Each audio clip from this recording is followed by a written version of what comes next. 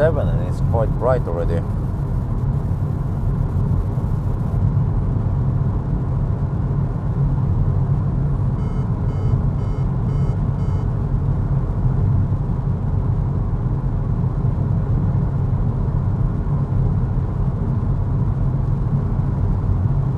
Degrees. I think the battery cooled down by 10 degrees. It shouldn't matter too much though. It just means that we need less cooling once we arrive.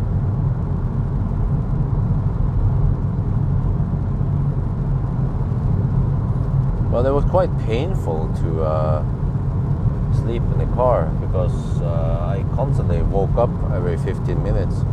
But the heat that would cut off after 15 minutes. Plus that you couldn't recline that much.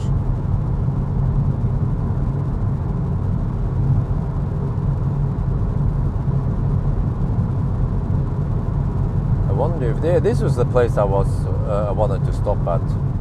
There's some resting area right by the highway. Oh wait, was it here? No, I think I mixed up with somewhere else. No, this is Falkenberg already. No, I think it was another place. Well, whatever. Maybe I got at least half an hour of total sleep. I'm not sure. We stayed there over an hour. I was dead tired. I'm not sure if I'm in a better position now or not. But I want to get past Göteborg before it gets too bad.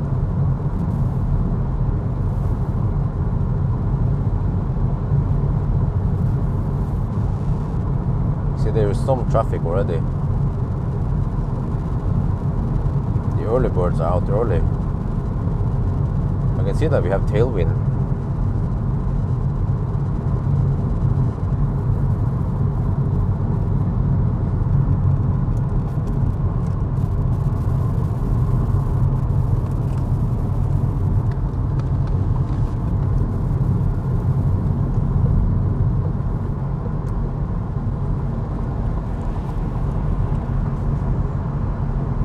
It's 7:15 now, and the early birds are out early now. Shit, the left lane huggers. What?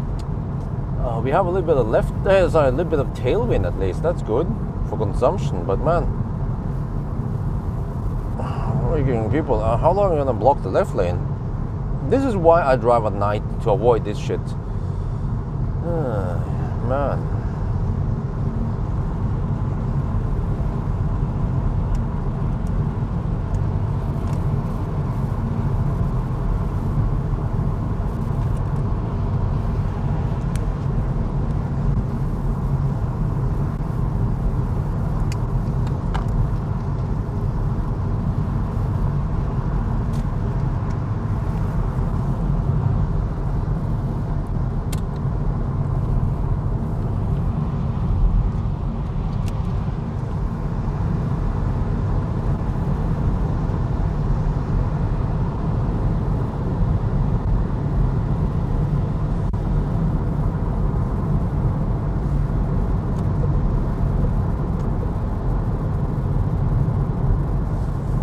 Campers, man.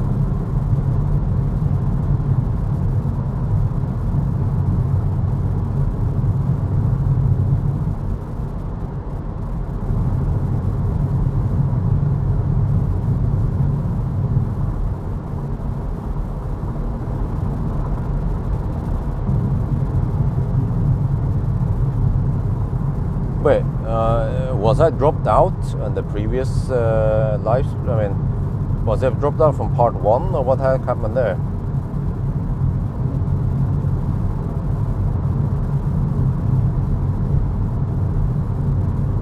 Like, man, I still feel quite tired even after 1 hour. Normally, if I have 1 hour nap, like more non-stop nap, I would be in better shape. Now I just feel like I need to survive the remaining 5 hours or some shit, whatever it takes. Let's drop out. Okay, shit. Let's calculate now. We have 25 minutes plus 8 minutes plus 1:15.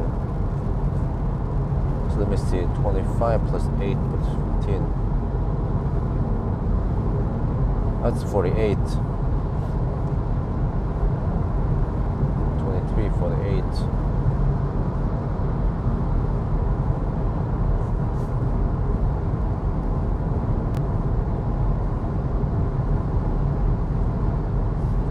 Okay, so the way we calculate now is that the current time minus 48 minutes is the current 1,000 kilometer time. So let me see, that means 6.5 hours, and we are at 577 kilometers. Or corrected, it should be 580 something. Wow. Okay.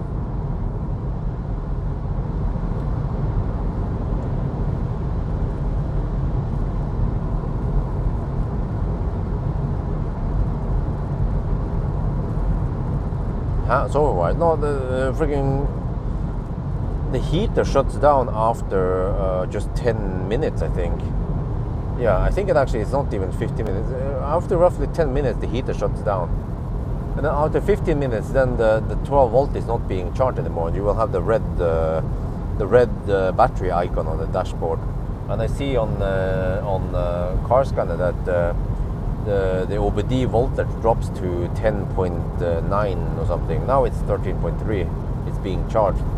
So it's not, I mean, I constantly worry that I will discharge a 12 volt battery, and then suddenly the car won't be able to start. So I couldn't really sleep. Maybe I got some hyper naps, around 5-10 minute naps every time I woke up. And yeah, I remember that I woke up just to press the start button and to reset the clock a couple of times. But it was quite painful, man. And I just feel like I didn't really sleep that much. It was almost wasted 1 hour. Or effectively maybe just half an hour of sleep.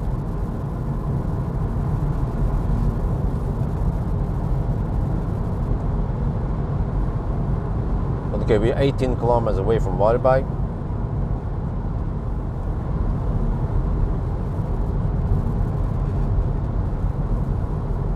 We should have enough juice. We have 10 kilowatt hour left.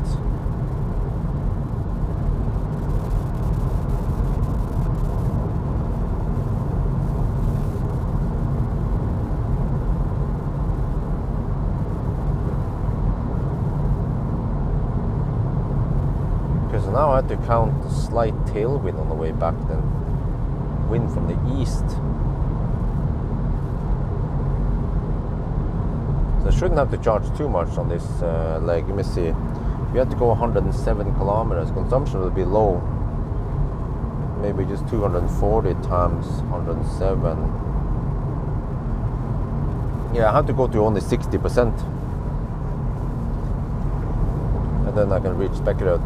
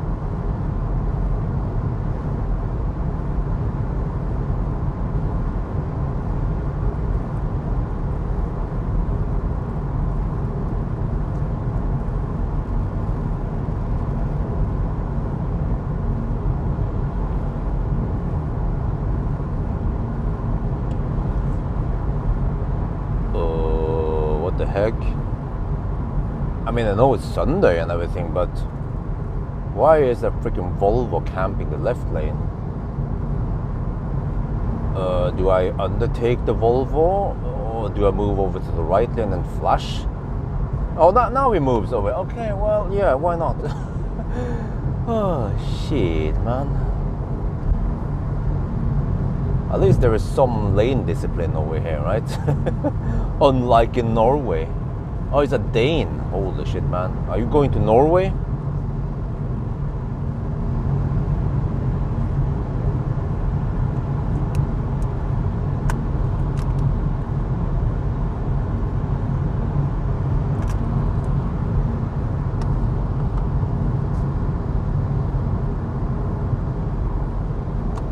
Maybe he's afraid of the left lane. No, he's afraid of the right lane.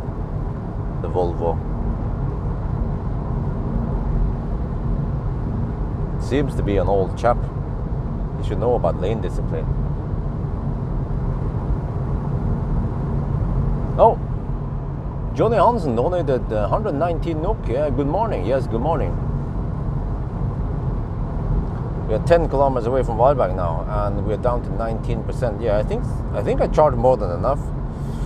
Well, I charged too much even, but whatever. We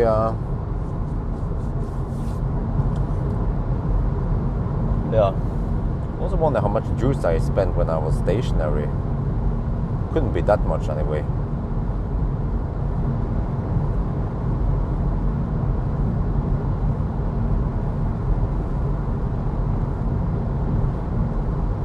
Still have to hurry back home to help wifey, but it's gonna take a while, man. No, it's kind of funny because wifey asked me yesterday, like, "Hey, when will you be home tomorrow?" I'm like, "I don't know. It depends on when I can leave the house at least. Plus, also depends on how tired I'll be. I even had a lot of sleep last night, but the problem is that I did not get enough because I was dead tired from 2 days ago." Because Isabel kept me awake.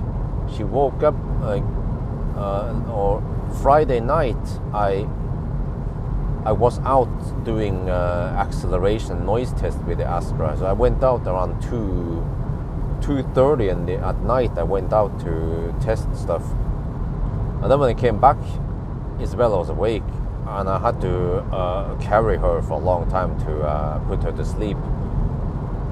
Yeah, and then I was like, shit, I found something to eat. And then I went to bed around 5, I think it was, I don't remember. And then around 7 in the morning, wifey came downstairs with Isabel, and she was awake, and I was like, what the heck, man? So I almost didn't get any sleep Friday night, Friday morning, so then I passed out in the morning. I don't know what the heck happened. I just remember that I passed out on the sofa around 9 when wifey woke up, and then I slept all the way until 1 in the afternoon, and I thought, oh, that's plenty of sleep. Well, apparently not, because I still had to pass out over there at Falkenberg. So maybe it's smoother, but he drives a Volvo. I thought Volvo had smooth ride.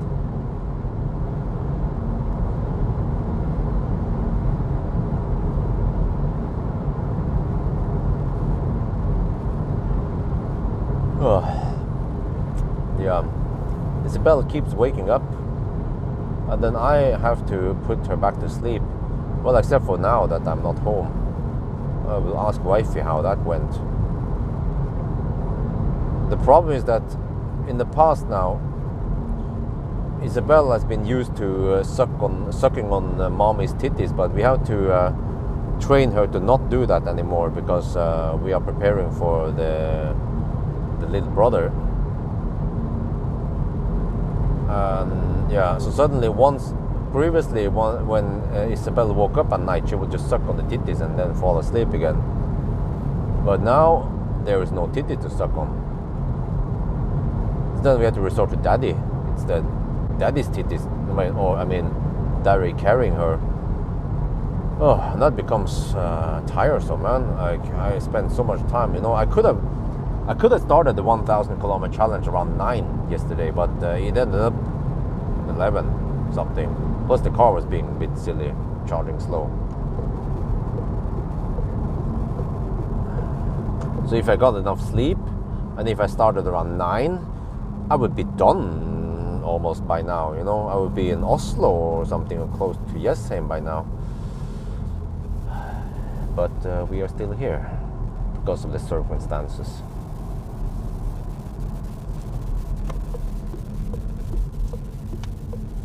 Well, but the Volvo is noisy because of the fossil engine, not because of the poor soundproofing. Okay, how much juice do we have? We have 14%. So wow, charging to 80% was almost a bit overkill. I could have got away with around 75%.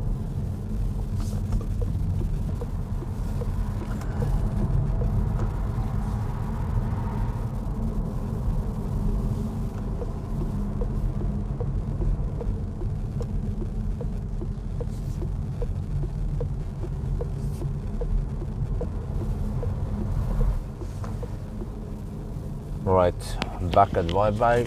Oh shit, what is it? The Polizei. What? That's not police. What the heck is that shit? Oh, okay, let's just use the same charger as yesterday. Well, that's a Swedish Ioniq 5 and Skoda Enyaq. Yo, what's up? Okay, we'll just go slightly forward. There, okay.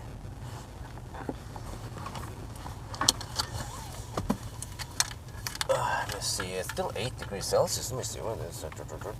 Okay, Stadt's 599 kilometers, consumption 263. While back on the return, and then it's 8 degrees Celsius here.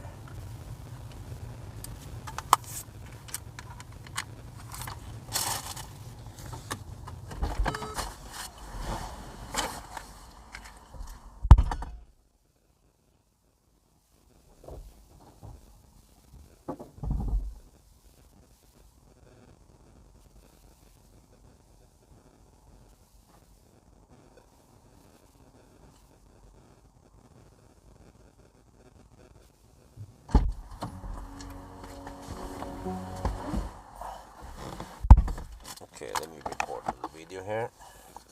Wait, let me see. Yeah, I pre-calculated I need 60%. Yeah, that sounds about right. Let's go to the restroom here though.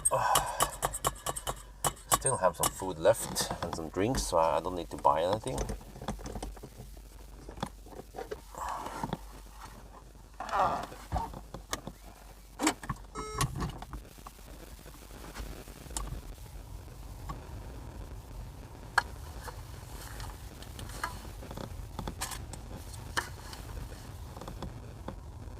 Search, let me see. No, wait. Recent destination. I want to go to Spekkerød this time. Where the heck is Spekkerød? The fuck? Huh? What? This is so weird. Where the heck did it go? I could have sworn that I navigated to Spekkerød. No, wait, maybe I didn't. Oh, wait. I might have navigated to some Jolanda Berg. Yeah, I wonder if that's Spekkerød. Yeah. Okay, yeah, that's Spekkerød. Okay, 109 kilometers. Okay, whatever, close enough.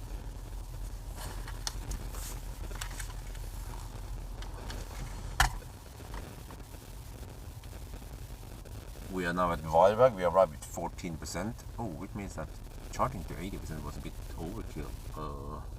Okay, whatever. But yeah, we are getting maximum speed. The battery is still warm enough. So, oh yeah, now, next stop is going to be Spekkerød. Yeah, we just have to charge here. Not too long, but man, it is bright outside. See, which is good for these things.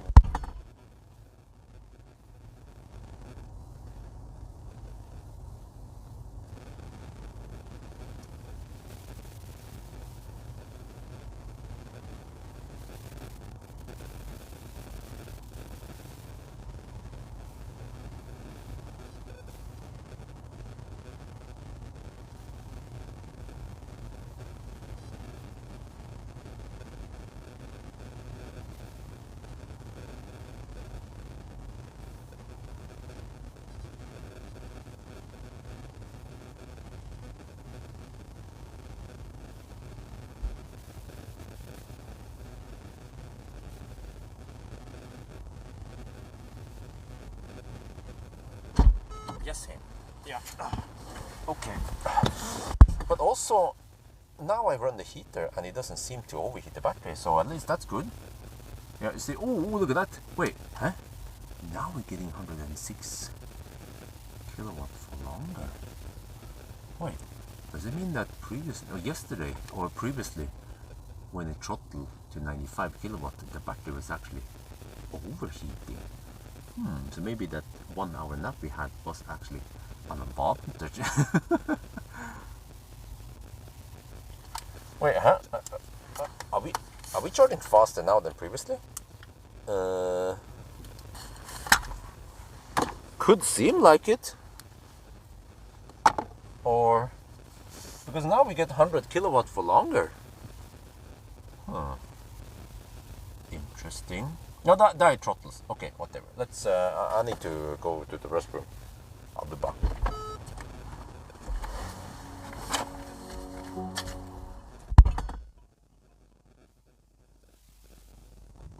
Maybe I can B-roll this. I'm not sure when I'll have time to B-roll, but I'll just.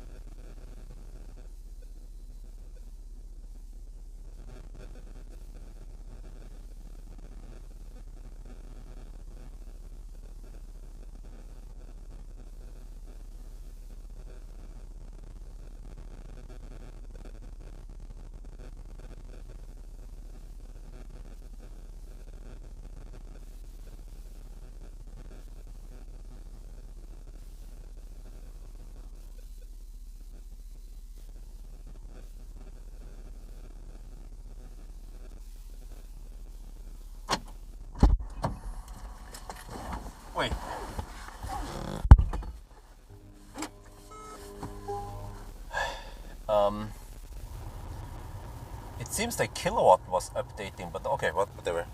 I had to go to the restroom at type 2, and then I came back and I was thinking, oh shit, I'm probably way past 60%. Well, apparently I'm still at 54%. We've been charging for 14 minutes. So we're almost good to go now to Spekkerud. Yeah. Yeah, this car doesn't update, or I mean, the car scanner is semi-dead when we are not there.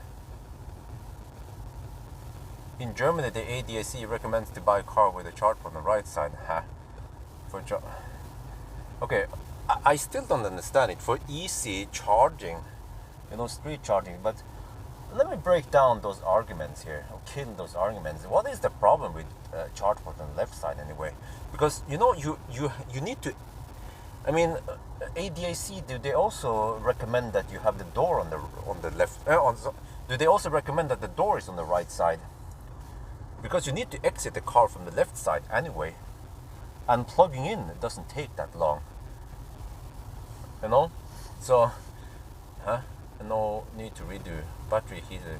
Okay. On electric loop. Well, okay. But it means that instead of scavenging, does it have any? If it doesn't have any heat scavenging, then it probably just heats up the battery, right? Rather than heating up the cabin. Yeah. Okay. No need to redo it. Yeah, but I mean, I still don't get it, because you can just quickly. Oh shit! 58%. Let me get ready to leave.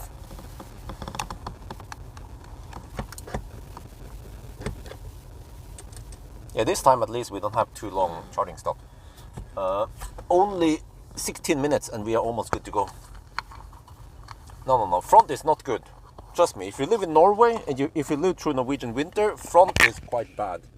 Because it gets full of schmutz. Becomes dirty. And the front... okay, it would actually work if you have fully motorized front, but still, you can still get frozen charge port and shit. The front is prone to get lots of crap, like if you have frozen rain or just schmutz, or you know, there are plenty of problems with charge port on the front. Trust me, I live in Norway. I know the problems that will occur.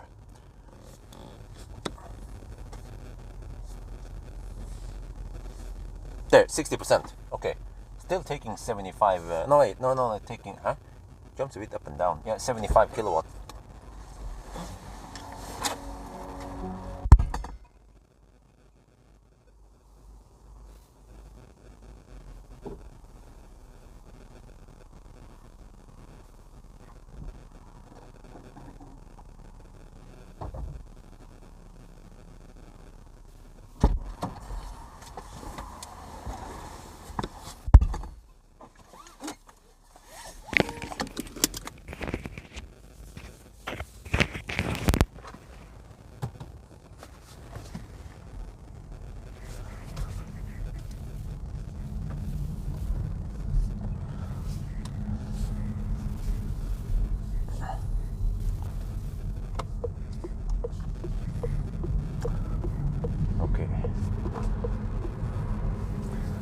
No, it's only a 16-minute charging stop. That was good. And now we can hopefully make it to Spekkerud. And the car is always optimistic. 216 kilometers of range now at 60%. I mean, come on.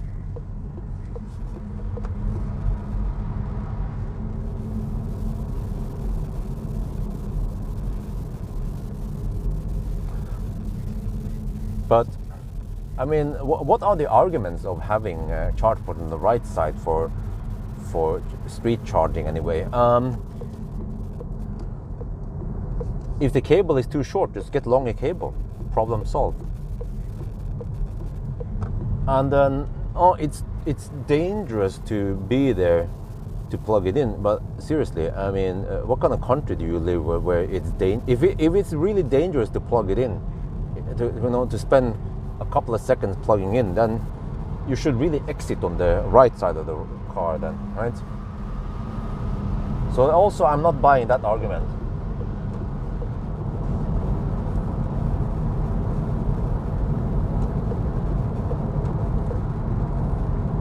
Because it's not like you're gonna, I mean, it's not like you're gonna stand there and hold the plug while it's charging. you know, like a freaking fossil pump. In a fossil pump, yeah, you might have to stand there for several minutes, but you're not going to do that with an EV. You just plug it in and then you are off.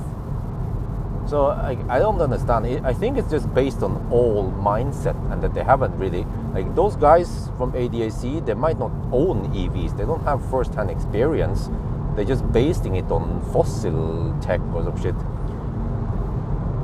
Like I used Tesla for street charging a lot when I had Optimus Prime and Millennium Falcon, and there was no problem plugging it in.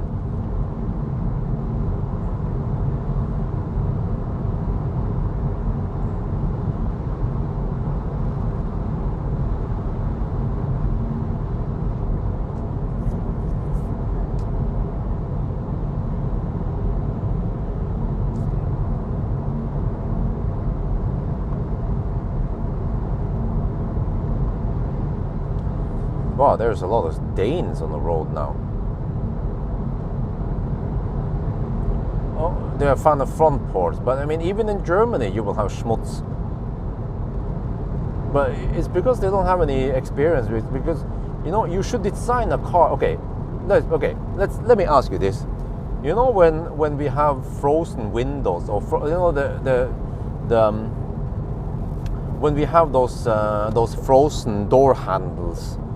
Or frozen frameless windows on Tesla. People laugh at that, right? Lol. Yeah, okay. But in which countries are those frozen windows or those frozen door handles a problem? Well, maybe some parts in Norway, or some parts in the Nordic, or maybe in Canada, all right, where it becomes a problem. For Spain, no problem. For southern France, no problem. Even for Germany, it might not be a problem with frozen door handles. Wait, so it means that we should design an EV, or we should design a car to work with any environment, right? So if that is true, then you should also design the charge port to work on any environment, which means it should also work in smutsig and frozen places like Norway. And lots of Norwegians have complained about bad charge port placement on Kona, Niro, yeah, at least those cars. But that's another story. Yeah, charger on both sides. We have some German Taycan and Fat e-tron. They have charger on both sides, but you can spec it with or without it. But it's, yeah, I mean, that will work, but the problem with Fat e-tron is that the charge port is not on the rear side, it's on the side there, which is not good. And also it adds extra weight and complexity and cost. But of course you're paying for the extra cost anyway, right?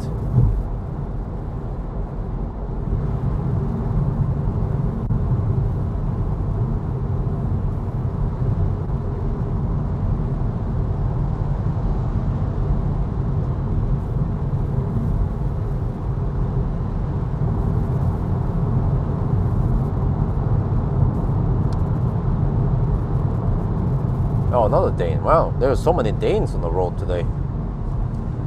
So it seems like these Danes, they have a winter vacation now. They might be headed towards Norway, or unless they want to go to Sweden, but why, right?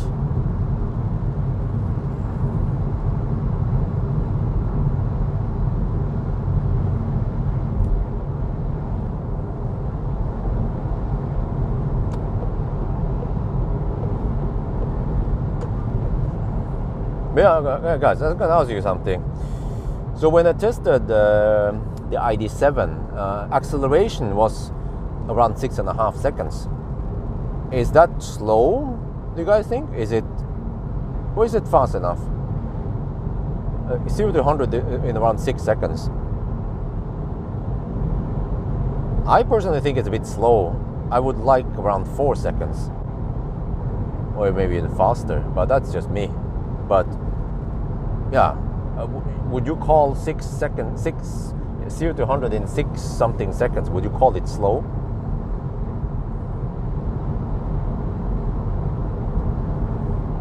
To watch some people backing up toward charger, I don't understand what the problem is.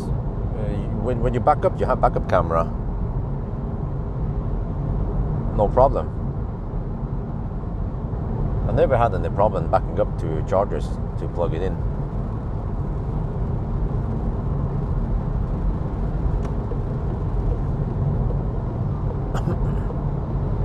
That's fast, okay? Yeah, but Rex, Warren, do you own any EVs?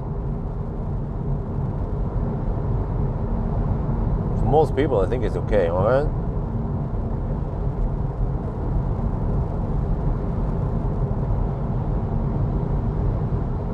But here's the follow-up question. What about with Stellantis cars? They do 0 to 100 in over 9 seconds. They're usually slower than 9.5 seconds. What about that? Oh yeah, you don't own an EV yet. That is a big difference, because people who own EV, they will shift the whole perception of what is fast and slow. Fossil lovers, I mean fossil car owners, they are used to 10 seconds or slower, but EV owners, like even a Kona, does 0 to 100 in around 6-7 seconds. Even the cheaper Tesla is around 6 seconds. Actually, you can get some of them for 5.5 seconds also.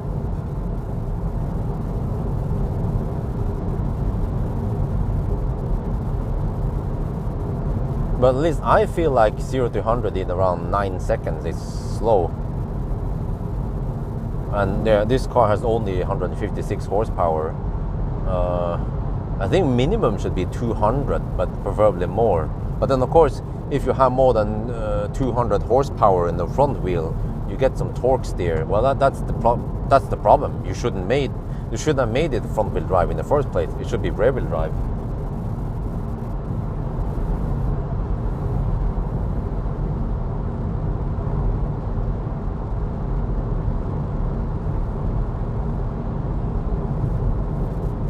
Yeah, exactly. I mean, when I had fossil cars, well, okay, Renault 5 probably had around 60 horsepower only, but it was also quite light. And then the Hyundai Accent I owned afterwards had 85 horsepower, but not much torque. And then I went to a Laguna 1 2-liter engine with but that wasn't without turbo, and that one supposedly had 118 horsepower, but only around I think it was less than 200 newton meter torque. And then the Renault Laguna 2 diesel had 120 horsepower, and I think it was 250 or 270 newton meter torque. And then the BMW 525D, the last fossil car I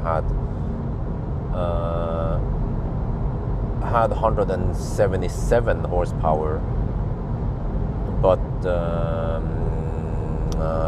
400 newton meter torque. Yeah.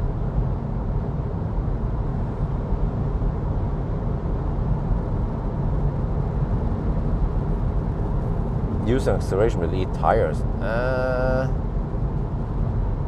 Not really, especially if you have all-wheel drive. You can even more evenly distribute the power.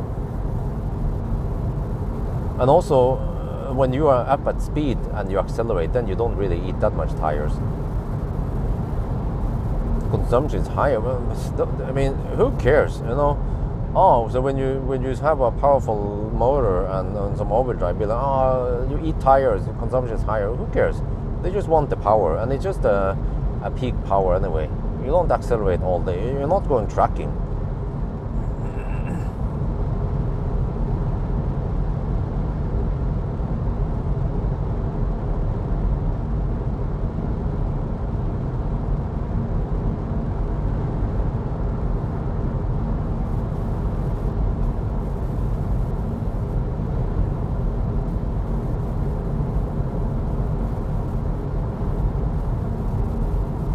Yeah, exactly. And more power doesn't necessarily mean you're going to use it, but it's nice to have it available.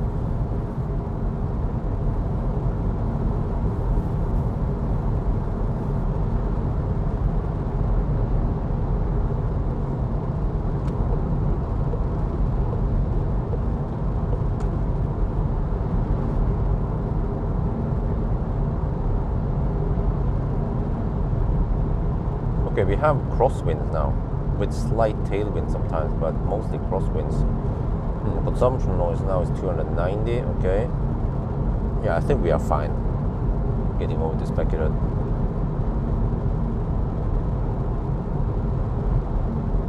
And hopefully there won't be any crazy Laderstau yet.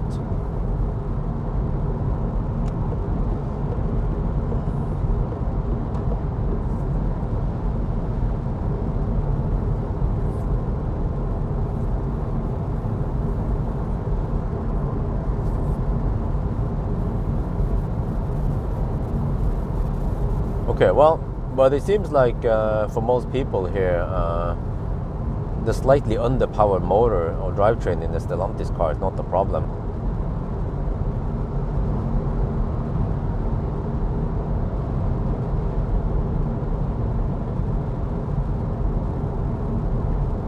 But this car cost around 40,000 euros or 400k NOK.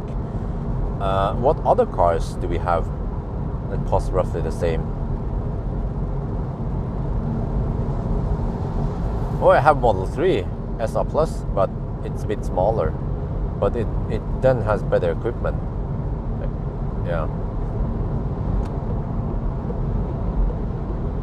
I wonder, what about the standard range single motor Polestar 2 even? EX30? Yeah, maybe. It's also kind of cramped, the EX30. I think EX30 is actually way smaller.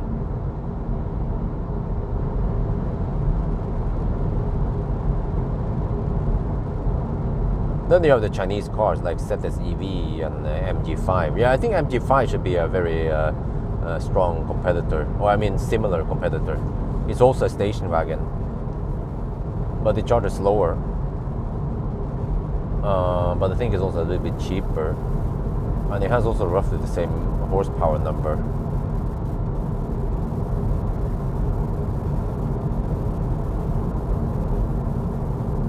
And then, well, at some extent, ID3, but ID3 is smaller.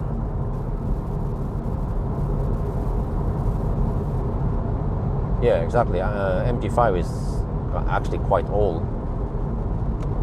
The original, it was originally called Rover or something, a different brand, but under SAIC also. And it's been existing for a long time until Europe got it.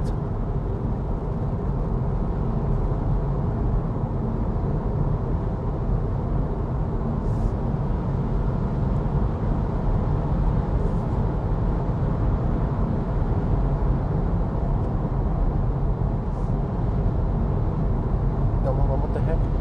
Activation not possible? What is this shit, man? Come on, there. Like, huh? Many times I cannot activate cruise control right away. It says conditions are not met, and I just have to chill a bit before I can activate it.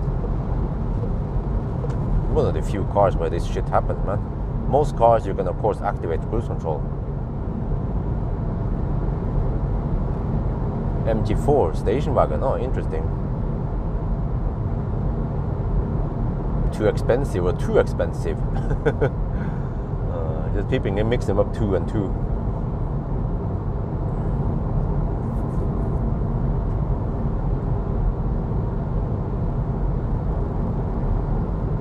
Can you hear Astra motor whine in the city? I don't think so. But MG4, that sounds promising. It will be rear-wheel drive, just the way EV is supposed to be.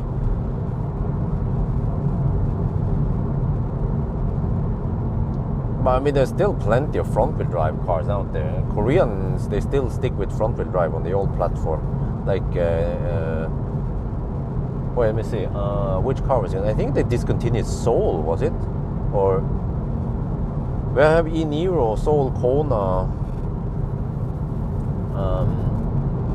Yeah, they're front-wheel drive. Classic Ioniq. Well, I wonder if BMW also had some front-wheel drive. And of course, the Stellantis car, all of them are front-wheel drive. They don't have any rear-wheel drives, and also they don't have any all-wheel drives. So that's kind of weird, man.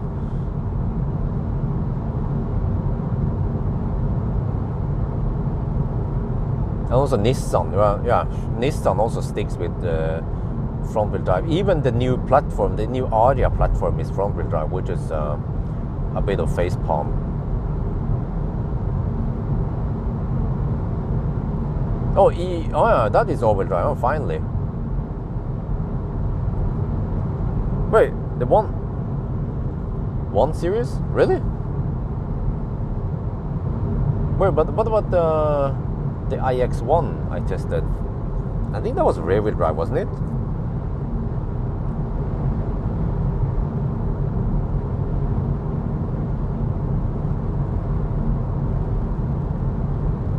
Oh, there's some traffic now. Normally I will be past this point. I'll be north of Göteborg by now. Plus I started a bit late last night. I think I need to have a better routine of preparing the car before I start, so I don't have to dig around for half an hour. If the car cannot preheat while plugged in or some shit, then we just start with 99% or whatever. Yeah. Some cars will even preheat while plugged in, but not pull anything from the plug, which is also face palm. So you discharge the main battery without pulling anything from the plug. Actually, many legacy automakers are like that.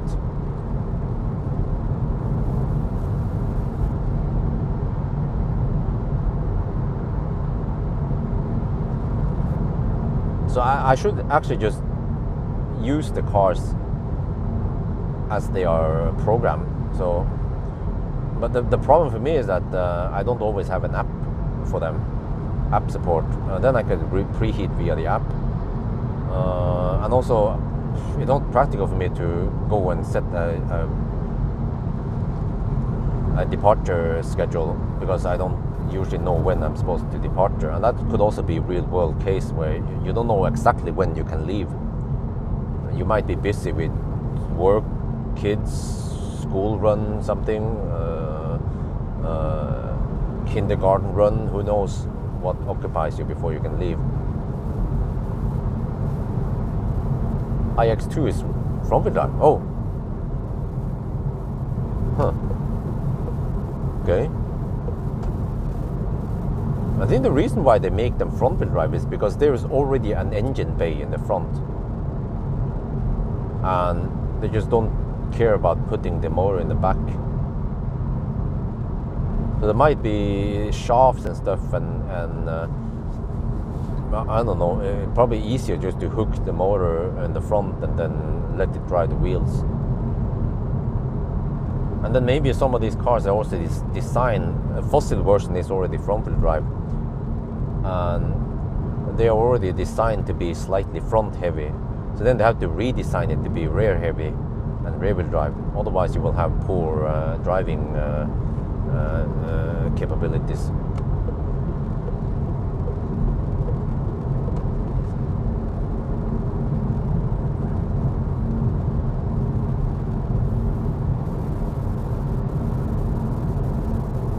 Yeah, I have driven the Leaf, the 62 kilowatt hour Leaf with 200 and I think it was 215 horsepower. You can feel the torque steer when you floor it. I don't remember the other cars. There are also some other EVs with front-wheel drive and over 200 horsepower. It feels a bit cringy when you use all the power, but you can feel the torque steer.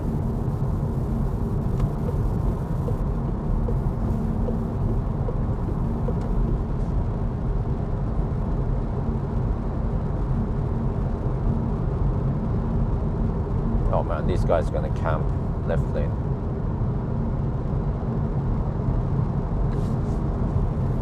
Yeah, there you go.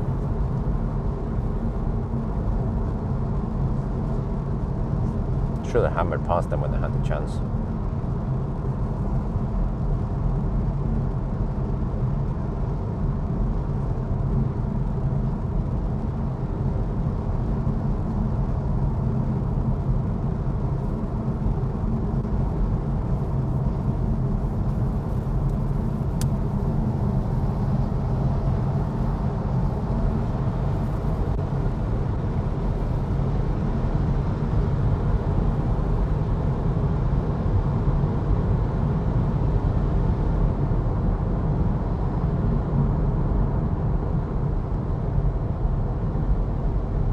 What? It says activation not possible, conditions not met. What do you mean? What? This is the first car I tried where I cannot reactivate the cruise control.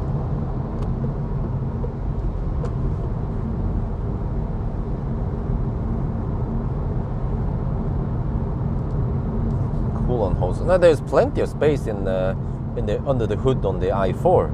If you open the hood, there's like someone could make an aftermarket frunk, but it just have to be mounted so that it doesn't put any pressure on any components there.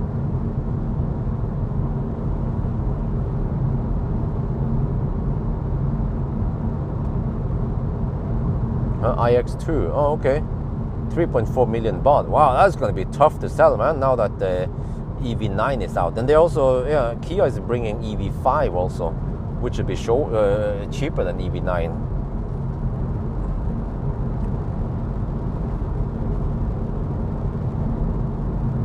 No, it's 100 zone here.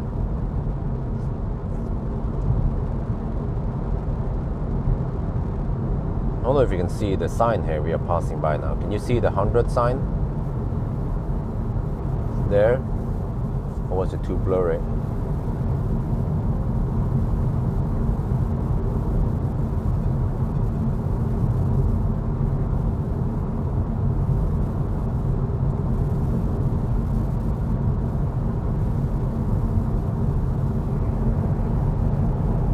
The 120 zone ended at Pawel around half an hour ago.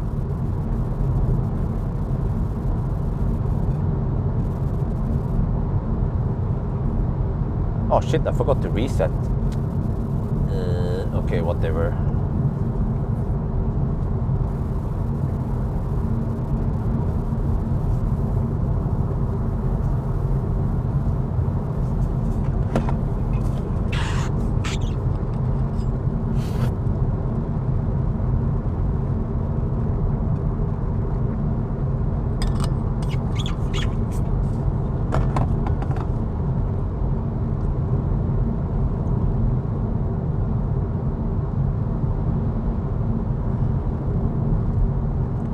EV5 prices will be revealed at the motor show. Okay.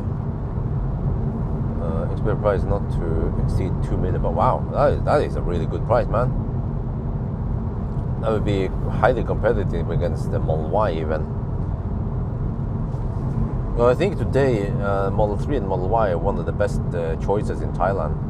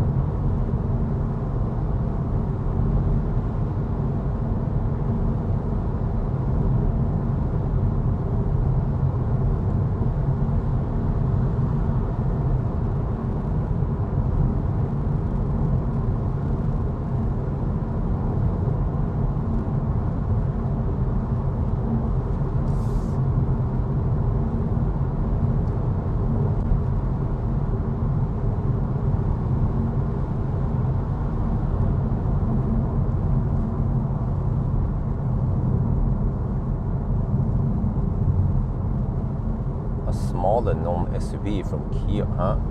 Well, it depends how you count EV6. I wouldn't call EV6 an SUV. I'm not sure what the heck it's supposed to be. And I mean, even Ioniq 5, I wouldn't call it an SUV, crossover, or yeah. But for example, Neo EL7, that's an SUV. That's big. And also Model X. What about the Ioniq 6 then?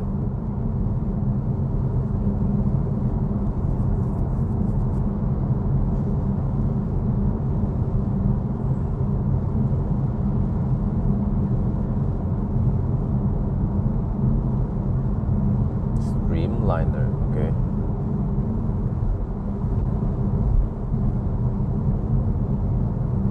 But I haven't seen too many Ioniq 6 in Norway, so I wonder if they don't sell that well. Might be because they are kind of impractical in many ways. Small, doesn't have big trunk opening, not that much space in the cabin even. Try to be efficient, but still, I think more people, they care more about practicalities than efficiency.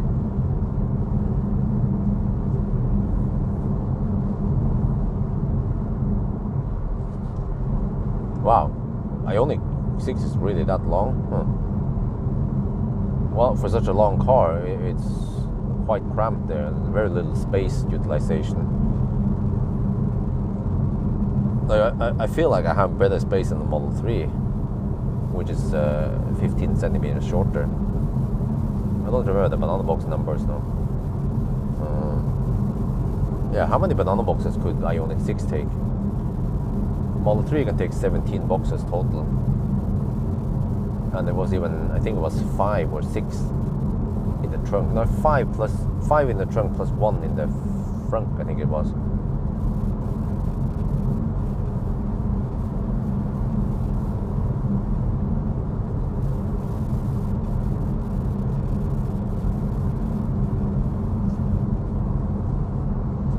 Well, scared or confused, but they need to test it, or at least watch someone who has tested it properly to get an impression of how the car is. Because it is remarkably cramped in there. They didn't have to make it that cramped. Well, actually, maybe they had to because the car is kind of low. Yeah.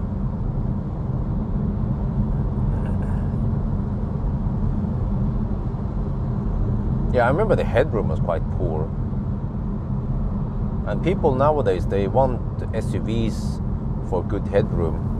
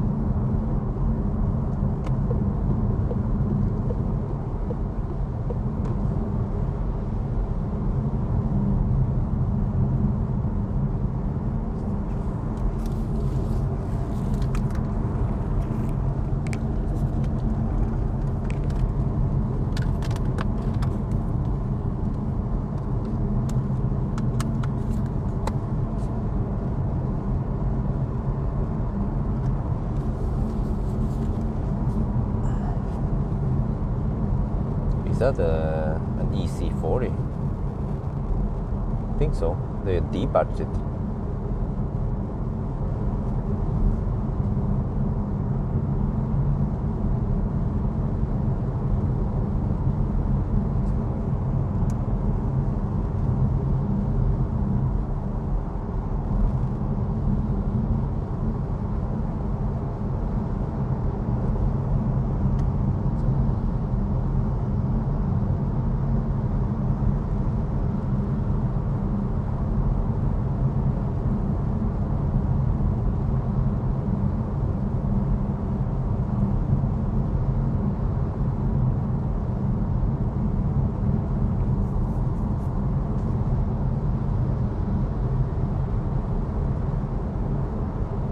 it's Sunday, so no trängselskatt.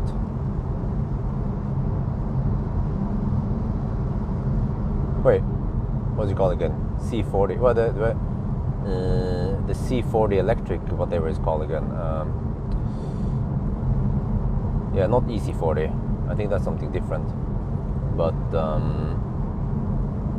no, it's just called XC40 and then C40. But wait, how do you distinguish it from the electric again? Don't remember. It's been a while since I tested the Volvos.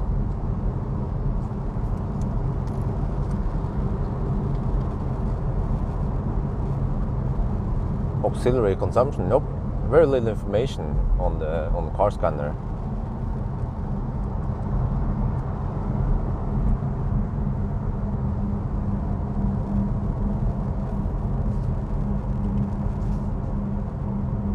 Well, we're now passing by Göteborg. It's almost 8:30 in the morning now, Sunday morning. Traffic is picking up. There is lots of Danes going north. I think they're going to Norway. Why else would they pass through Sweden, right? But okay, so yeah, nice weather. Well, it is still 9 degrees Celsius outside. That is remarkably warm for an early March. Yeah, normally it would be more like 2-3 degrees, maybe no more than 5 degrees Celsius.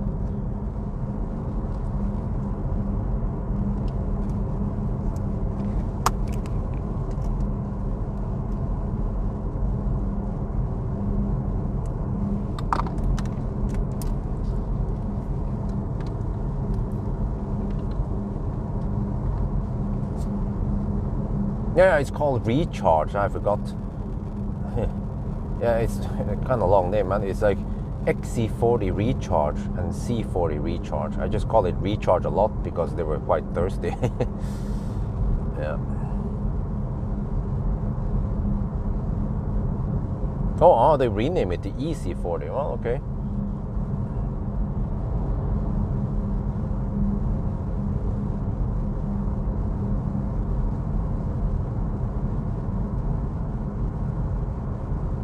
Wow, it must be quite noisy to live close to the motorway like that.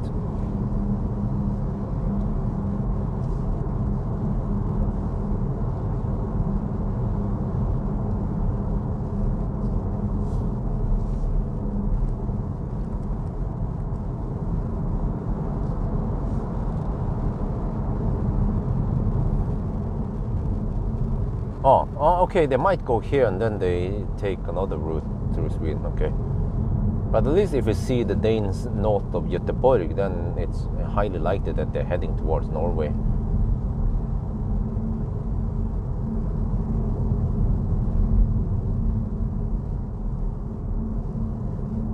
They have an excavator, okay. Oh, interesting.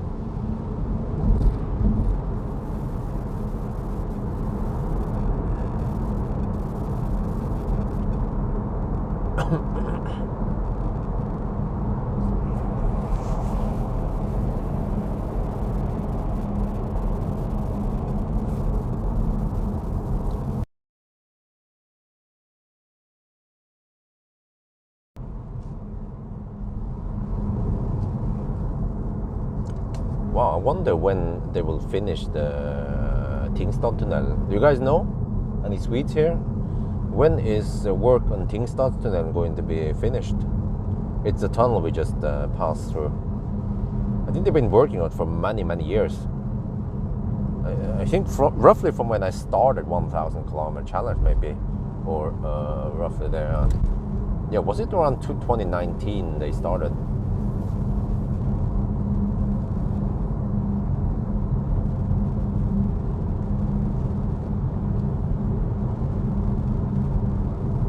In 1 year, wow.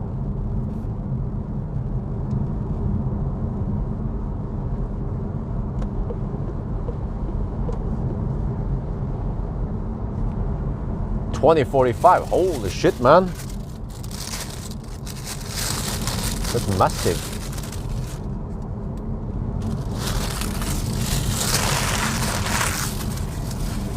I'll be an old fart by then.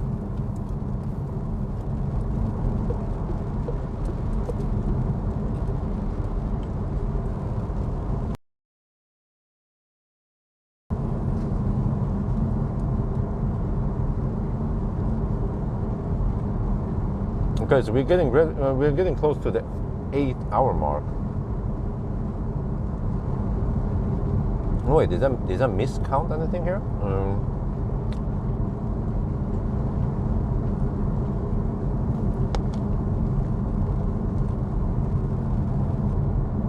No, we count as if we started 48 minutes past midnight. So we have to take current time minus 48 minutes.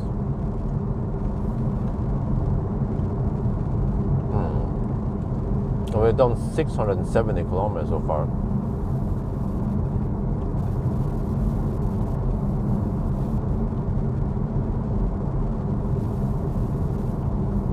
Okay, well, at least we cleared Göteborg now.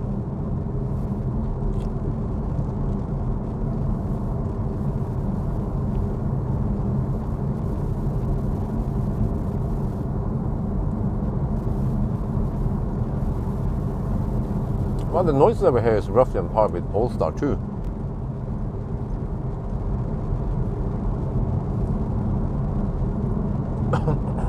But noisier than Highland with Falcon tires.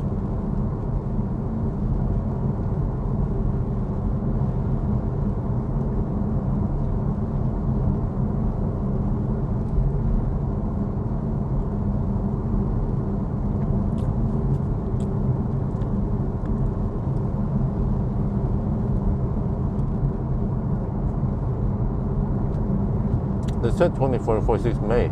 Oh. Well, that would be soon then. And then Stenungsund will be finished this year, hopefully.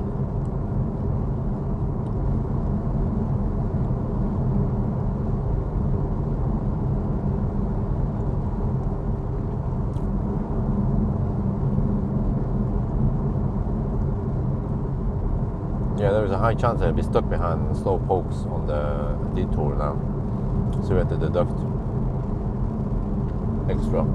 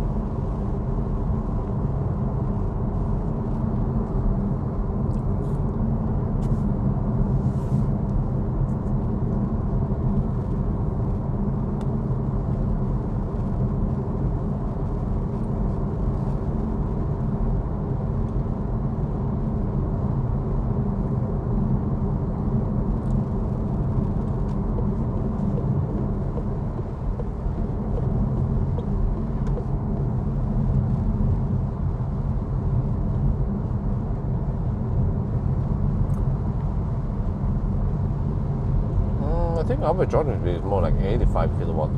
It depends how high you go.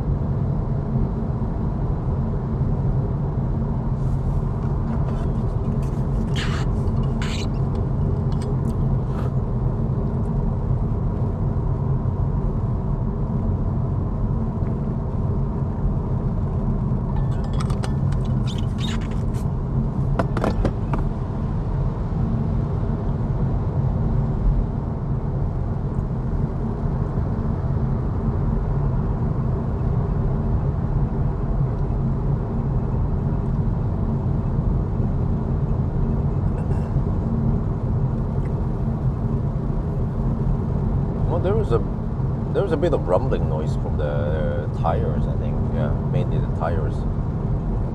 And also Continental Viking Contact 7, they're supposed to be quiet, so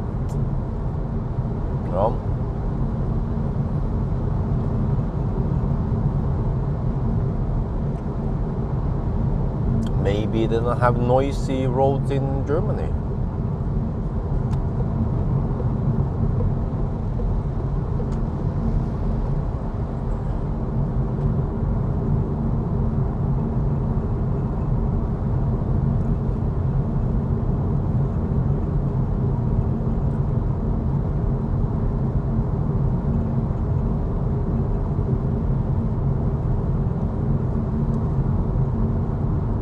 I don't think we have any status here, but we have 679 kilometers done now. Consumption is 262, and we are getting close to the 8-hour mark soon, in around 10 minutes. Wow. 50 kilowatt hours, really? Wait, huh? How did you manage 50 kilowatts? You must Colgate then. Because Nero at least charges at 75 kilowatt until 57%, and then it drops to 57 kilowatt. So on a typical charging session to around 75%, then you should at least average around 65 kilowatt.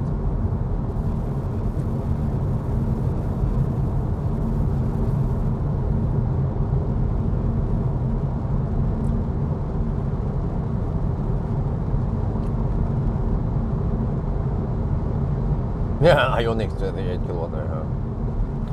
Yeah, I wonder. So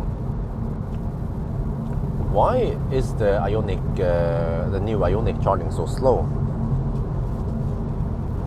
Is it because they had to choose a pack that had higher energy density but lower C rating?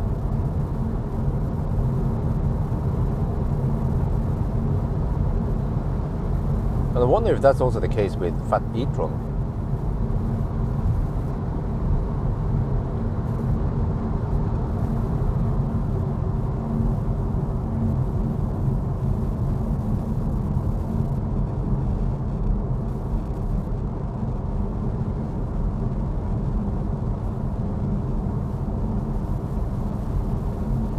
Yeah, well, that was a big disappointment.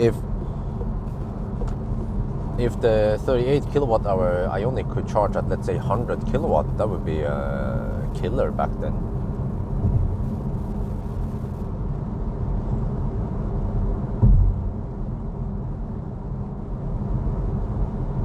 Yeah, supposedly. Different cell chemistry that has higher energy density but lower charging speed. But I think Hyundai, they promoted that range is important and that people needed the extra range is very, very convenient, and that the slow charging, they don't talk too much about that.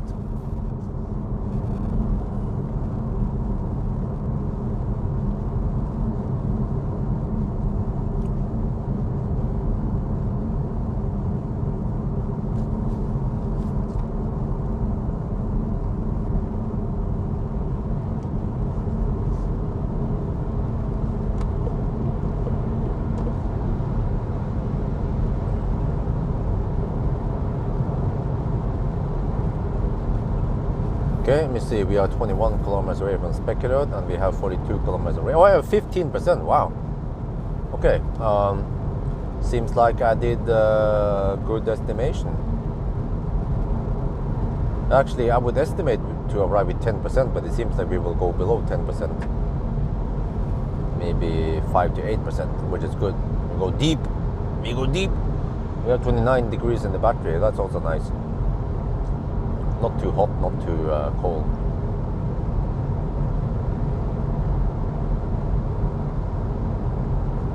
Oh yeah, it's also Colgate. Oh shit.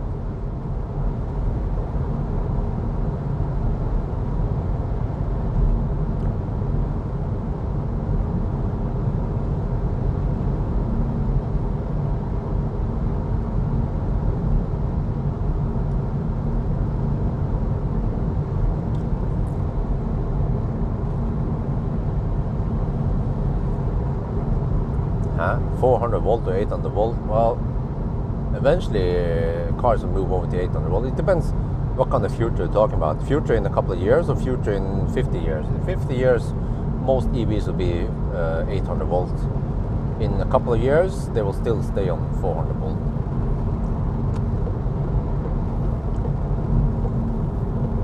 But the thing is that cars, even in the future, 400 volt cars will work just fine. It's not like, oh, there's a major disadvantage with 400 volt. There isn't.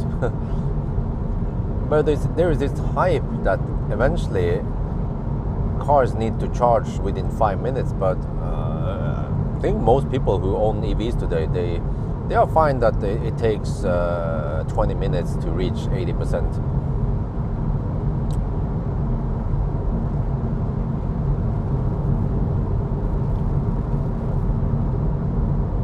No, you don't need more cells.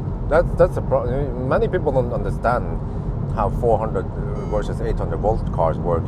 You have the exact same number of cells. You just arrange them differently.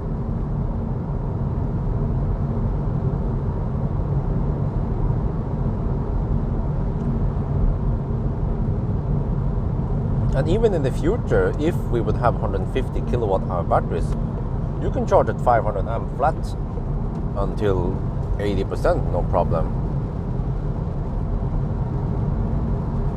What do you mean? Okay, can you explain why we need more cells for 800 volt?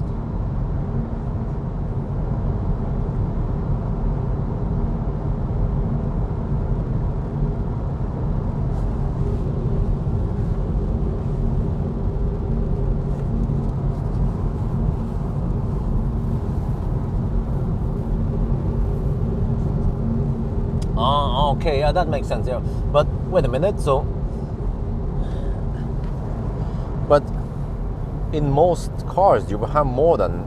Can you actually get away with just 90 cells in an EV nowadays? I think you still need more than 90 cells unless you have a tiny motorcycle battery or some shit, right? So most cars nowadays they have some cells in parallel and some cells in series.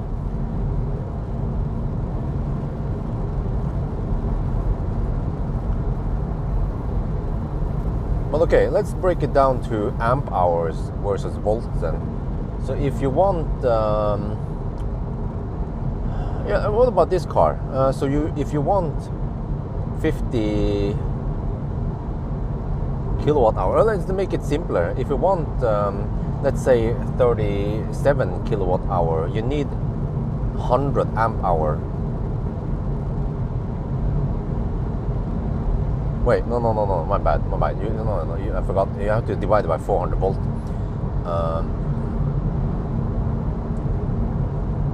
Really? Wait, but how is it here? The configuration in this tiny battery. Man, this freaking car bugs me now. So you need, you have to take kilowatt hour divided by roughly 400 volts.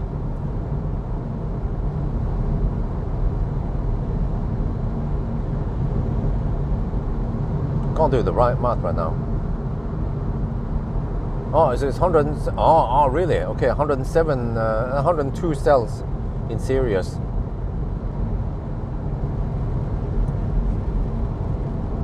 Okay, that becomes a problem. Because if you want 800 volt, you then need to get smaller cells. Or you have to build a bigger battery pack.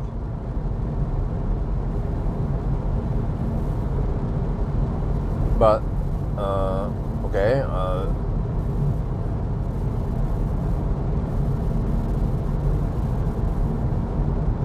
But that's actually a small disadvantage, because you will then need more wiring, right? If you want a small battery pack and still have 800 volt.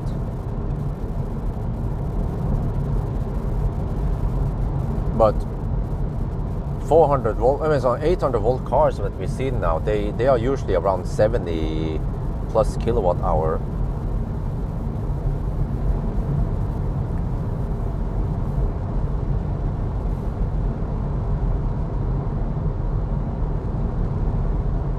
Oh yeah, of course. But that's why that's not 800 volt. It's like it's like 800 volt ish.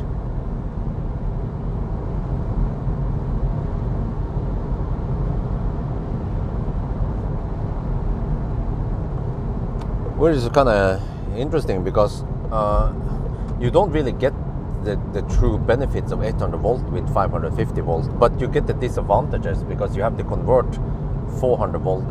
Those chargers, the 400 volt charger, they don't go to 550 volt. They usually go to 450 to 500 volt.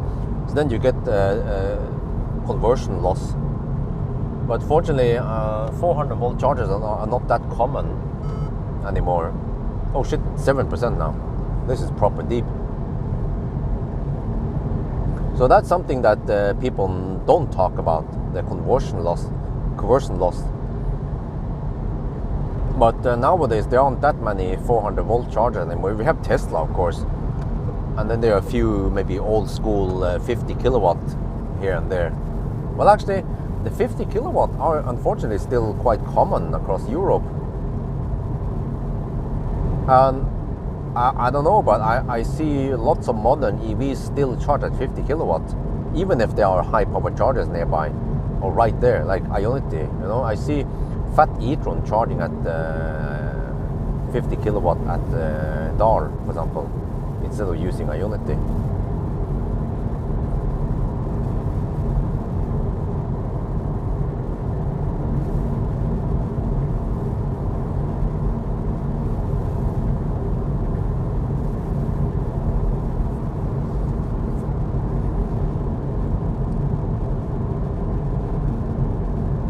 What, 5% now? Oh shit, I have 2.2 kilowatt hour left. Damn. I have to say the percentage drops fast towards the end. And the battery temperature also went up now. 31 degrees now. I think it's time to bail out. Shit, it says no, it doesn't show any remaining range left. 10 kilowatt? Really? That is insane, man. Nobody talks about that loss.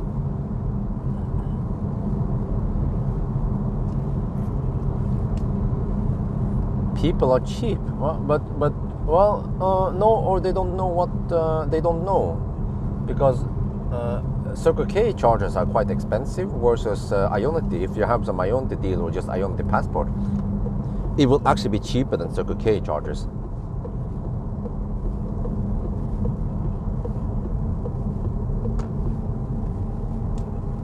Okay, let me see how it is again. I have to go straight. I have to be on this lane.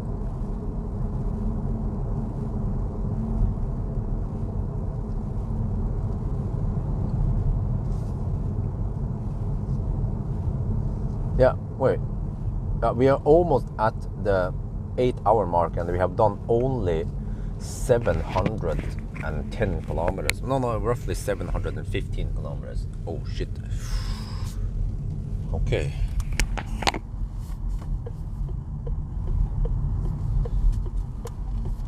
It might be a lot slower than 11 hours then. But this we are now at Spekerød with 5% left. Oh shit. Okay, better get good speed now. Ride on the good speed over to Strømstad.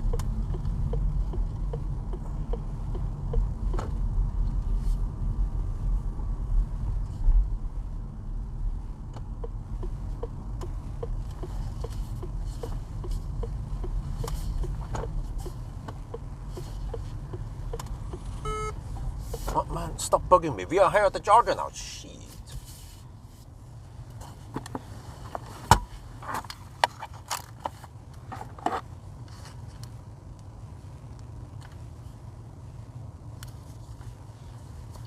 Wait, so when people talk about the saving in cabling, well,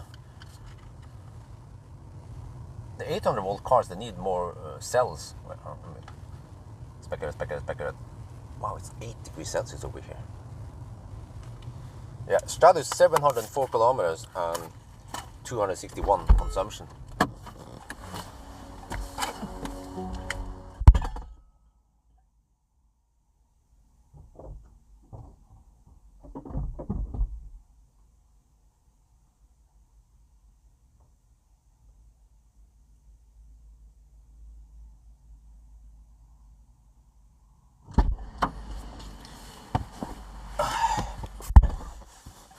Okay, now we sit and wait.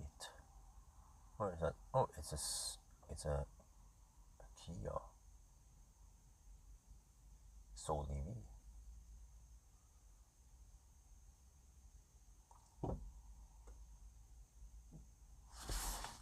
Yeah, what? It stopped.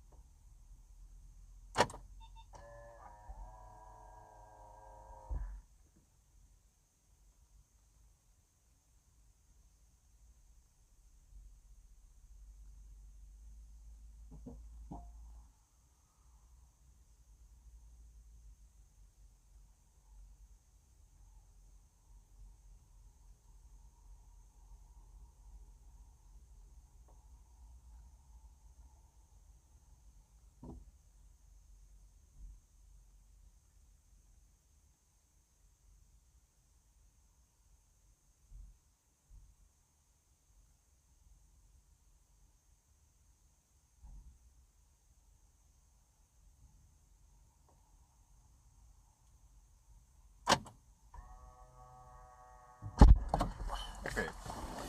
There's 2 minutes of deduction there. I had a handshake problem. I had to change charger. And now we're good. Electric traction. What the heck is this? Okay. Okay, whatever. It's a weird message, but we are fine.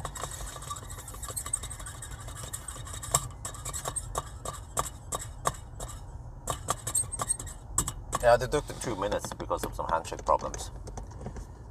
Oh, we're already at 7%. Wow. Okay, anyway. I think now I want to go outside and talk about speculate.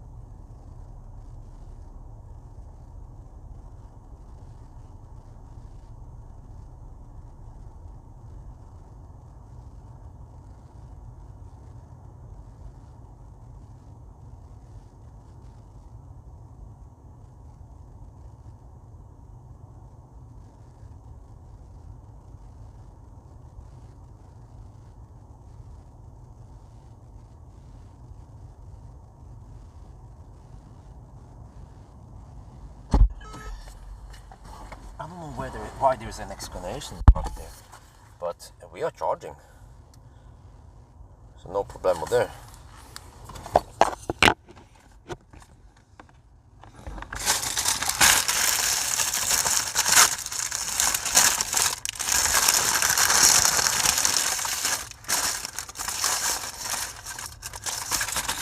Are you sure that the Cybertruck divides the pack in half like that?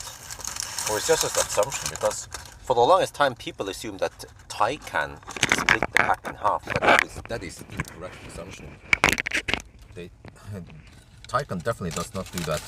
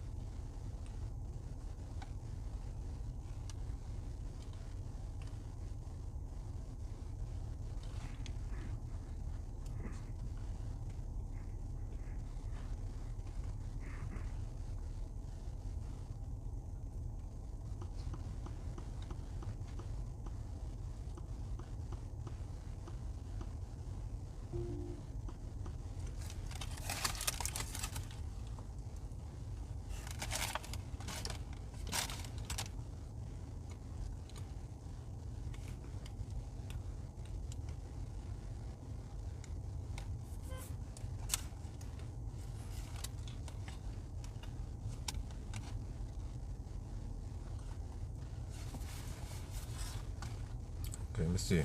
And for the next stop, 124 kilometers. Well, what was the consumption at last day? Oh, I think it was around 2. Not sure. Don't have track that. Let's say 260. Oh no.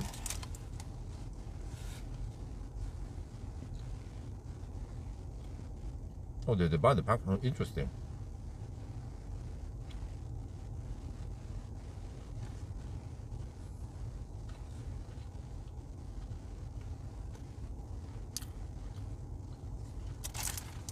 That must be one of the first cars that splits the pack. But I heard that Ford is working on it too.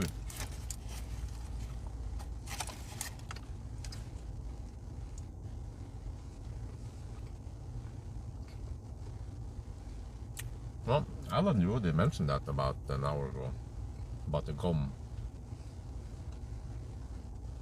Well, at least I saw the.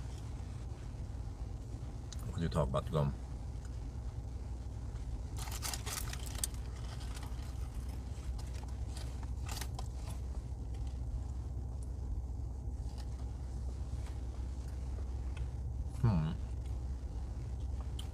But we have now a bit of low speed plus high speed. Let's say 270 consumption then. Oh, we need at least 70%.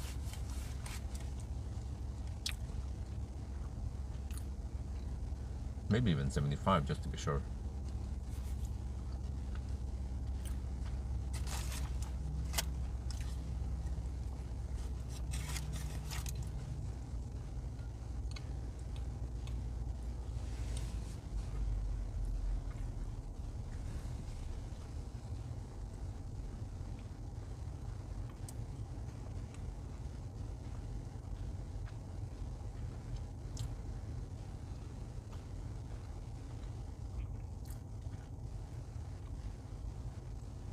But interesting because the Porsche Taycan, you know, it has an onboard DC-DC converter, and then yeah, but limited to 150 kilowatt only. I still haven't figured out what the limit for the eGMP platform is. But they're supposed to use the motor or something in the rear motor, rear drivetrain. But I read somewhere that inside EVs claims it's the rear motor, but that can't be right. It must be the rear inverter, right?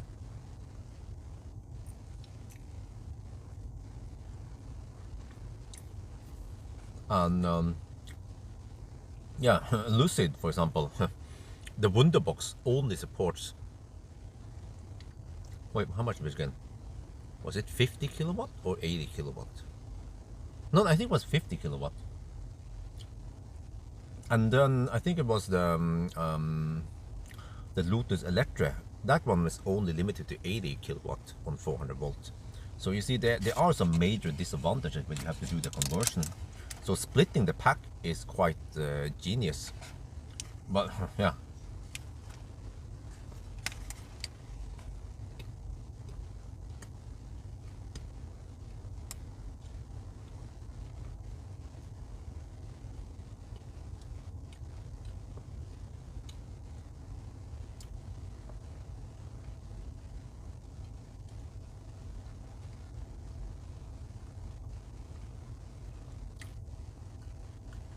How do you mean? The V4 is already out.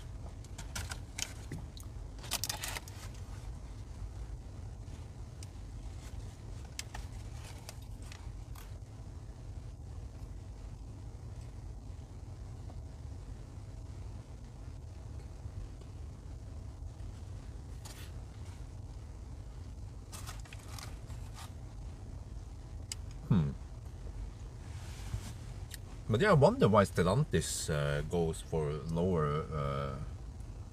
Yeah, everything is lower, you know. Smaller battery, lower charging speed naturally, but also less powerful motor.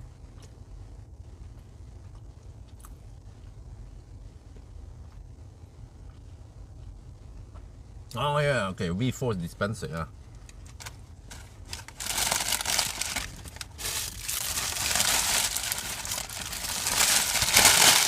But I feel like Stellantis, they are kind of expecting to be underdogs.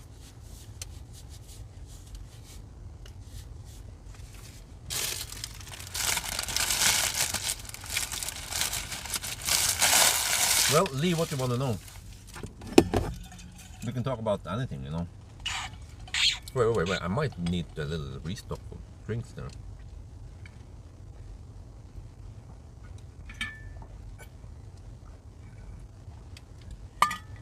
Yeah, I do. Okay, so I need drinks and not sure about food.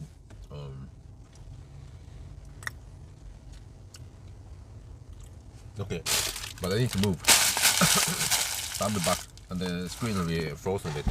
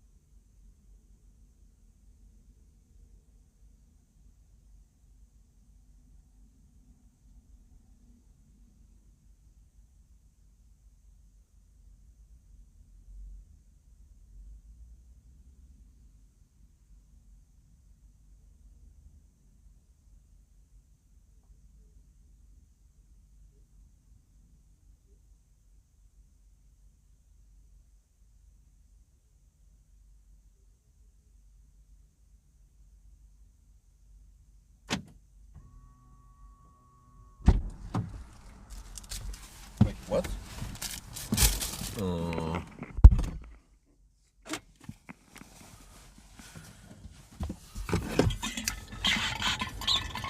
Whoa! Whoa! Interesting. The car rapid gates. I was even away from the car. I was gone. I came back and I see this. I need to record this. You don't want to go too deep, seems like. If you go too deep, you rapid gate.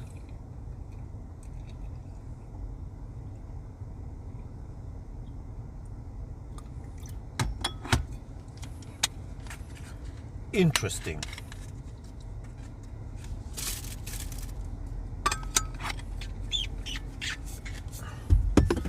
Okay, let me record that. We're supposed to take 70 kilowatt now.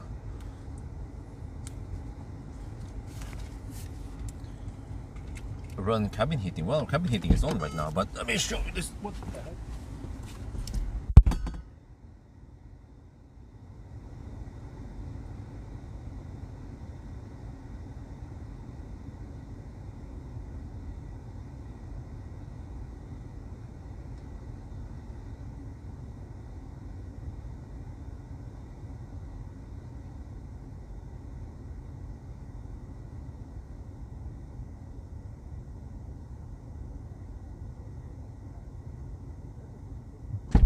Build up more heat in the battery, and when you start charging you also build up more heat in the battery.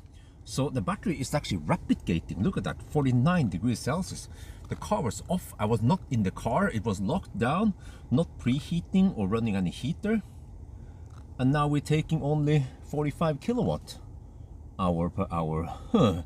So note to self, next time, or I mean when I estimate how much juice I need to avoid getting down to 5%. I should maybe try to get to 10% on the next stop. Interesting.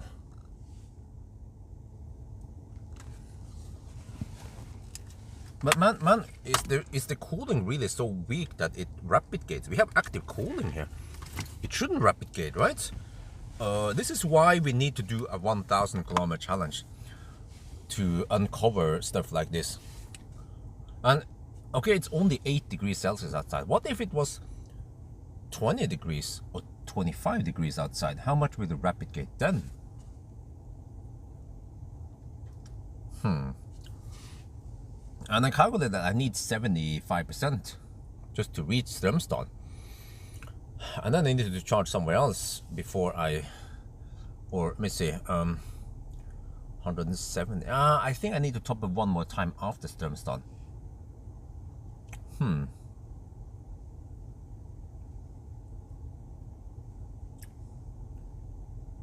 Man, what the heck can we do now?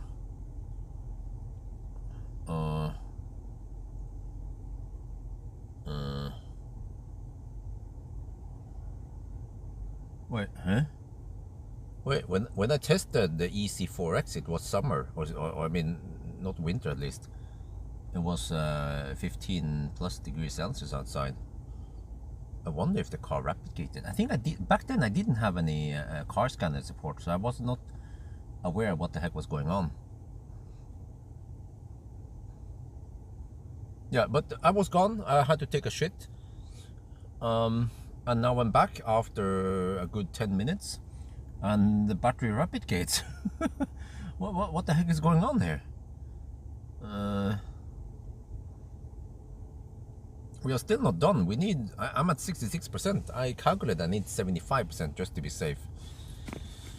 Let me double check my numbers here. Yeah, I calculate I need to spend 65% to go to Strömstad, and then oh shit, that's Strömstad. Oh damn. Okay, you might hit. We might hit some Laderstau. Okay, whatever. If we hit Laderstau, then we just sit and wait. Can't be that bad, right?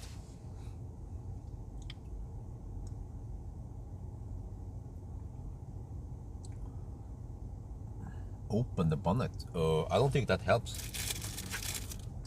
It's the battery that overheats, not the components under the hood.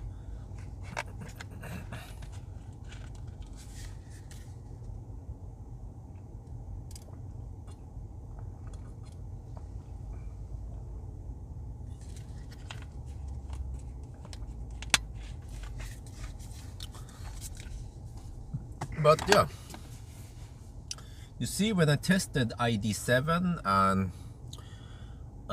Polestar 2 recently, they have consistent charging, no overheating or any weird shit like that. But here, yeah, we are losing several minutes now. It's supposed to be 75 kilowatt. I don't know, you guys remember, right? When it's not overheating, when the battery temperature here was around 44 degrees, we would get 75 kilowatt nice and flat until, yeah, I remember it was actually very fast, or fairly fast at least, 70 something kilowatt until 80%. Then it started throttling. So now it cools down because the speed is so low. Yeah, well, I'm almost at 75% now.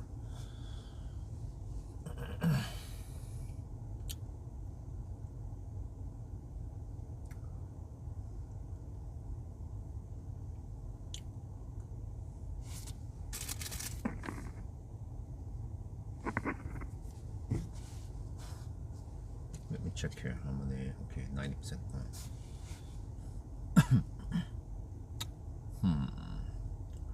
Well, this is a bummer.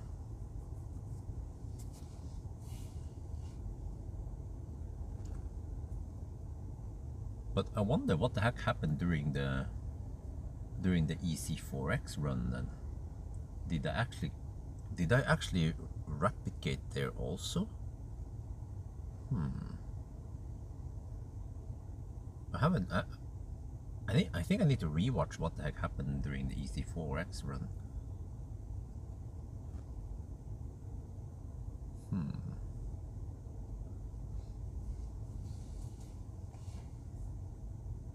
Right, 70% now. At least the car will be able to cool down soon.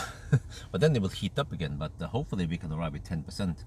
So this is the deepest I've gone. You know, as a coincidence, I went semi-deep to get to Spekkerud, but then I had 8% at arrival, but I was driving quite slow, so the battery didn't heat up that much. But on the way back here, you see that I was hammering in the 110 zone for a while. Yeah, well, I should reset the computer before leaving. But maybe just right before.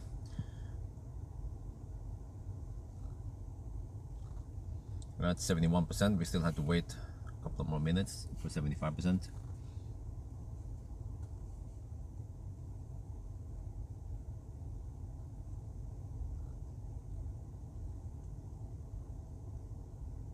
Well, hopefully we won't have any slowdown or rapid gate in the following sessions.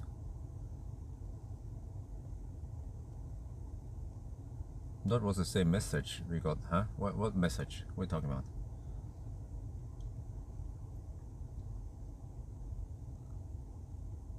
Wow, there is some significant traffic now.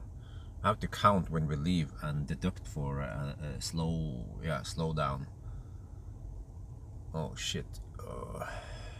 But I mean, if I didn't take the nap, I would be here at 8 and there will still be some significant traffic. The stats are old. They're not updated. Wow, 72% still. Come on, it takes forever, man. The battery is just too hot now.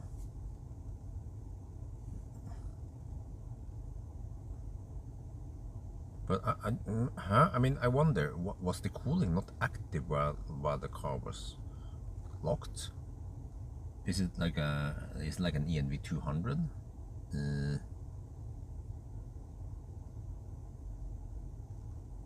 Well, it is. The AC is on right now.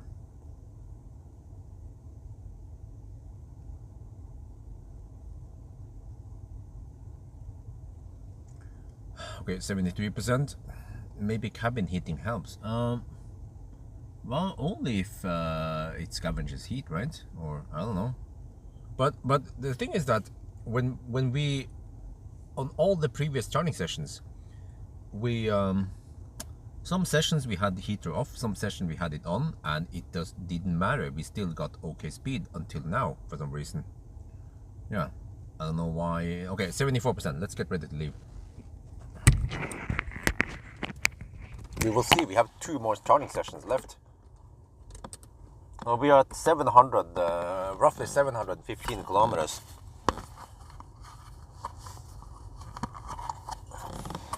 Okay, now I will reset trip 2. There, okay. Let's leave.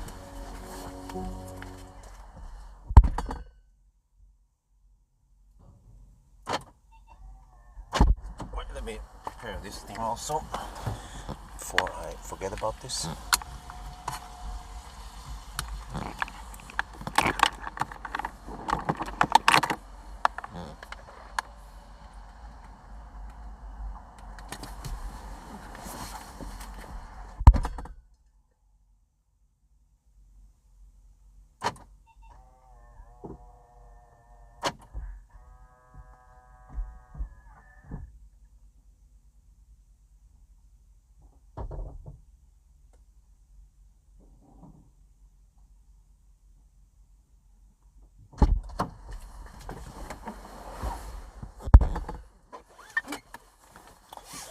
Wow, that was actually a 31-minute charging stop. Hey?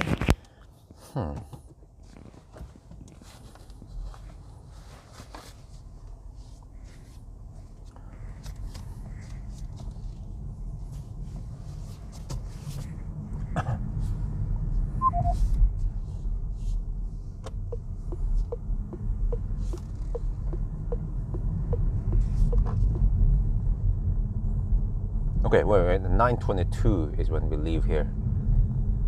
Yeah.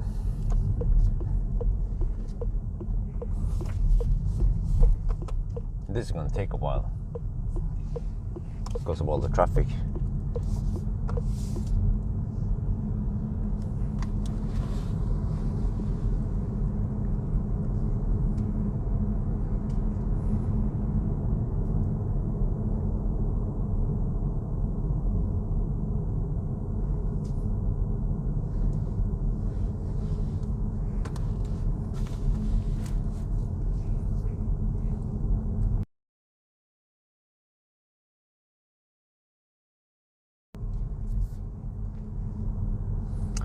Are seats comfy? Well, at least the seats are, yeah, they are comfy.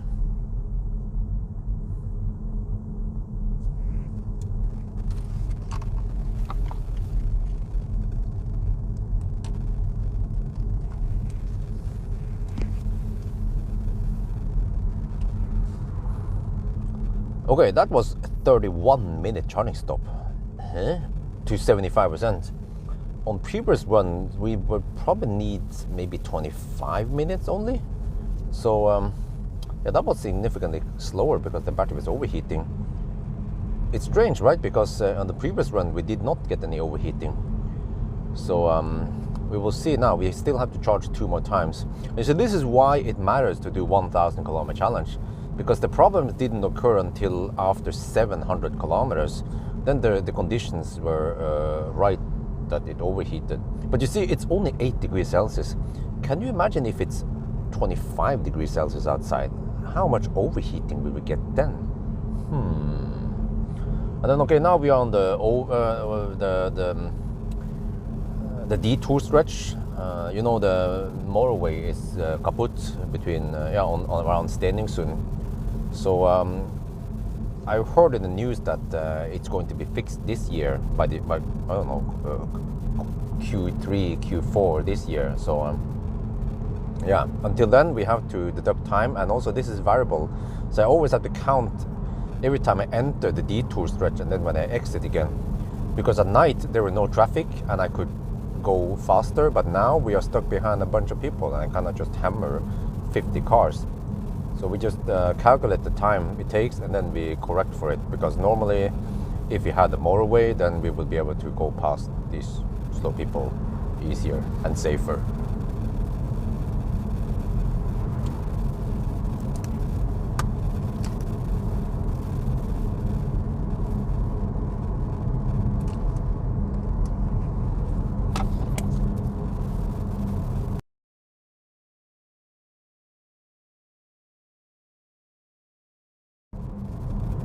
Just a glitch? Well, but glitches like this should not happen at all.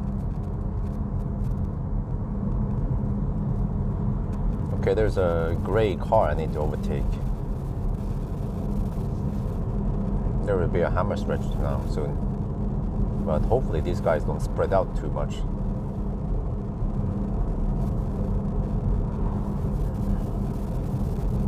Is that guy peeing? Yeah, he is.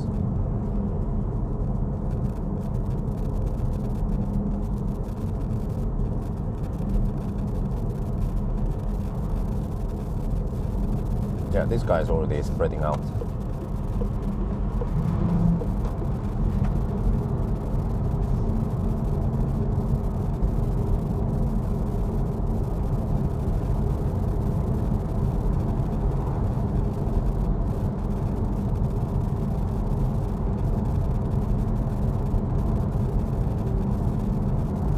Well, the annoying thing is that this dude is now speeding up on that stretch where we can overtake him.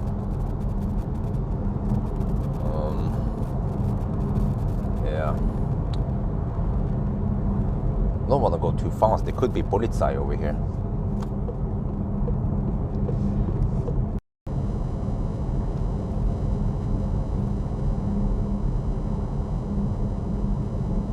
Nah, I don't think. No. I see that the temperature for some reason is higher this time. I don't have any good explanation why it's like that. But one explanation is that we went deep, yeah. And then just the fact that you have to discharge to 5% and then you have to charge from 5%. But still, that shouldn't be enough to rapid gate, because if we have active cooling, you know, the car should be able to deal with that. Instead of kicking in the cooling later, it just kicks in a bit earlier, right? So it's still a big mystery why the heck we hit 49 degrees there. But usually, yeah, from what I've seen in most batteries, usually when you hit or when you get close to 50 degrees Celsius, that's where you rapid gate. So there's reason to believe that the reason why it goes slow is because of rapid gate, not because of any throttling, like program throttling or something.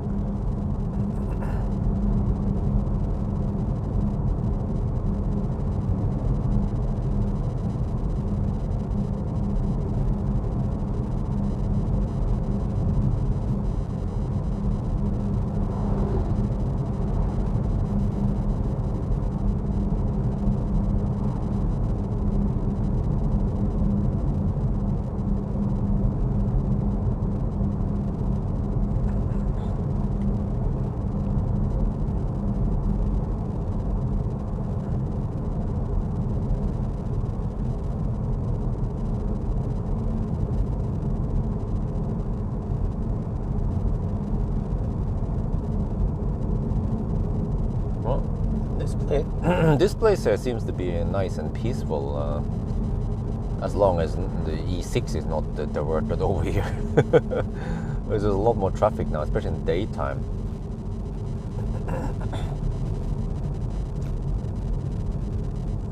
Oh, where the heck is Odyssey going? Shit, man, I did the correct rate. I wanted to take the right lane there and exit.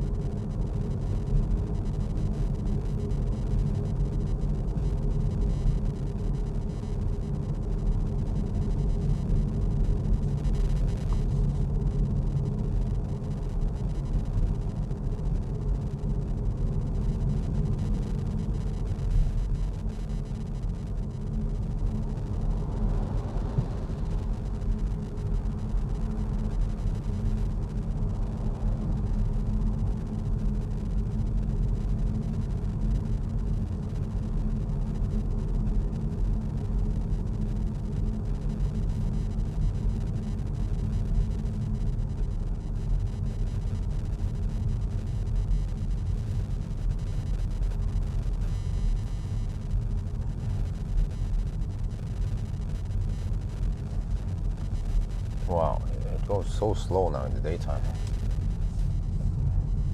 I will calculate the difference in time, night versus day. At night we use 21 minutes.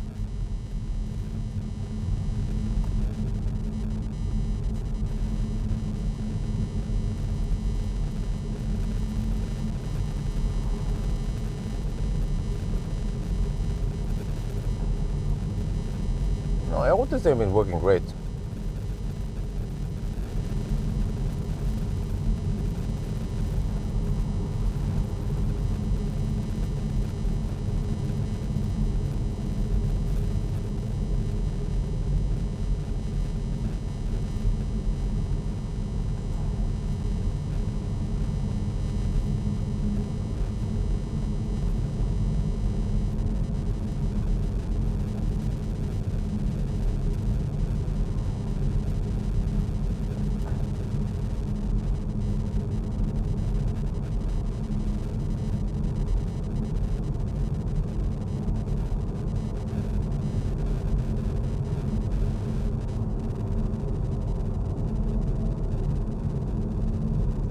How good was the car doing?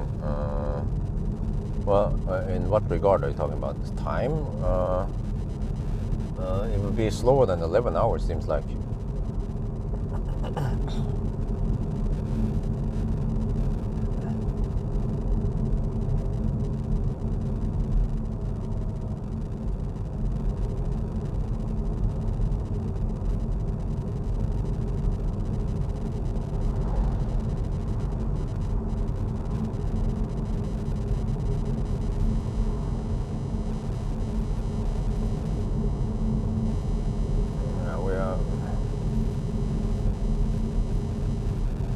Going about 20 kilometers per hour under the speed limit, even on a Sunday morning.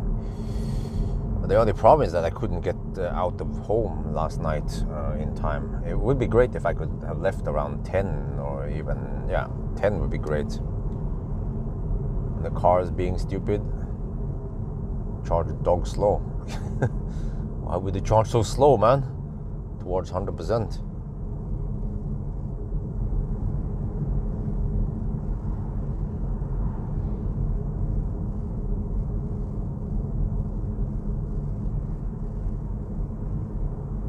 Why are we doing 50 kilometers per hour over here? Ah, shit, man.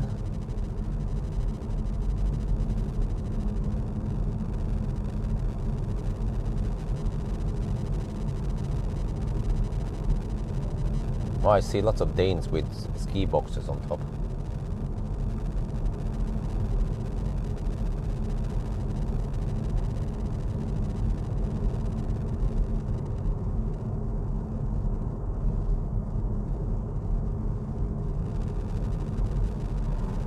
Wait, I think there was supposed to be another overtaking stretch eventually.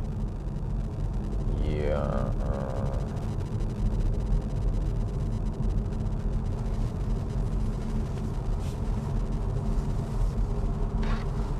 The whole. Huh? What do you mean? Oh, there.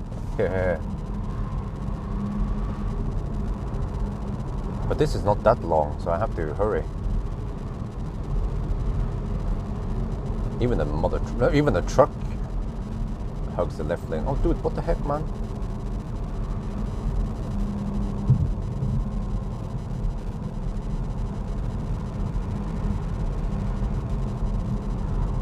What? Oh, Jesus. Oh, there's some foolishness going on in front here. Come on.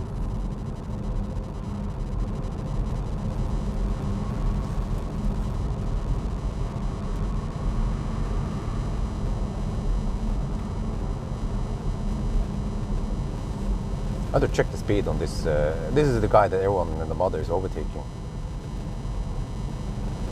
Yeah. Now he's doing 80 kilometers per hour. I mean, how annoying is that, man?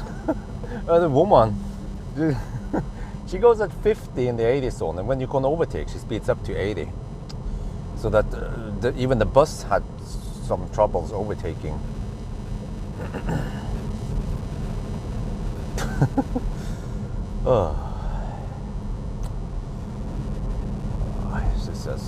Yeah.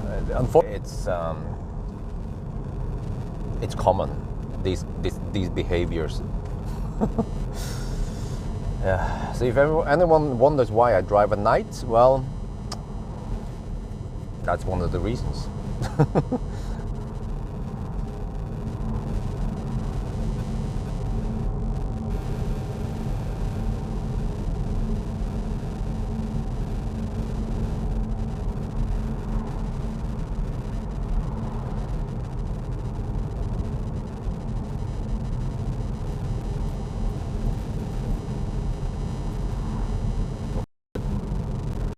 Detour stretch over, really?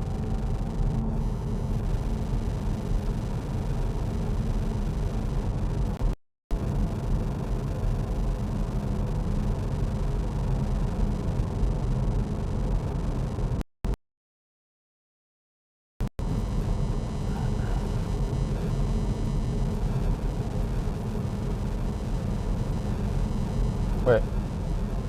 What? Okay, I just have to figure out from Strömstad to Jessheim is 173 kilometers. That's too much. Well, actually, but I have to pass through Oslo. But we go uphill. Oh, are we dropped out now?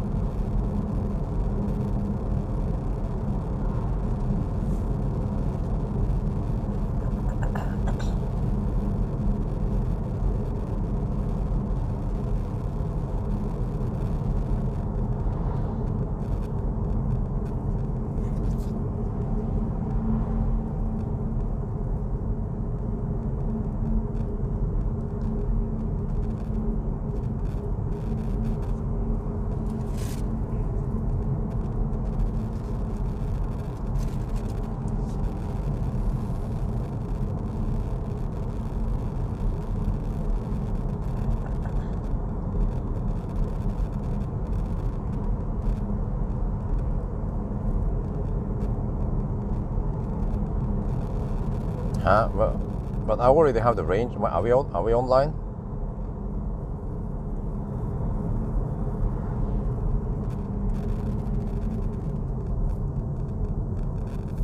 Oh, you're back. Okay.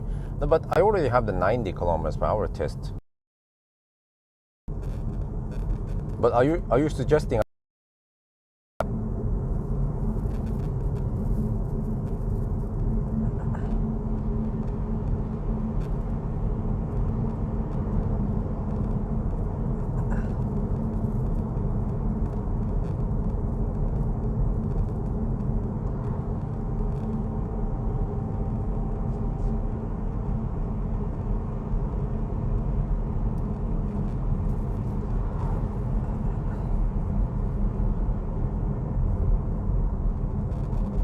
Okay, it's been 20 minutes now in the detour. We entered at 22. Now it's 42.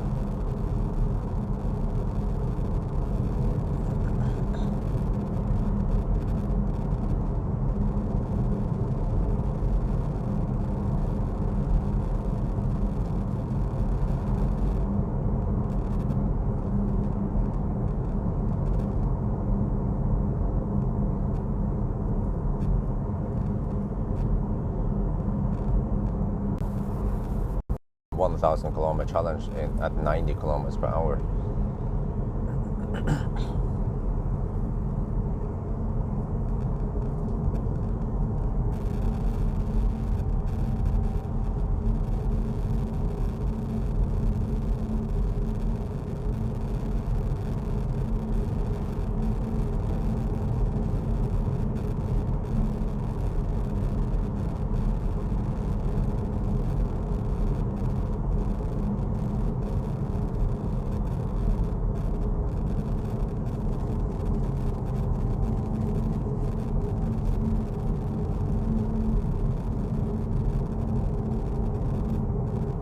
Yeah, we should be back now because we are at Ljungskile.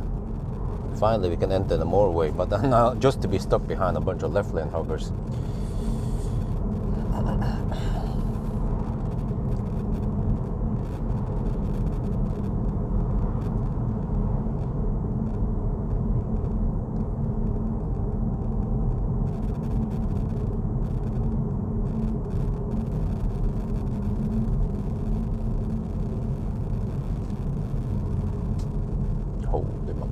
I think I have to count once we are on the motorway.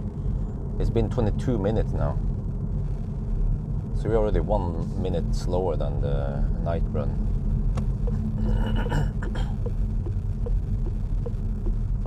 Yeah, fortunately we didn't have to yield for that much traffic.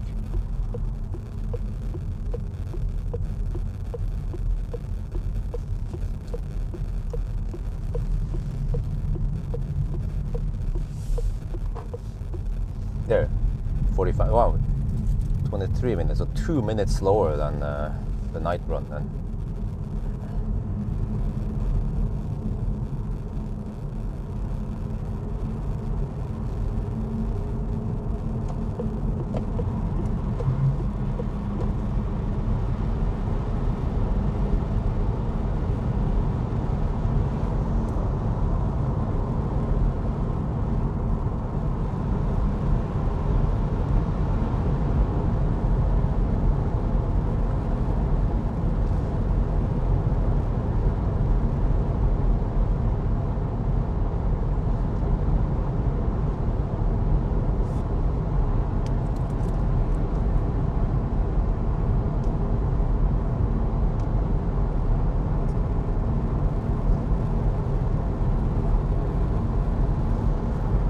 Yeah, I see lots of Danes. Wonder where they are going.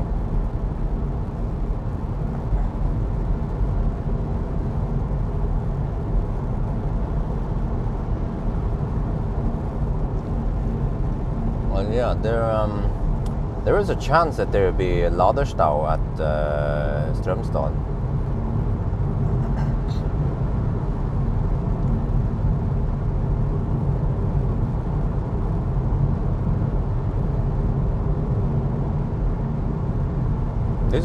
This is way more traffic than normal. There must be some winter holiday for Swedes and Danes. Oh, do anyone know any Danes or Swedes here? Because I think winter holiday for Norwegians is over now.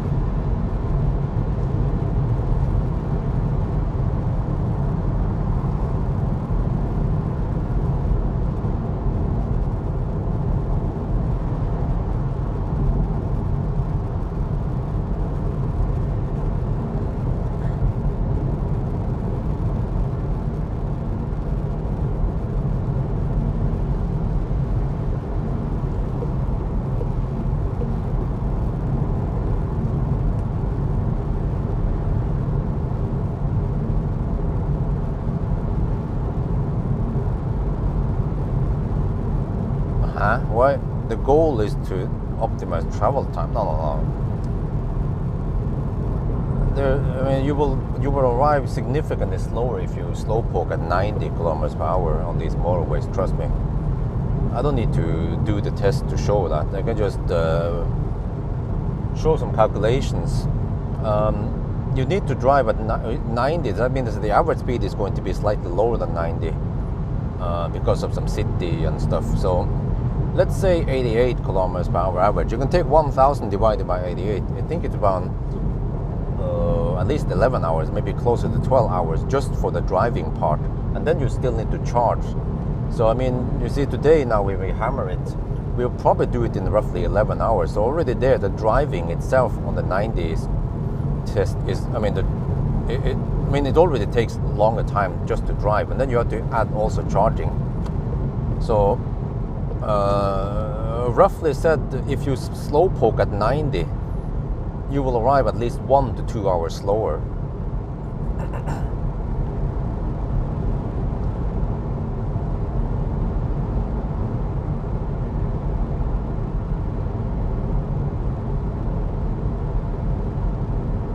Well, maybe unless you have a Zoe without DC charging, then it could make sense to slowpoke at 90.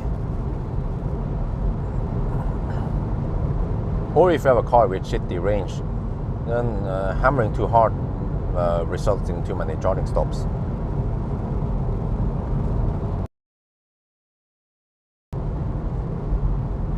So for example, I would cruise at around 90 only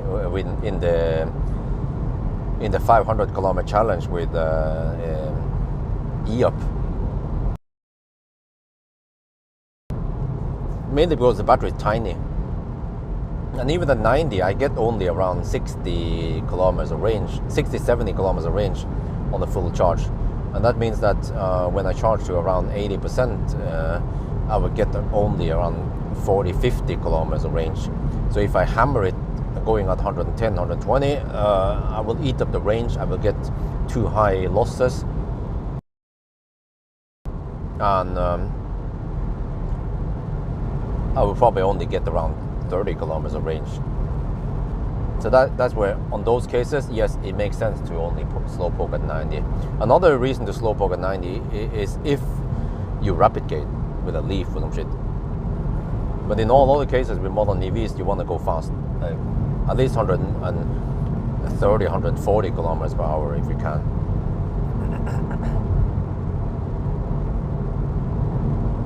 Yeah, well, more range is one thing, but the car charges so fast that it is a disadvantage time-wise to slowpoke at 90.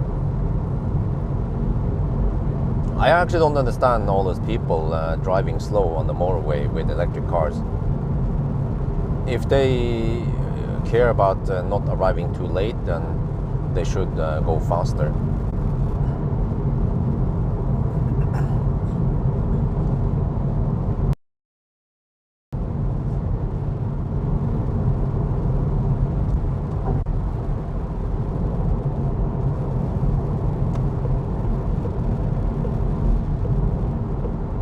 But on the other hand, there seems to be a lot of misconceptions, or people just don't understand because they think, oh, but if you go slower, you then need to charge less. Yeah, but you are then spending so much more time driving slow, and you still have to charge. But to put things, I mean, to like a general rule of thumb, when you are charging modern EVs, you will be charging roughly at, well, it's kind of weird, we have kilowatt, but it would be, I even have a column for it in my range test and nobody understands it, but I also calculate how many kilometers per hour you're charging at. And normally in modern EVs, they have like somewhere between 500 and 1,000 kilometers per hour.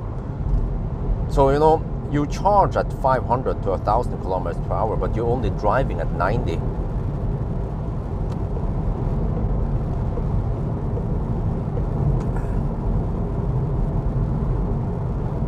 Well, yeah, you could go slower in days with ladder but if you are smart, you can avoid, or you go to big sites where there is no ladder then you can still go fast.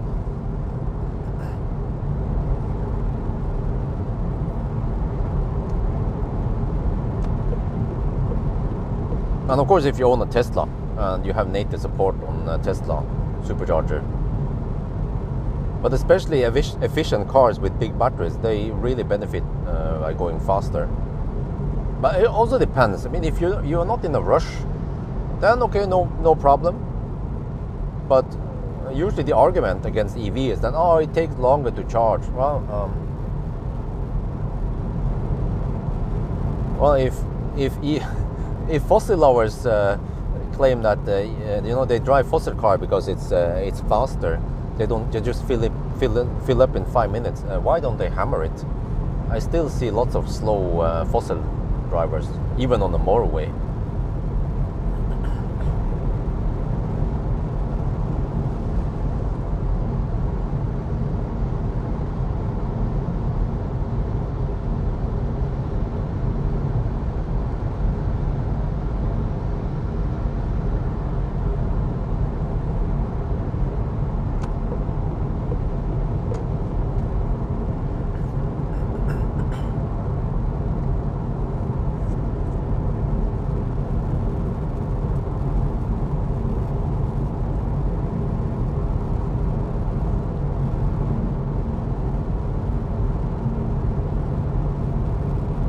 Oh man, it's almost 10 and I'm still far away from home.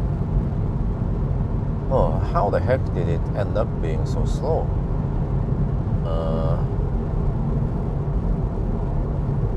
Yeah.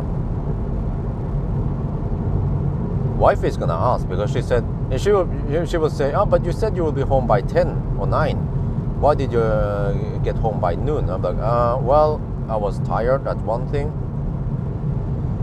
And the car was kind of slow, but explaining rapid gate and stuff like that to a wife is kind of pointless. It would just go in one ear and go out the other ear instantly.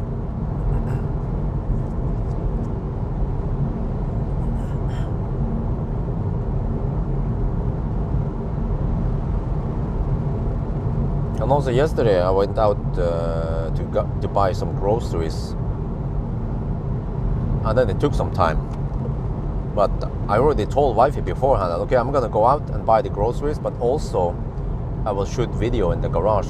I shot the acceleration and noise test and charging video of the EV7, no, the ID7, and also Astra-e acceleration test.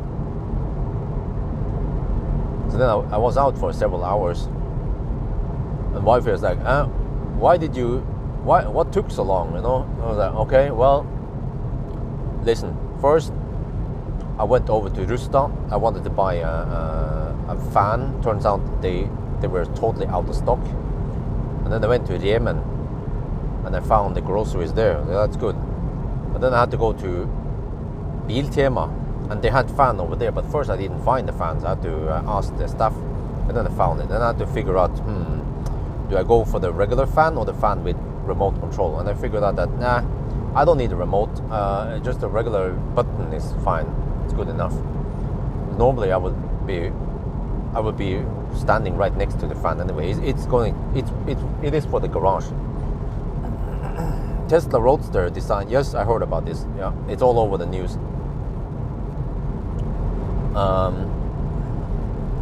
And then after Biltema, I went over to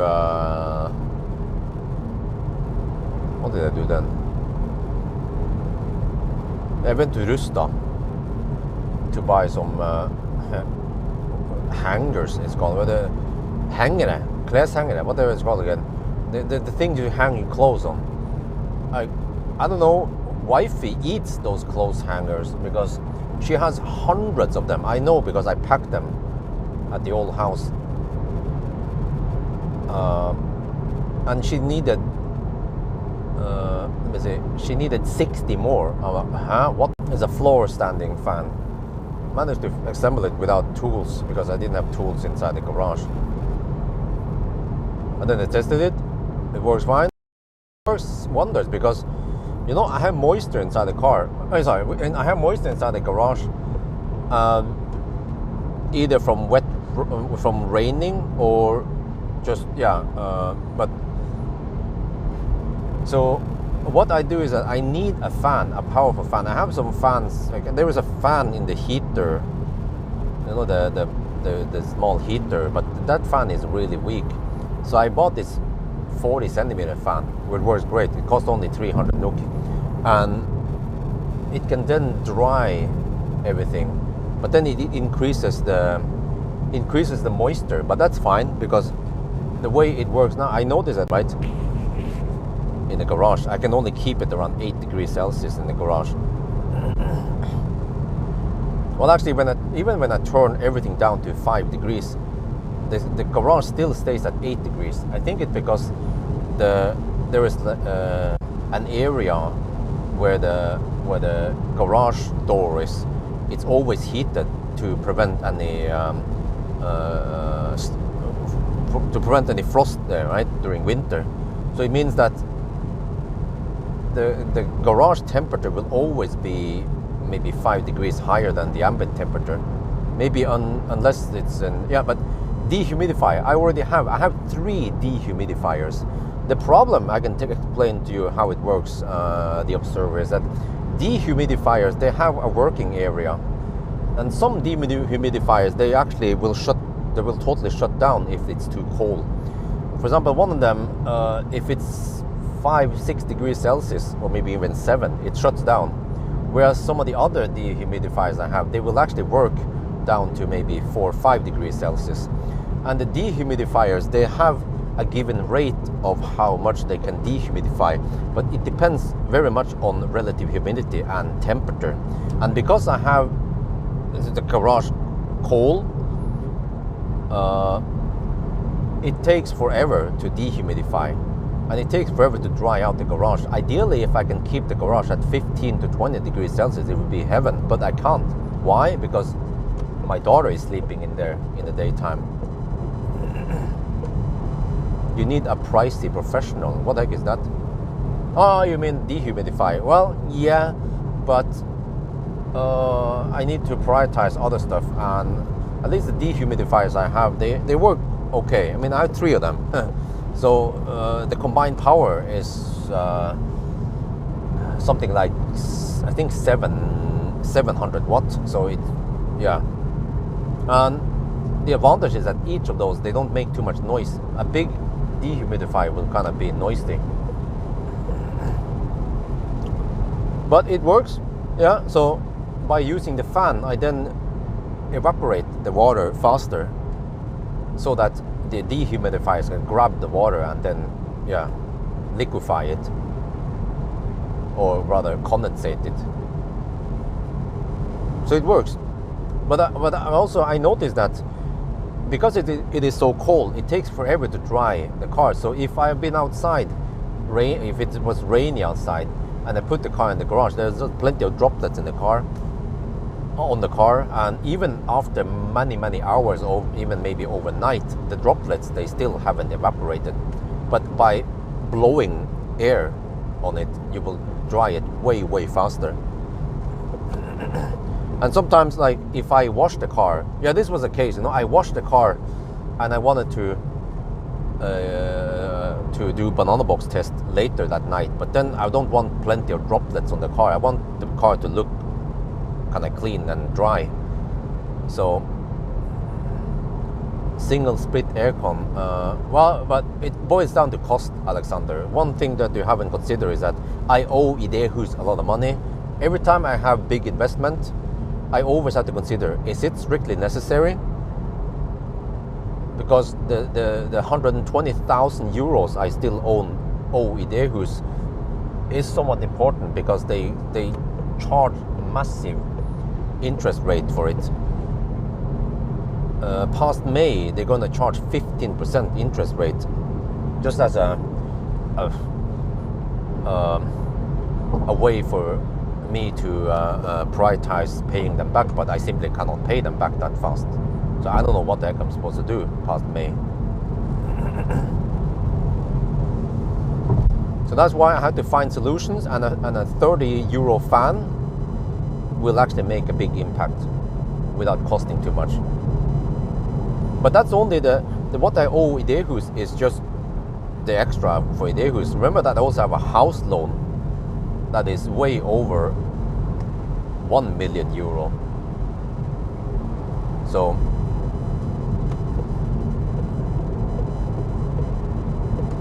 it's the biggest investment in my life, the house. Yeah, extra child on the way, yeah.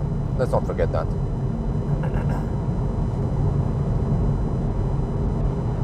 So this I invested in the right equipment to make a big difference without costing too much.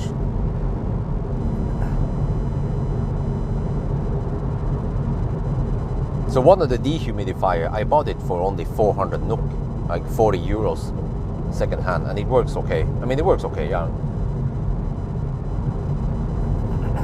Income sources, well, yeah, I consider the Merc shop also, but I need to set it up, and I should also order one. I should order a set and wear it before I try to sell it, just to test if it's okay.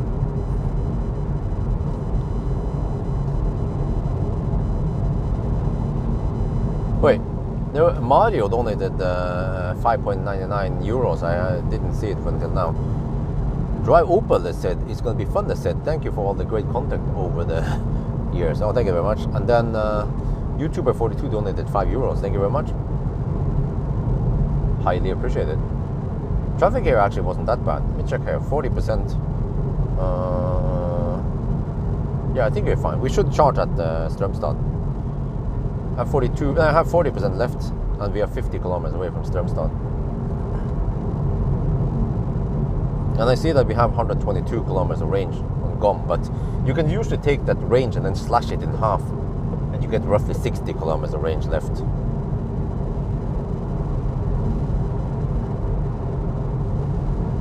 Oh man, that is my big concern. Roadster is coming, and I'm not ready for it yet. And also, yeah, I just wonder how the heck I'm gonna do it, man. The Roadster will be worth 4 million NOK, and they're gonna get insane tax on it. So if the Roadster comes in 2026, no wait, the Roadster comes in 2025, then 2026 I get the mad tax. So, and I also wonder when it comes to logistics. Okay, for the longest time I said I wanted to keep 2 Roadsters, but when I think about this one more time, when do we have time to drive 2 Roadsters? I mean, is wifey gonna drive one Roadster and then I drive the other Roadster at the same time?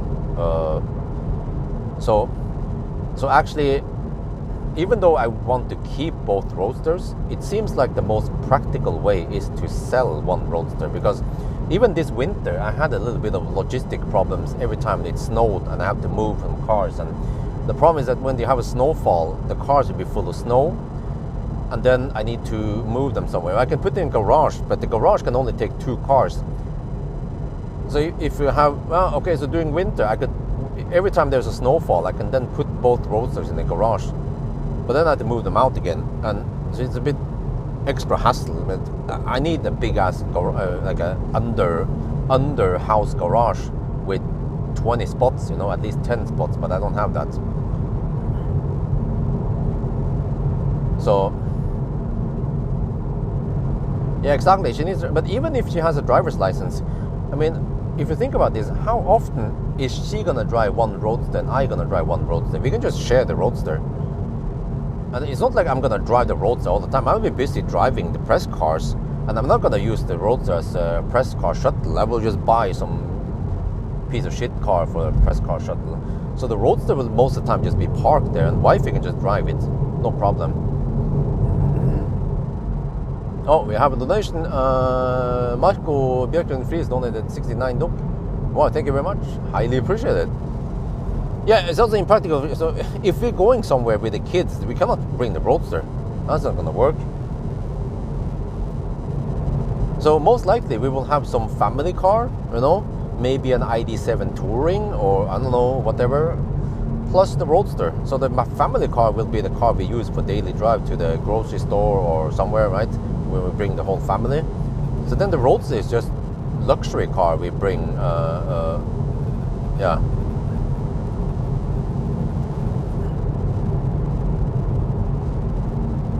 But I think even if I'm just going to the grocery store or something, I'm not sure if I would bring the Roadster. Plus that I don't want to park somewhere so that idiots can ding on the car, right?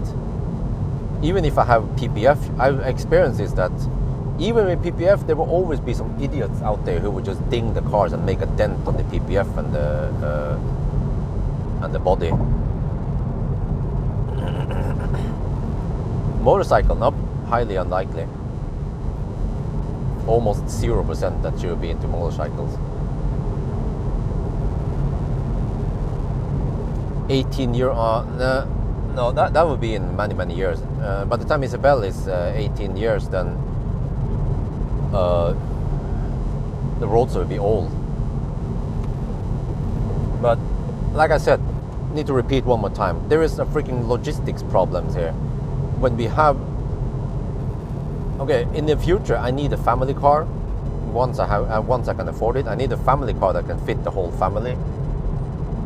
And we need the Roadster there, or 2 Roadsters, and then there will also be a press car. Remember, I'm doing press car test, whatever, and for practical reasons, I want the press car to be parked by itself in the garage, so I have space. If I squeeze the Roadster in there, then it will be tight for the press car when I do a banana box test or whatever, you know.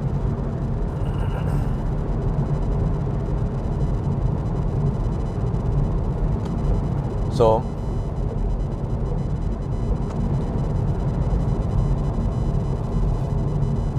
no, I can ding their face. What if I cannot find them? Just like what happened with the Austrian guy. I just happened to be lucky and took a picture of it. I found the license plate, but by the time I discovered, he was already gone. That's the problem with people dinging your cars. Oh, roof car. Oh, you mean a carport? Nah, I don't want to. I mean, if you know the facade of the house, a carport would just make everything cluttered. So no, I don't want to ruin the aesthetics of the house.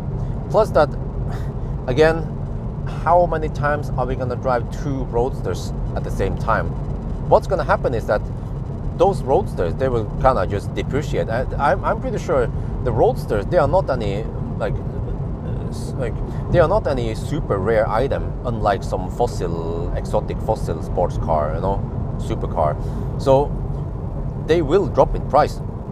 They're not gonna stay at that value. So that means that we are basically keeping 2 Roadsters for no reason. It's just waste of money, you know.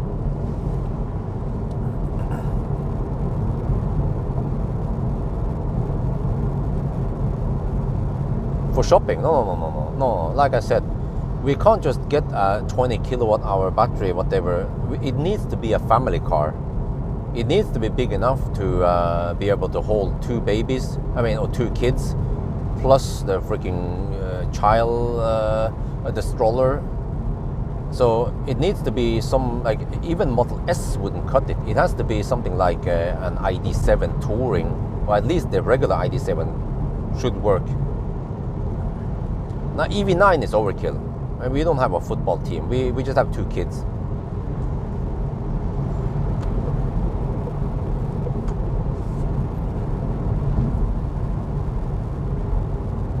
I don't know if you guys know, but I'm not an SUV guy. So if I can avoid driving SUV and I drive a sedan instead, I'll take it.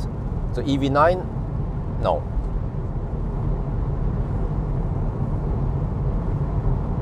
The second car, no, but second car, what do you mean second car? The second car is the press car I borrow. Remember, if I can use the press car for free to go on some errands and shit, of course I'm gonna use the press car. I don't have to pay for insurance or toll road even or anything. So it's, if you have a press car for free, of course you're gonna use it.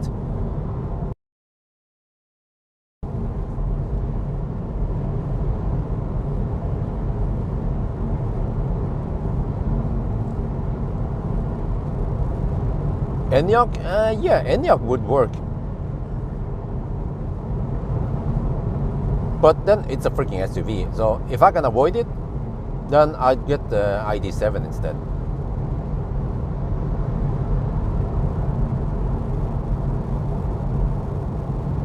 Oh, that's a big transport. Auto 3? Oh no!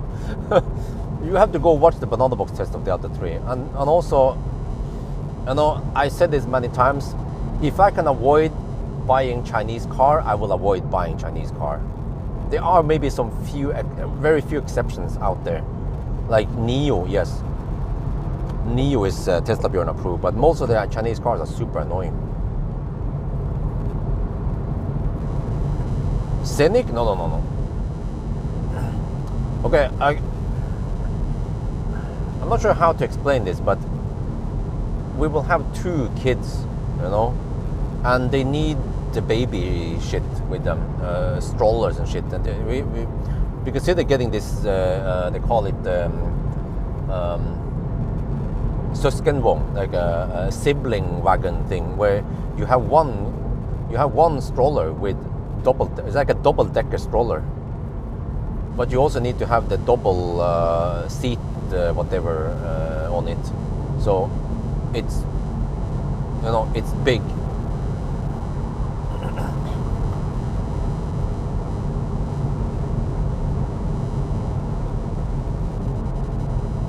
Yeah, in Malaysia, just like Thailand previously, they were stuck to Chinese car because of the stupid tax system.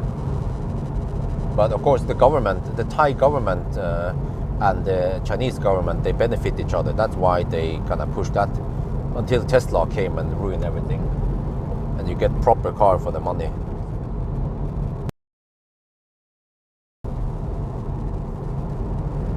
Well, actually, it doesn't matter. As long as they sell cars from China, whether it's a Tesla or a BYD, then the Chinese government get benefits. Okay, 28 kilometers to Strømstad, and we are down to 27%.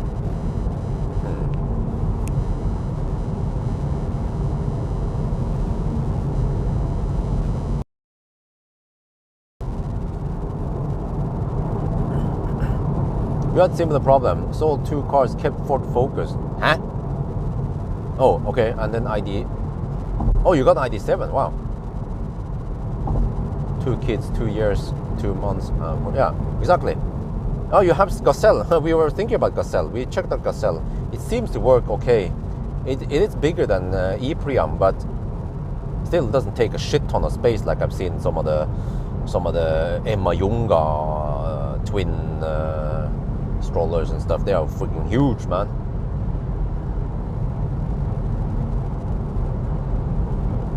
Yeah, so I mean, I have 2 solutions. Either we get a Gazelle, which is 1 stroller with double-decker, or we use e-Priam and we use it's called Koya, which is a portable, like the small portable one that you use for traveling, and it fits in the overhead locker in an airplane. So Isabel could use that, and then the newborn will use the e-Priam. But then we have 2 strollers, and we have to, yeah, and it can be a bit impractical to have 2 strollers rather than just 1 big stroller.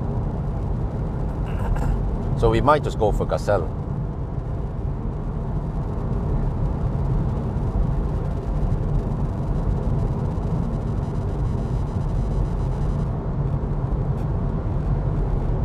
And then the reason why I want ID7 and not some Tesla is because ID7 has Isofix hooks on the front seat. So we will have to put Isabel on the front seat. You only use Gazelle. Yeah, Gazelle would work. Gazelle, but the minus with Gazelle is that Gazelle requires a dedicated baby. The baby cot. You know, the big one for newborn.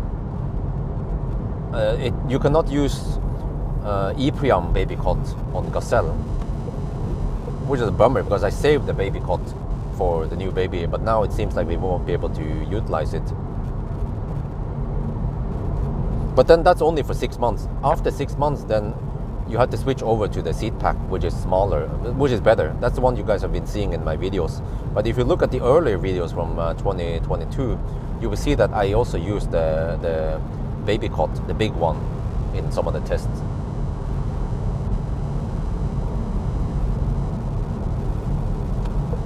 No, the price in Norway is around 600k plus. You can usually spec a good ID7 rear wheel drive for around 650k. But the problem is that I cannot afford that. This year, impossible. I have to pay back idéhus first. Cars and shit, forget about it. I have to live off press cars.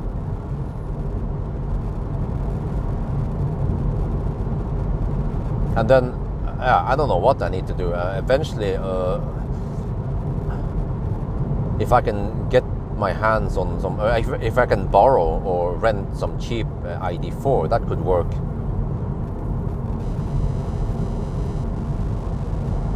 Let's say if Marcus buys an ID4 and he puts a sticker on it, and then I can rent it from him for a cheap price per month or some shit like that. That will work for me until I pay back idéhus. Dealer, yeah, but the problem is that dealers, they are probably not interested in some long-term sponsorship like that. Marcus could be interested in something like that, but I need to be able to borrow it for at least several months. But I'm not going to drive that far. It's just for local driving, pretty much. No, ID7 Touring, highly unlikely I will be able to borrow it, because those are press cars in high demand. Like normally, importers, they will buy just a few of those press cars, maybe 2-3 press cars, and then there will be people, there will be journalists who wants to borrow them. So I cannot occupy one of those cars for several months. That is out of the question.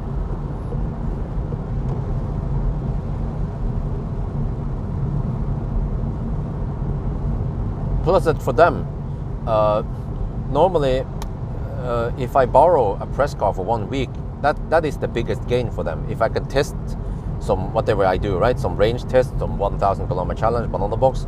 But after 1 week, then I made most of my videos. So the importers, they still have to pay for me using the car, but they are not benefiting that much from it anymore. And especially if that car is in high demand, ID7 Touring or something, other journalists wants to get a hold of it, and then I'm just occupying it, most likely they will say no, you cannot borrow it for more than 1 week. The usual policy for press car is 1 week only you can borrow it. But if I borrow some ES8 or Hongxi ES9 or something, you know, or whatever, like if there is something that is not very popular, then there is a chance that I can borrow it longer. Just like the ID4 GTX I borrowed a couple of years ago, went to North Cape. That car was not in super high demand anymore.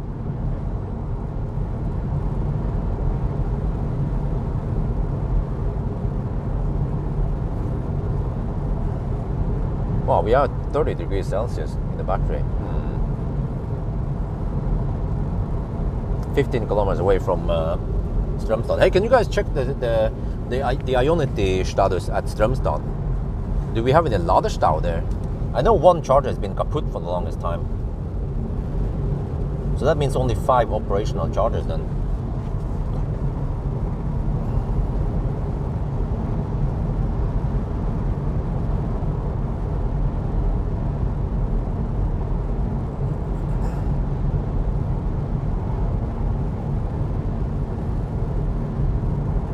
But well, okay, at least what I know is that the first 6 months we need more space because of the baby, or they call it carry cot. Yeah, the baby thing, the carry cot takes up a lot of space. But after 6 months, I can go to the more compact seat pack, and then my need for an ultra big car is slightly less. 4 available. Okay, thank you.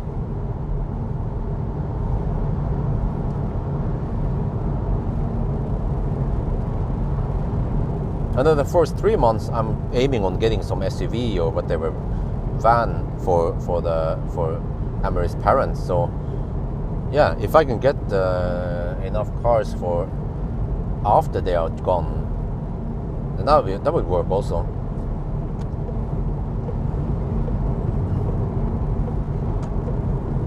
But I remember Marcus bought some ID4, kind of low spec without auto steer or anything, the basic seats and shit. But he said that they were cheaper than Model Y even. So yeah, if he can get one of those, for example, and I can rent it for a reduced price from him, plus, but then I also try to promote Marcus while I can, that could be a good deal for him.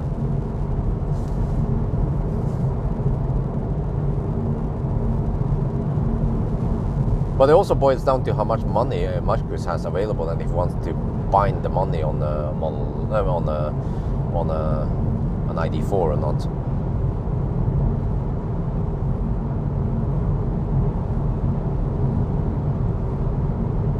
Well, you know that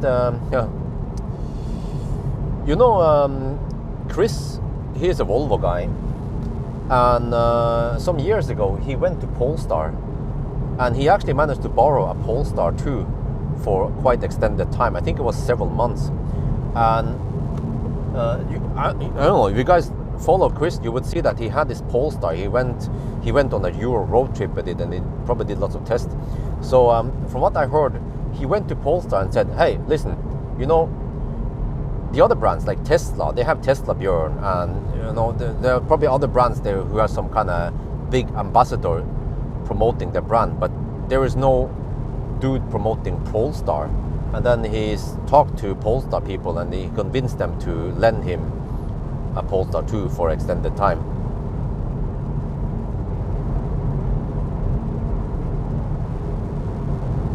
I'm not sure how beneficial it was for Polestar to lend it to him. I mean, it must have cost them some money to keep that car running with insurance and just the fact that you have capital bound on the car, and yeah,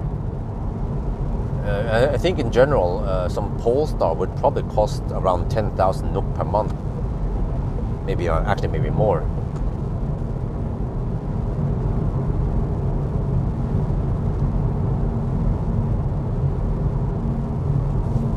Mishka, yeah, but Mishka, he's a big YouTuber and a ring master, Nürburgring. So yeah, I'm about 16% by the way. I think we're looking good.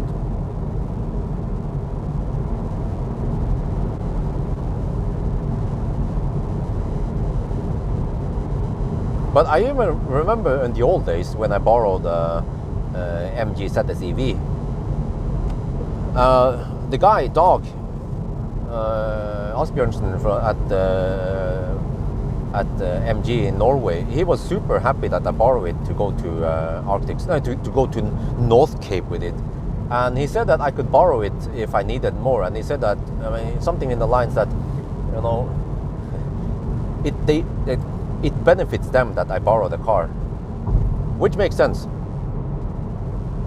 But it depends, I need to make content about the car. If I just borrow the car and never make any videos about it, then it's no good for them.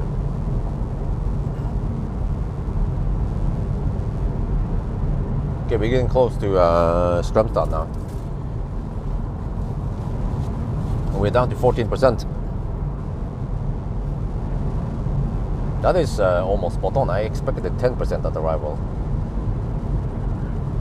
Well, consumption was 265, okay. Even with the detour. So I have to expect roughly 265 on the next leg also, because that's Norway route. Oh no, wait, but then, yeah, okay. Okay. Stats so far, 821 kilometer and 262 consumption.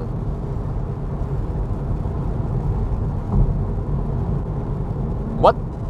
9 months? Wow, that's crazy, man.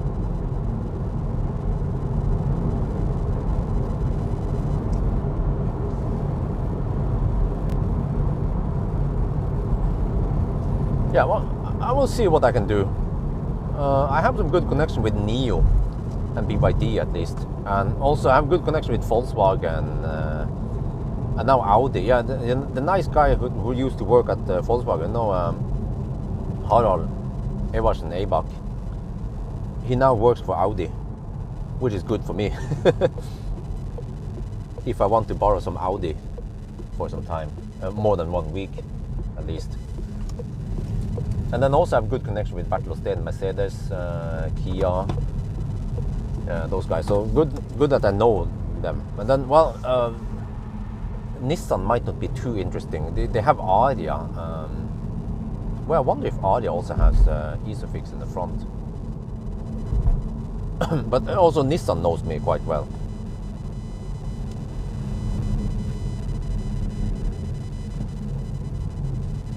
Oh, Ionity is getting busy, but fortunately not too busy. Yeah, I'm okay. I can get a spot here. That's good. Because from here it will be way easier to find charging spots once we are in Norway.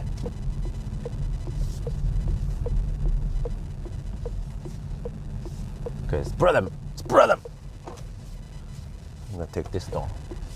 At least no laderstau.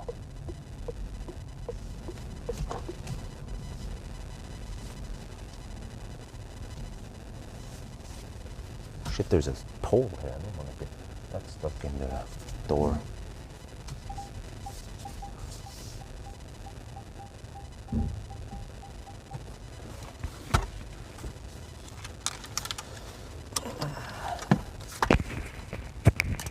Yeah, see you. Have fun. Okay, let me see.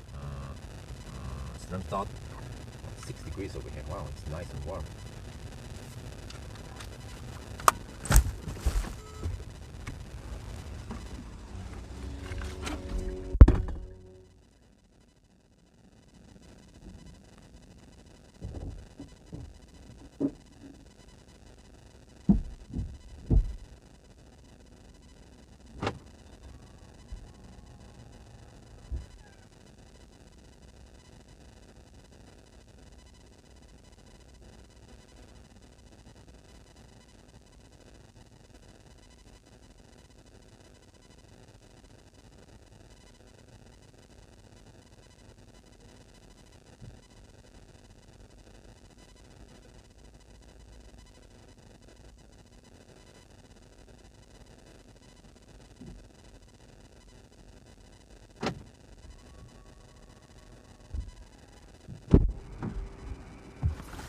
Okay, let me see. I still have food and drinks. I just have to pee.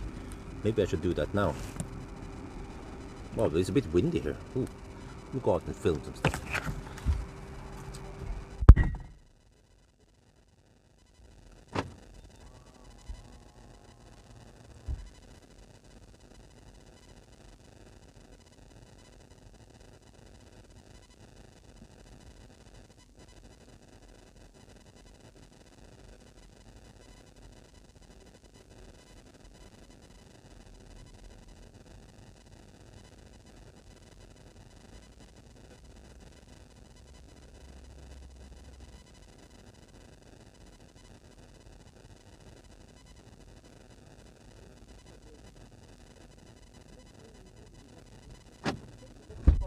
Even when I'm nearby.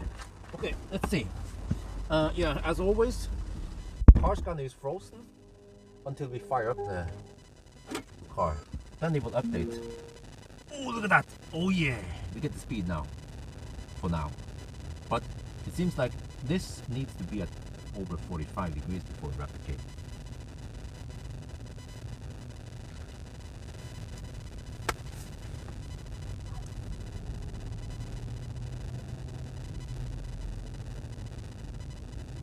What? No. That's not gonna happen, man. For a whole year. No. I mean, you guys can just dream on, but I highly doubt that will be possible. Okay, you guys can just watch the scene right now because I'm going to. Wait, I have to calculate that shit. There is no way I can go 170 kilometers, so. Just have to figure out how much I need to go to Rygge. I want to go to Rygge. Well, maybe Rygge is not a good location. Let's see. It's Inspiria, maybe. Yeah, usually I stop at Inspiria. Let's do that. That is a good split. Let's see, Inspiria. Alright, are they open today? No, they are. Okay, shit. No. That's 40. Huh? That's only 49 kilometers. What? No. Okay. Wait. Huh? Wait. far away from home are we then? That's 172 away. Okay, that's then I need to split. I can go to Rygge then.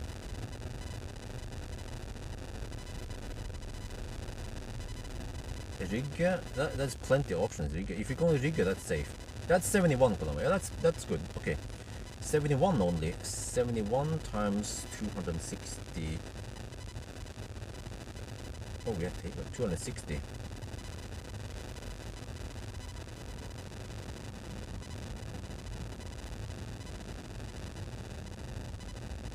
Boy, I need to spend 30. I need only 45%. I better hurry.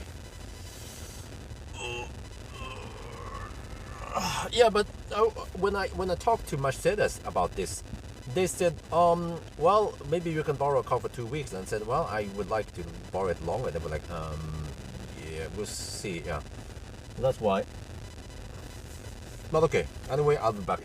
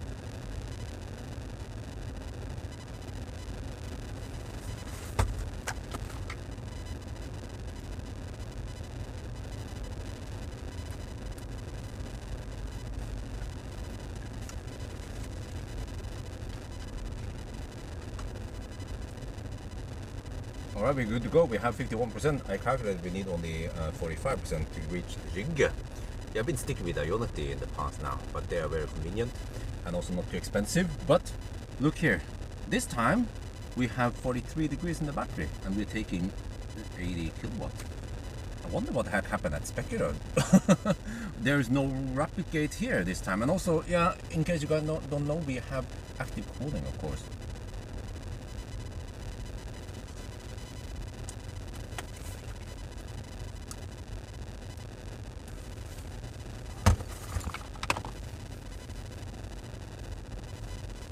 Okay, we are good to go.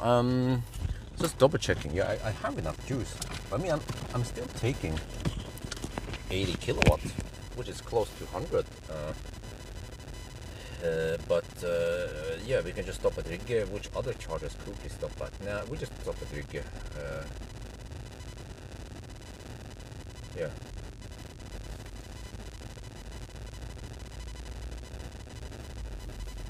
No. Okay, no Viking language. And remember, I was shooting a video for the main channel. I was not talking to you guys. I was talking to the other camera. Yeah. All right. I'm gonna unplug and leave now.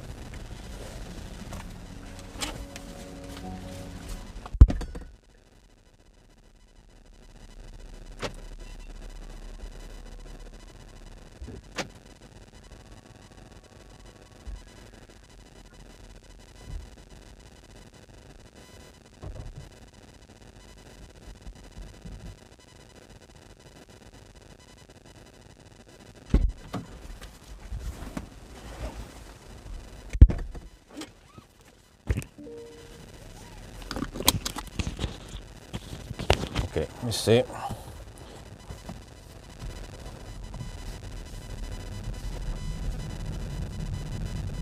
Yeah, this is weird. Now we have 43 degrees in the battery. But what the heck happened at Spectrum? That's a big mystery. No overheating. I got 80 kilowatt when I unplugged. Yeah, I see that they have upgraded Mir chargers, so that would be a backup plan. They have some Delta chargers now over there.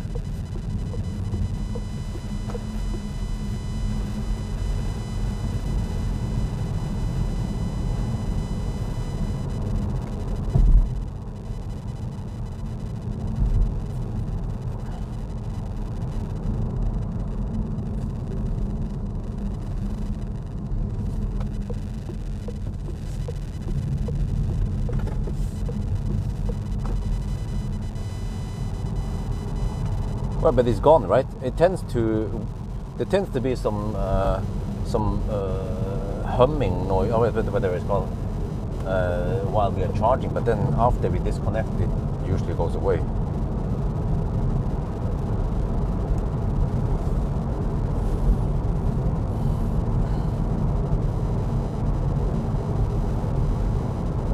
Okay, so only 69 kilometers now to Rygge. At Rygge we have plenty of charging options. We have Ionity. If they are occupied, I can go to the supercharger.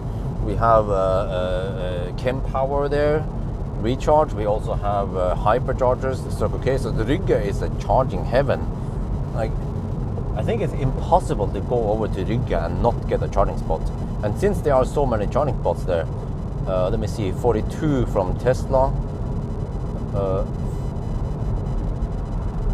50, 60, like there was something like 70, 80 charging spots there.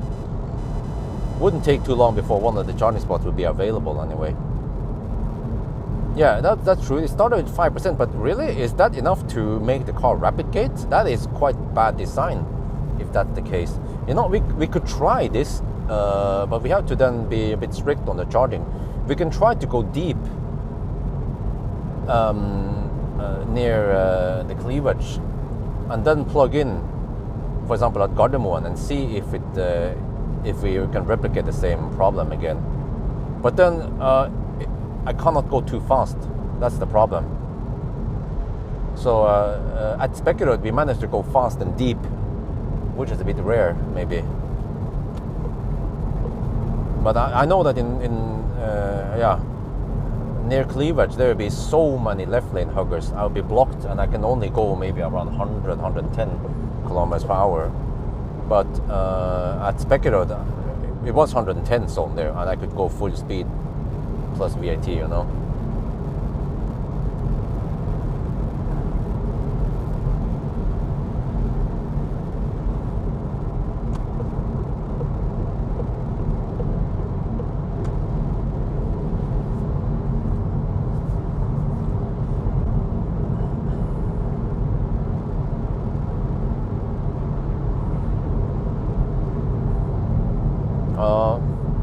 Well, I guess it's good value. I mean, a cheap car, they kind of need to sell it cheap, the Honda, in order to sell.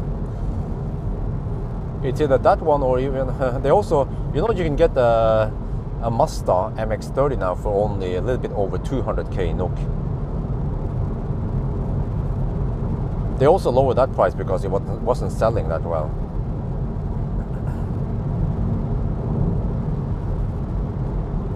Oh, they have 800 volt chem power. Wow. But I don't need more than 100 kilowatt anyway.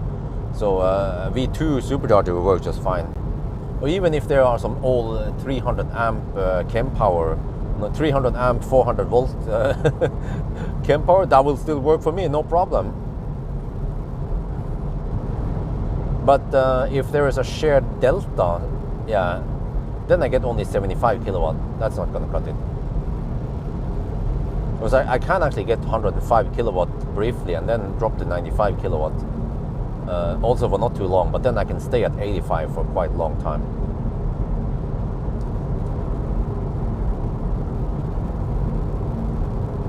Yeah, that's true. The Honda is actually a lot better than the Mazda. But I mean, that's also what the price is, right? I mean, the Mazda costs a lot less than Honda. So, but the Mazda would work in mostly city driving with occasional longer trip with some top up. Then it will still work okay.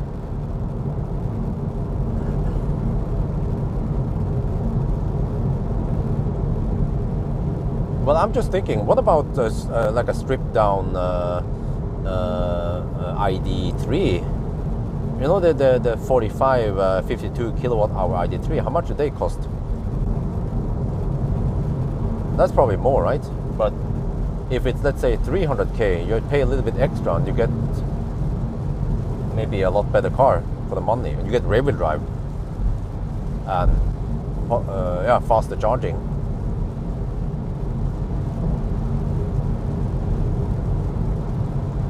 I'm not sure if there aren't many other cars below 300k in Norway. Yeah, well, you have Leaf, yeah, but there's like a stripped down 40 kilowatt hour Leaf maybe. Yeah, there is one Leaf that has I don't know, they stripped down a lot on it to make it cheap, low end, like an entry, poor man's Leaf. How was that again? I think they even put only 16 amp onboard charger. Wait, did Nissan ever get the 3-phase 11 kilowatt? ID3 is expensive. Okay, well, what about Cupra Born? It's cheaper, right? Oh, you see, that's an ID. No, that's a BMW i4 from Denmark. Wow. Why does he have? Wait, no, it is not. Okay. Jack E. Oh, I'm freaking Chinese. Oh wait, I forgot the Chinese cars. What about ZS EV?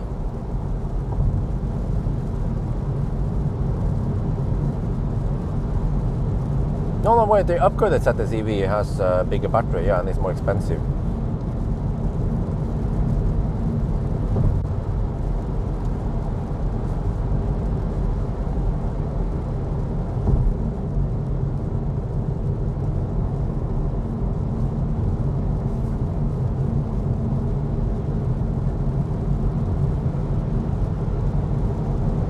Oh, there's so many Danes here. Oh, wait, now it's the rain. Yeah, it's supposed to rain now towards Oslo.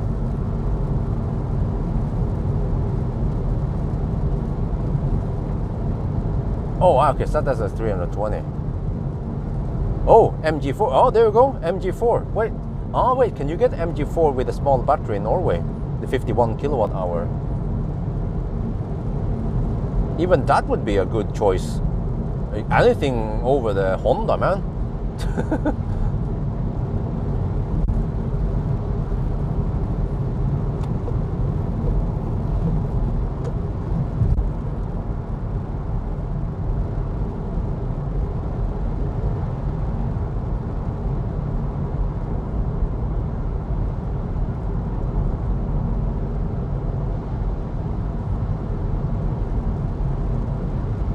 Wait.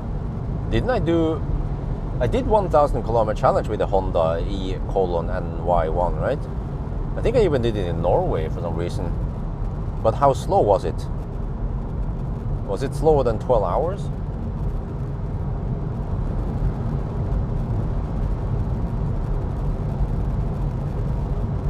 Well, there seems to be some border style.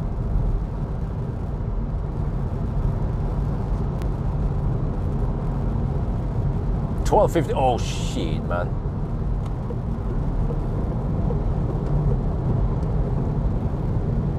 I bet the MG4 would be faster.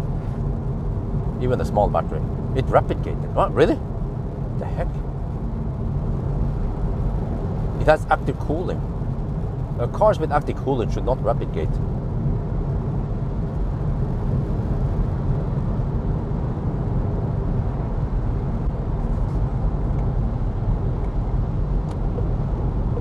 Okay, so that's 842 kilometers. Remember, I have to go to 983, I think it was. Yeah, we have I think it was 1.7% underreporting.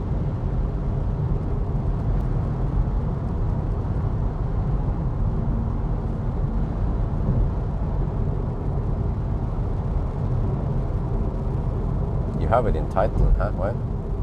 Oh, okay. I put it in the title that the rapid gated. Okay. Yeah, well.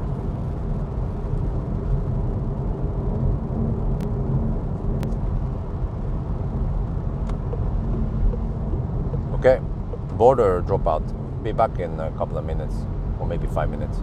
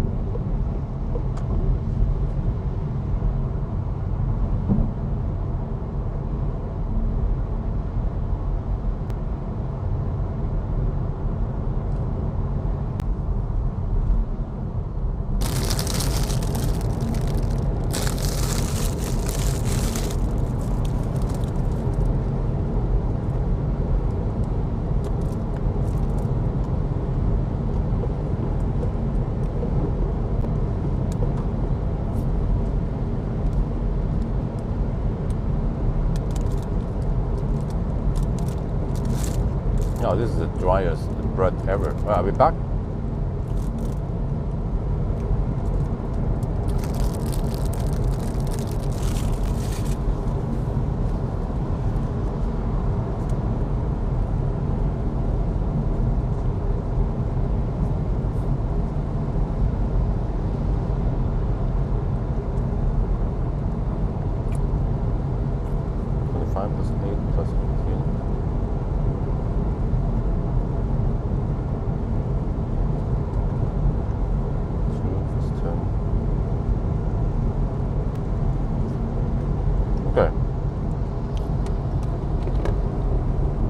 Okay, it's quite simple now.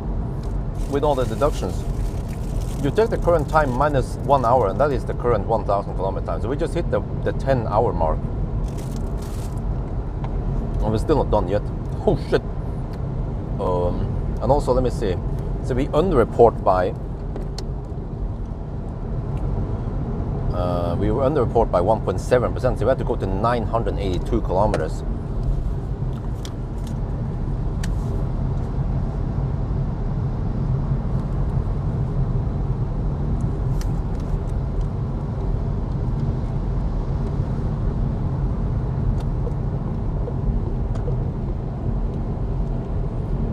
And then, okay, with all the deductions and the nap and whatever we had versus start time, just to make things simple, I kept track of everything. You take the current time now, 11:03, minus 1 hour, and that is the 1,000 kilometer time. That means that we have already passed the 10-hour mark, and we are 857 kilometers. But this car underreports distance by 1.7%, so we have to go to 983 kilometers. So that's still over 100 more kilometers. And we have to charge one more time. Okay, let's hammer it.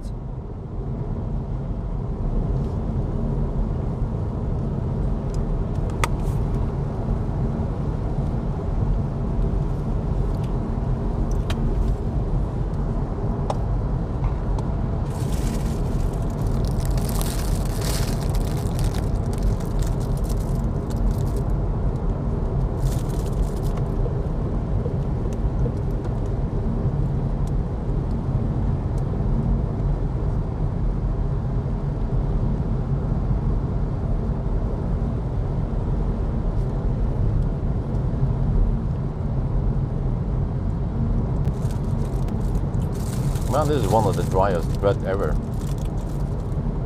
At least there's some fiber here. Oh shit.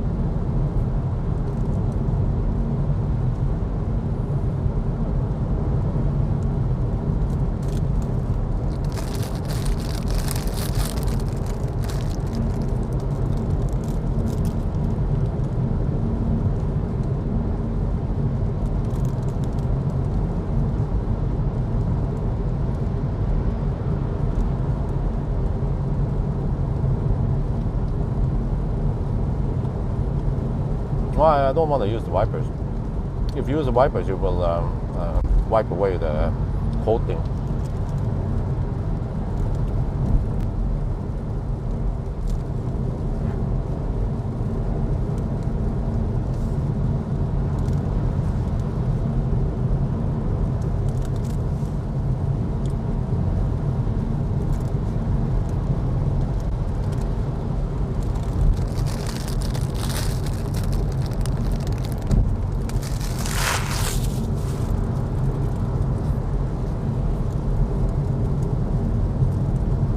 But you guys can see the road, right?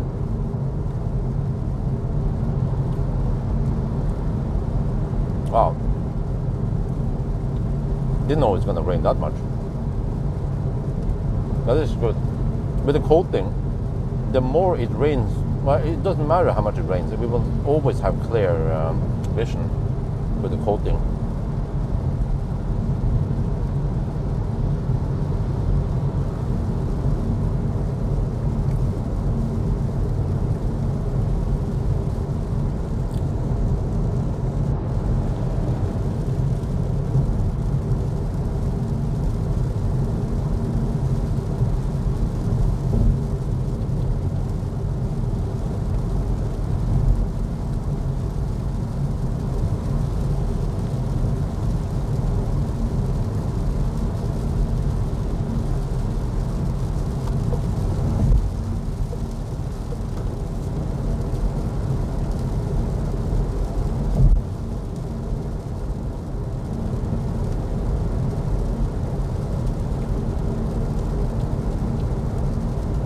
No. Have you guys seen the Cyberster? MG Cyberster? Looks nice, but well, in spec, I mean, they're not super impressive. Would be interesting to try it, get a feel of how it is. Because the MG4 actually drives really well, unlike the other MGs I've tried in the past.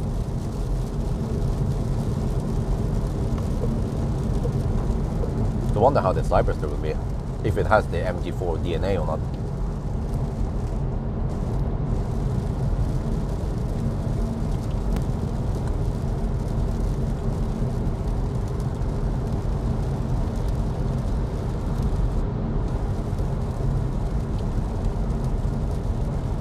Yeah, this is just some cheap rain nets from Biltema.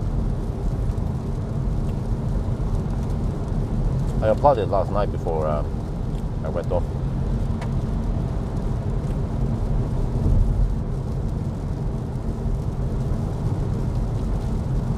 I think you get better aquaphobic if you get the more expensive ceramic pro or something.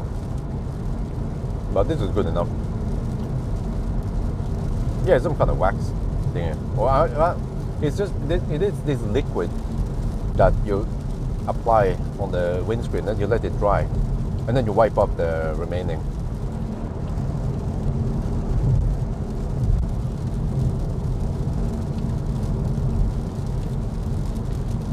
And then I did several layers. I tried to wipe it and then let it dry, and then apply some more and let it dry. So to make it as thick as possible before I wipe off everything.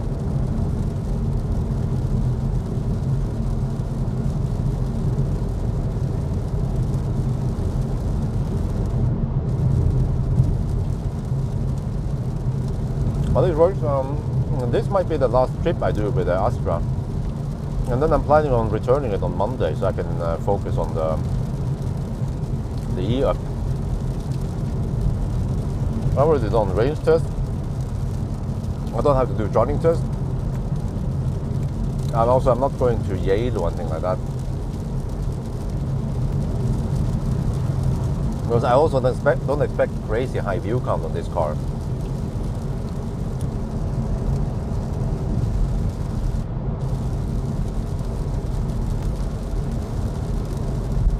But I'm interested to see how the E-Up will perform in the 500 kilometer challenge.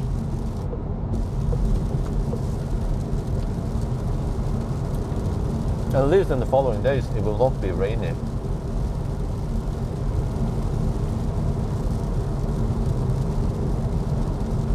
Oh, interesting.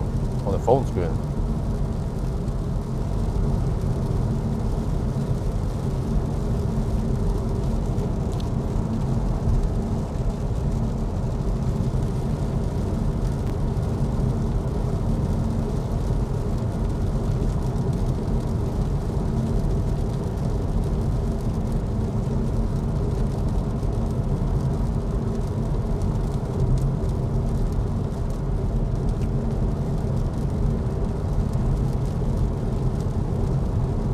Shower cabin, that's interesting. Because then schmutz won't be able to stick that well. But then every time I clean there, I will wipe off or strip off the rain X.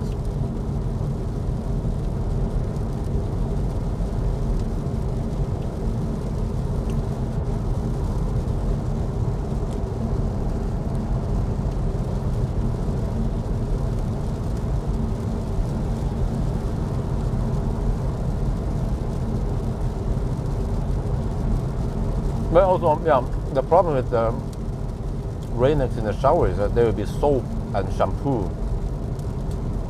that gets splashed onto the Rain-X. I think those chemicals will dissolve the Rain-X.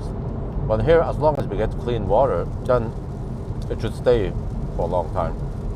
As long as you don't wipe too much. When you wipe, you also wipe off the Rain-X slowly. Astra, I mean, I'm not super impressed. The software is a bit annoying. It is efficient though, that's a good thing. Space could be better. So I have mixed feeling about Astra.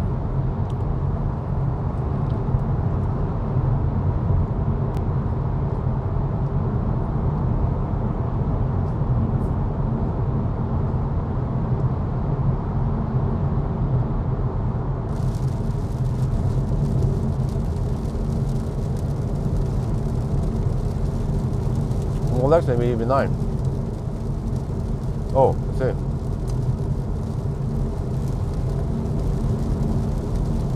Well, if app is important, then go for Model X then.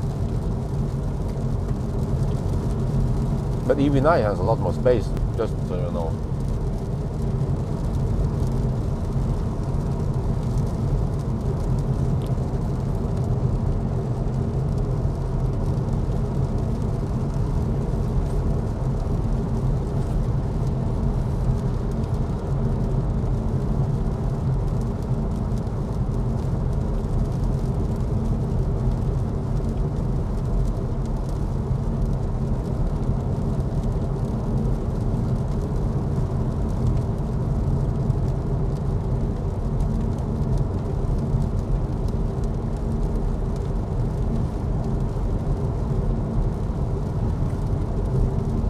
The traffic wasn't that bad. I haven't been stuck behind too many left lane huggers yet.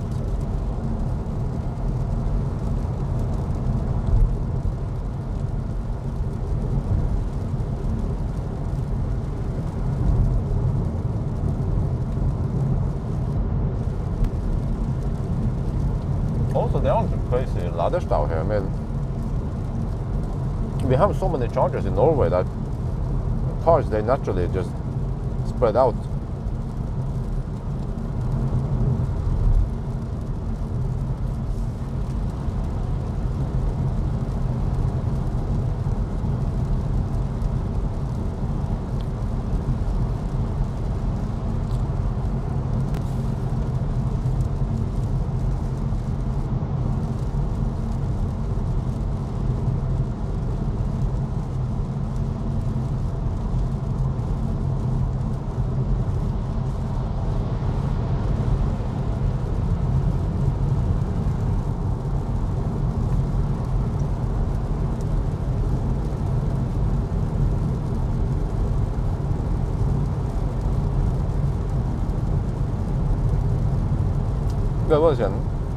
I need to go to 983, right? I'm at 881 now, so we are almost 100 kilometers left, away from the finish line.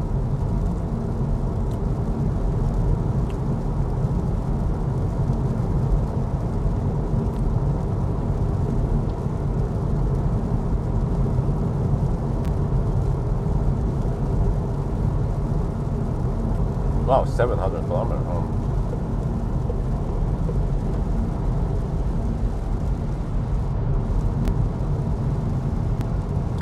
I mean, from the driver's perspective, it's okay. It's just that it has some limited space for the back seat. But the trunk is also okay size. So everything boils down to what you need. If you will have people in the back seat or not.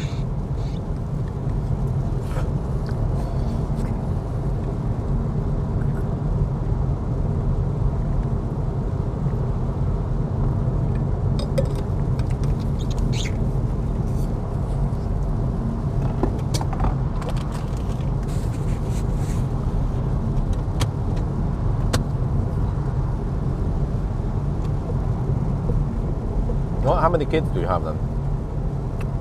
T-Dragon.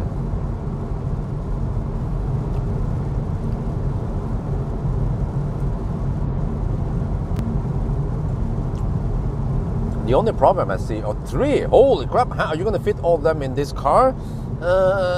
You might want to get a Model Y at least, or Model whatever, or something bigger.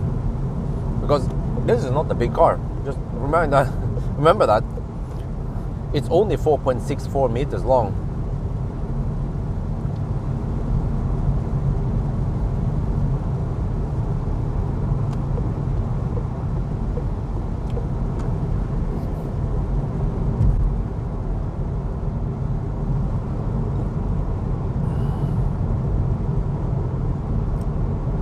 Wow, will you actually fit 3 child seats in the second row? What about the parents? Where do they go? In the front?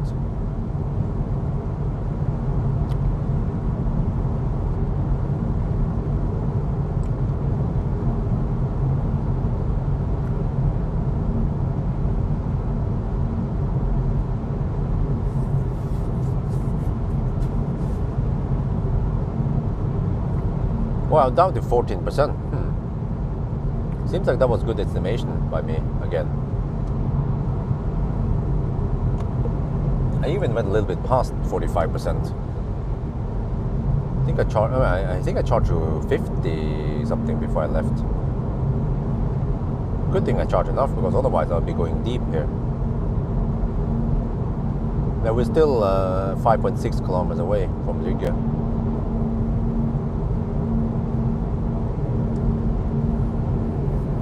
Oh, there's a lot of traffic heading south. Where the heck are they going?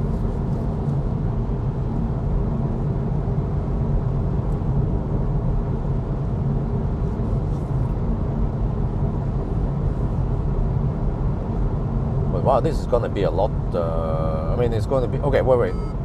It's going to be low. Okay, it's going to be slower than 11 hours at least, but not that much slower than 11. I mean, it's not 12, more like maybe 11:10, 11:15, maybe. But the last stop here will be quite quick, maybe just 10-15 minutes.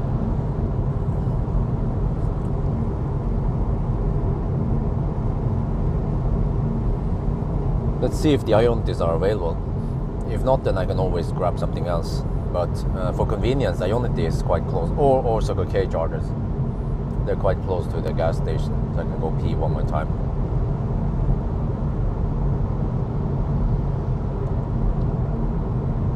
Three kilometers left, 11%. Wow.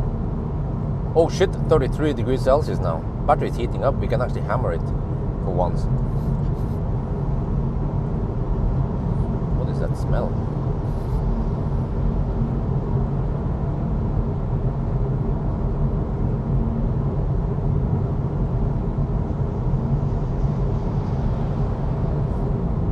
Consumption is 265. Ride comfort is okay, but I feel like it's a bit harsh. Compared to Highland, at least. Highland is way more comfy.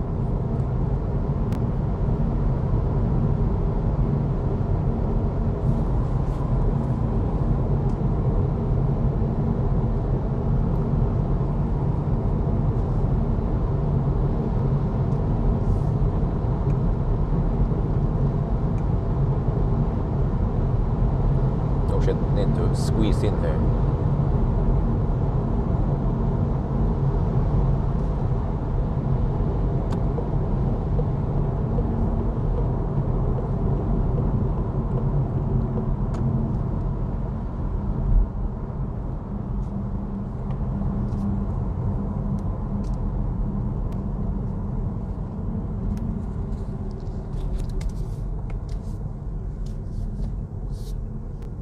Oh, there seems to be some activity at the Ionity, but at least I see some stuff available there. Okay, that's good. Right, Rygge. Oh, you see EV9. Oh yeah. What else is over there? There's a Danish EV9. No, I was going again. G9, sorry, G9. I can plug in maybe over there, I think. Unless that's kaput. Oh, there's some activity here. Here, no, okay, that one is kaput. Okay, then I can block this part. Zup, there we go. Last charging stop is coming up. 6 degrees. Okay, let's see. This is Riga. 6 degrees over here.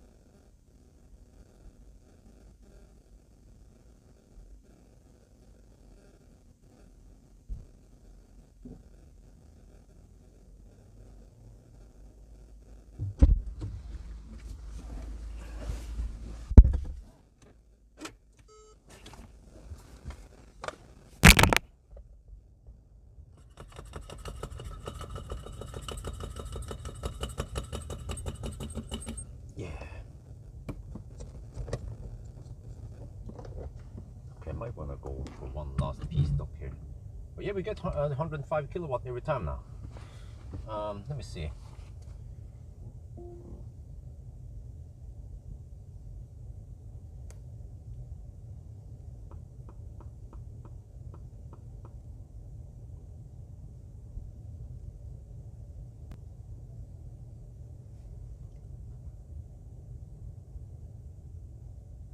Hundred and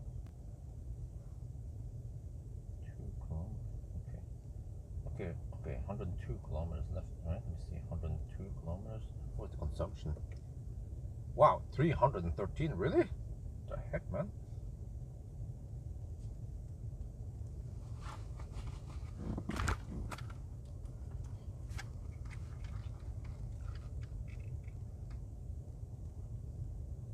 We are now at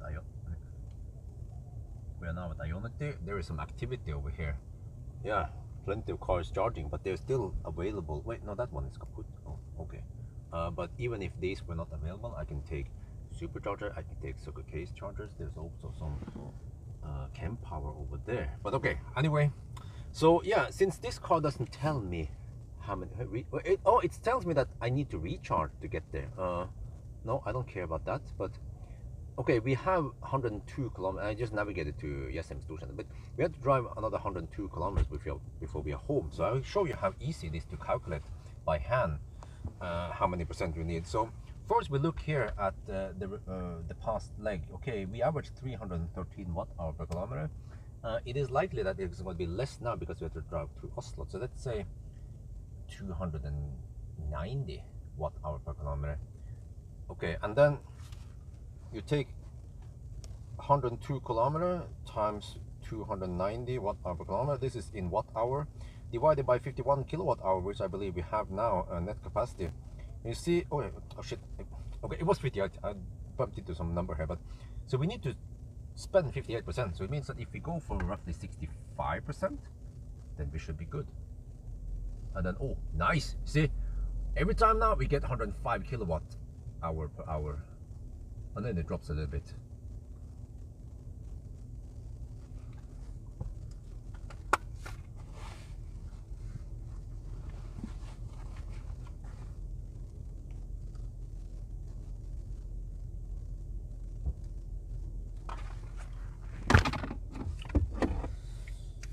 Oh man, well, I'm gonna be home by 12:30.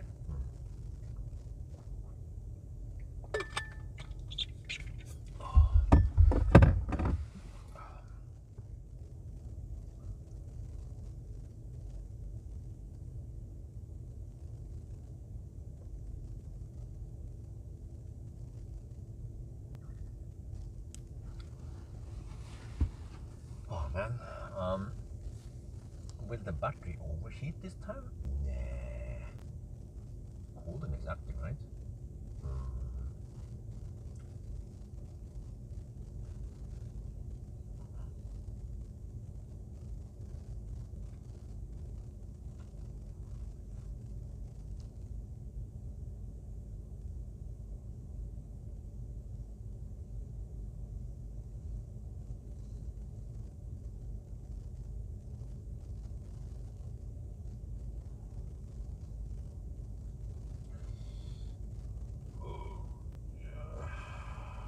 TomTom navigation. It's not that great. It's annoying when it comes to the north up thing, but well, it works for most time. I can navigate. I can search for waypoints and it finds most of it.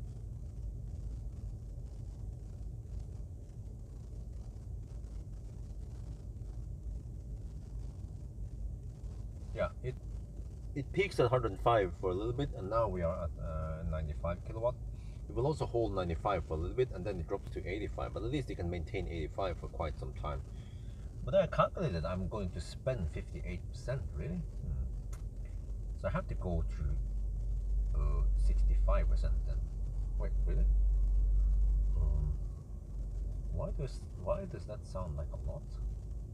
I was guessing around 50. 55 would be enough.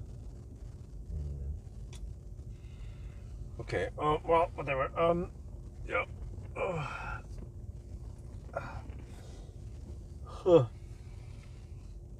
Now we sit and wait. We have to squeeze through Oslo, man, on the way back home. I wonder how much traffic we'll have now. Might have to round down the end result because of traffic. There will be some significant traffic into Oslo, but also out of Oslo.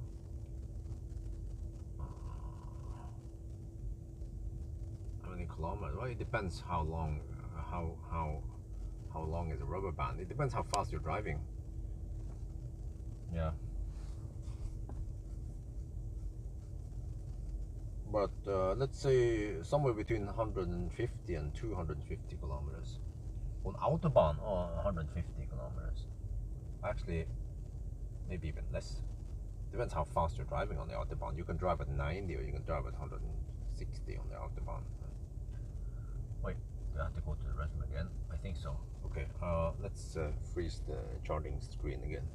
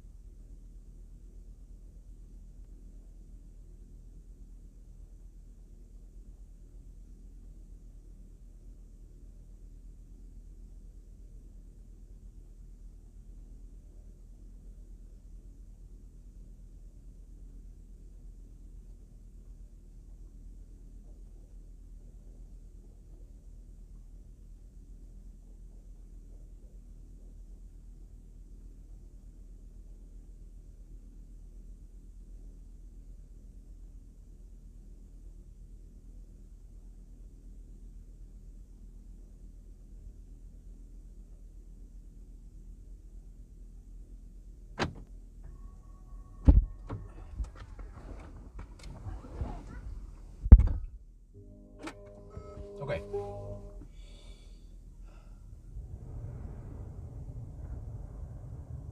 Who the heck is Pawel? Pawel.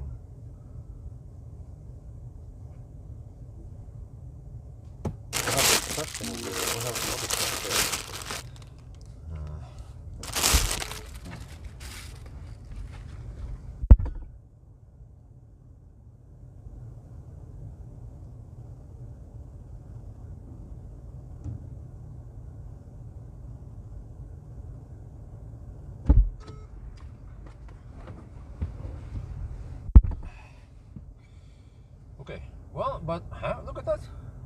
We get 41 degrees only. What the heck happened at Spekerud?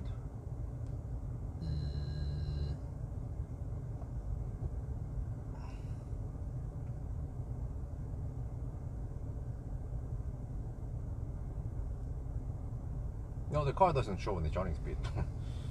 Yeah, most modern EVs nowadays, they show kilowatts. But not this, but not actually, yeah, from what I remember, none of the Stellantis cars shows charging speed. Lol. No, wait.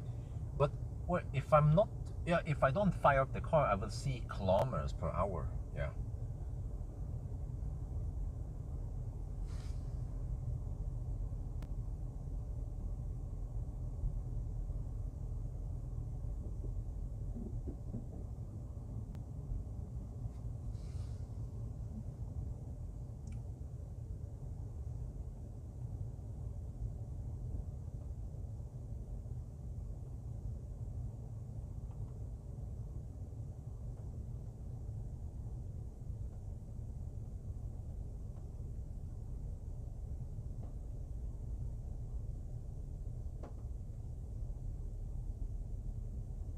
Well, the foreigners, they have electric cars nowadays.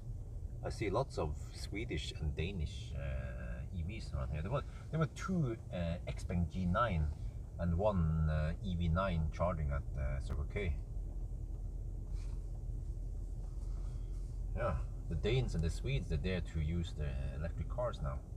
But maybe they don't have to worry because Norway has so good charging network compared to those countries.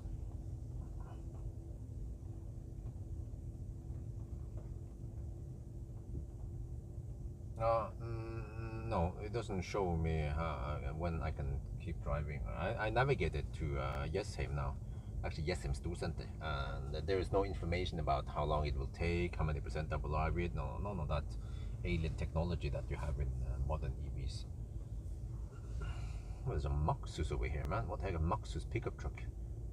Freaking huge.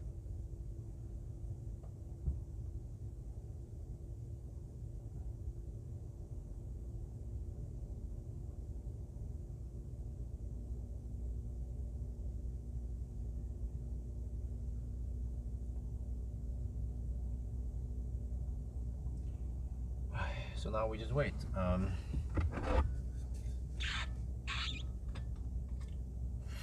Let me see. We have to drive a little bit over 100 kilometers, but the consumption might be over 200. And yeah, because of wet road and uphill, we might expect at least 250 consumption. You see, I should get at least maybe 30 kilowatt hour here just to be sure.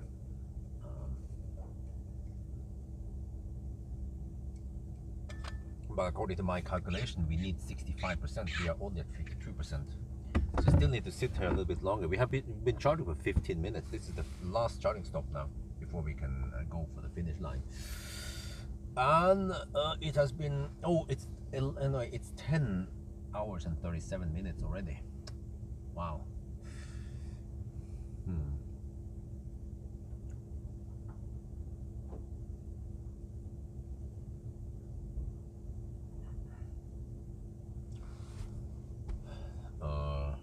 Oh shit, the last 100 kilometers might actually take 1 hour because we have to pass through Oslo.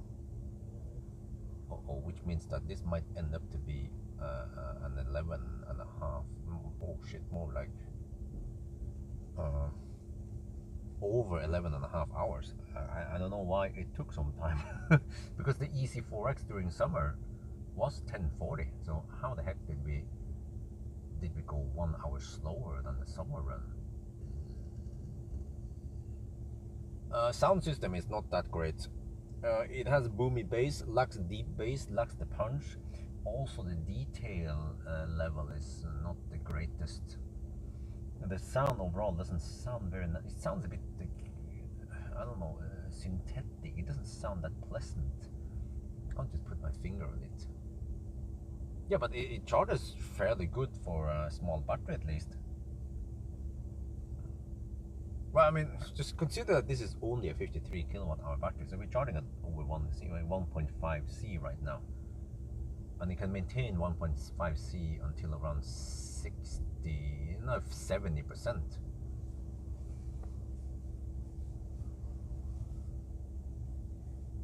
know, it's like planned charging at 150 kilowatt until 70%.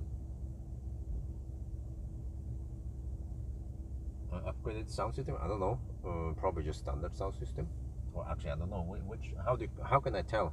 Does it have some name on it? Like Harman Kardon or Bose or Infinity or whatever. Well, actually, I think Infinity has disappeared. In the early in the early days, I wonder if it was Kona. I think they had Infinity, and there were some other cars that had Bose, but they just completely disappeared. Nowadays, it's mostly. Wait, where's the microphone? So far away. There's the microphone. Nowadays, it's mostly Harman Kardon, Bowers and Wilkins, and yeah, those are the two most common brands. And then there is a little bit of Kef, yeah, and well, actually only one car with Kef, and Burmester. But at least Harman Kardon has been quite common nowadays.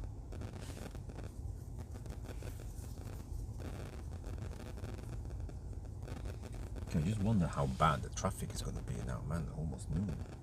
That's Ioniq 6. Region register. Yeah, it is. This shape, man, it is very impractical in terms of space. I mean, why do you buy that car anyway? Well, if it's not for space, then what is it for then? Right? You can see, yeah, you can see the Ioniq 6 coming here past the Toad. No, you cannot plug in here, but it's kaput. The one in front of me. But the one to my side is available. No, I mean, not kaput. Is the Astra, in the Astra, but not Bose, you know, I don't see any Bose written on the speakers. So I assume this is not Bose, probably some basic system.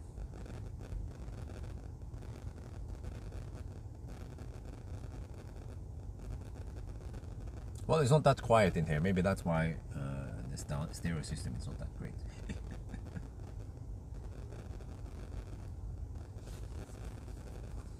Oh, now we're down to 70 kilowatt.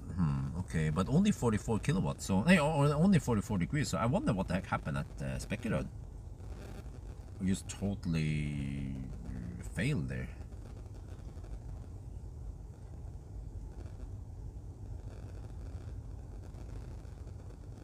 Well, I hope the Ioniq 6 doesn't park too close to me. I feel like I need to get out of here soon.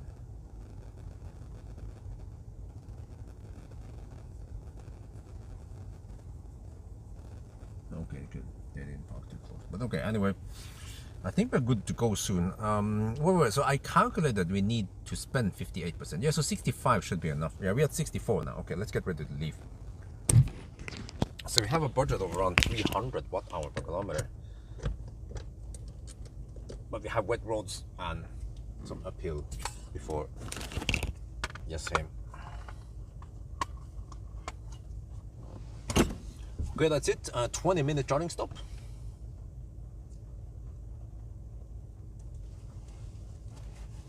Maybe reset trip 2 just in case I want to see the numbers. Oop, okay. There's 65%. Yeah, okay, we should be good now.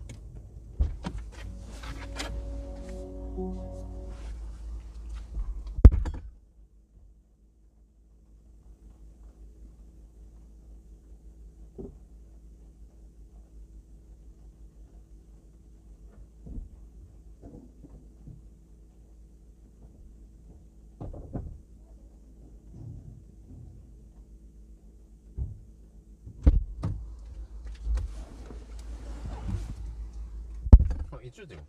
It actually says on the display here to start the engine. Press brake and then start. Huh? There is no engine here. And even if there will be an engine, one does not simply just start the engine while stationary. Unless the car has a clutch. But it doesn't. So even the Germans, they will always argue that there is an engine in an Elektroauto. Yeah, okay, well, but you simply don't start the electric motor. You'll be spinning or you'll be moving. So that is just fossil design, man. They start the engine. Yeah, they probably just they didn't change anything from the software. They're just like, okay, whatever, apply, just you reuse this code. Man, the freaking potholes around here. Okay, alles good. Now we go for it, the last run.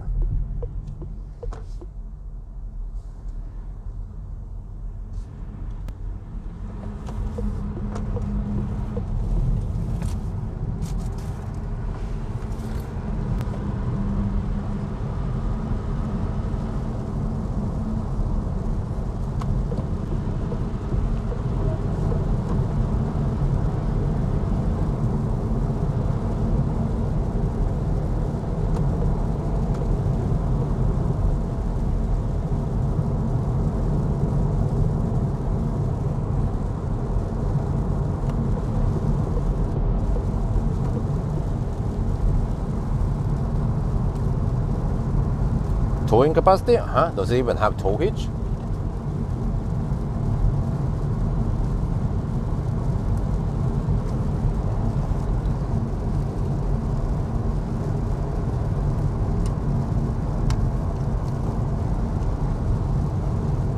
Right, this is it, the final run. And man, I've seen so many foreign EVs now, especially the Danes and the Swedes. They start using electric cars now. Ooh. But yeah, oh shit, it's almost noon now. We hit traffic and it's raining outside, which means that people will be camping the left lane, going dog slow. And there is no lane discipline.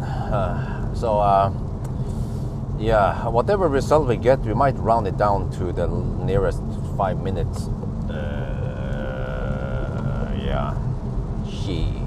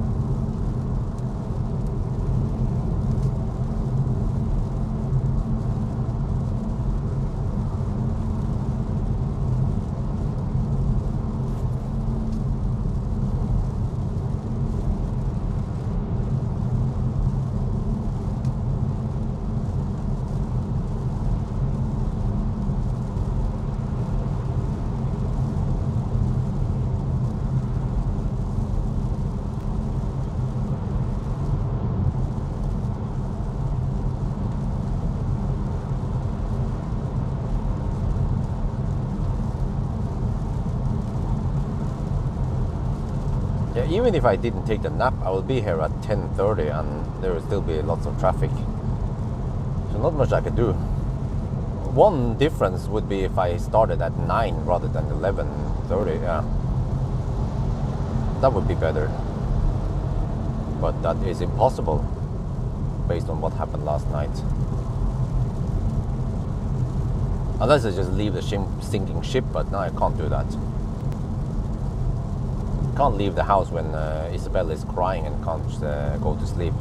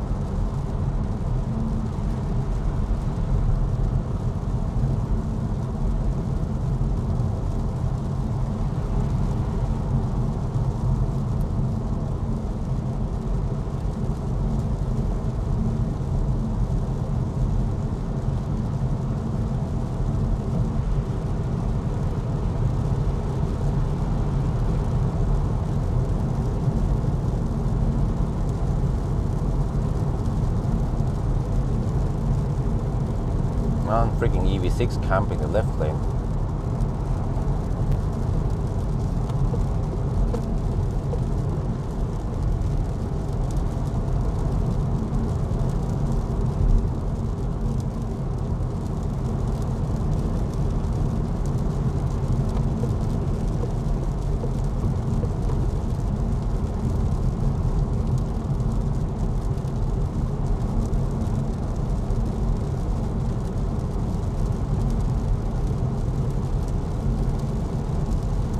She's getting close to 2 years old now. And right nowadays we are training her to not suck on the titties anymore. She's quite used to it, but we were recommended to stop or to let train her to stop doing that because of the little brother. Little brother needs to get the titties soon.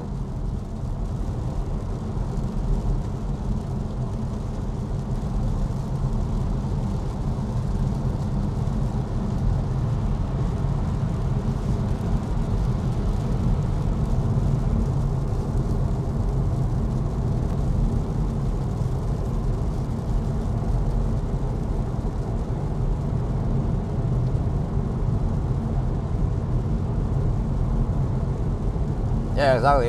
Isabel is in that grumpy stage now when she could just cry and, cry to get what she wants. But at least I have a strong mind. I know that it doesn't. Like, I mean, small babies, newborns, they should not cry too much. You need to feed them or whatever, give them what they need. But eventually, once they are past 6 months, then they are strong enough mentally to cry. So nowadays, when Isabel cries about something, we're like, no. I was like, no, you can't have that. And then she'll just be rolling on the floor crying. And I'm like, okay, whatever. Sometimes she will just kind of kick herself on the floor. I mean, not kick, but kick. Kind of kick and move a bit on the floor while crying. And then she moves many meters. I'm like, wow, good progress, man. Crawling on the floor and crying like that. Shit, and little freaking left lane huggers. What do we do with them? Do we start flushing them or?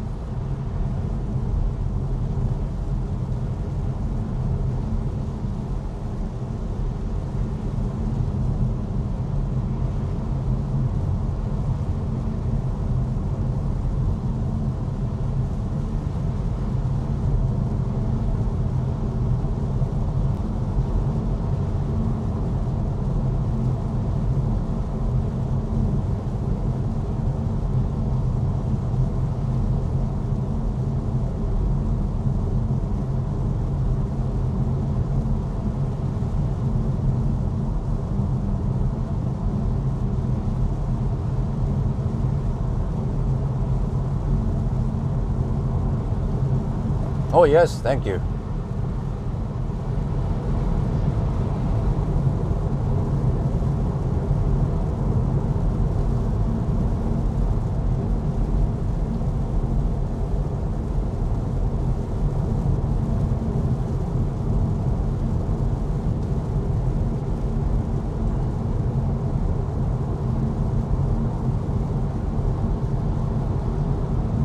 No, it's a she.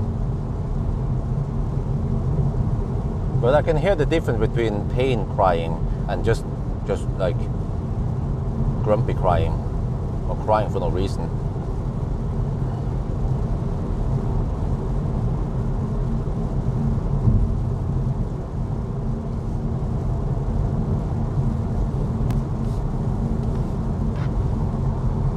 You know what they say? 2 years. That's in Norwegian they call it trassalderen, like the grumpy age.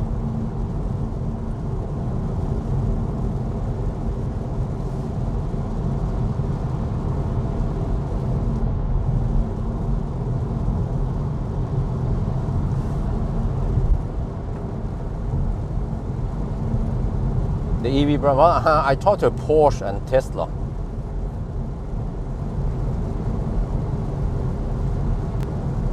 Whining, yeah, that's it.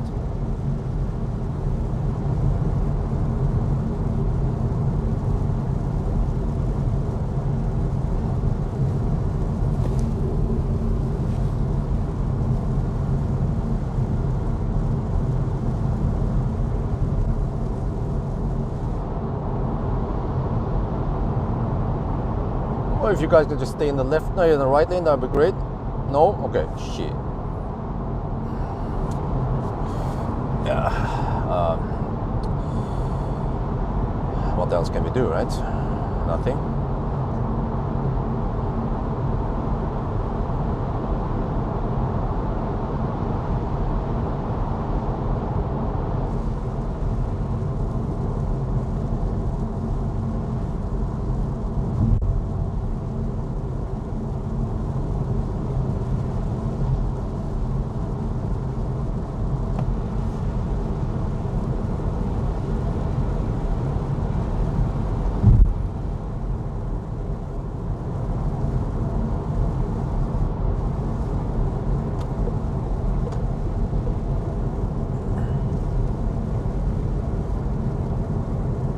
Oh, well, Isabel loves taking a bath.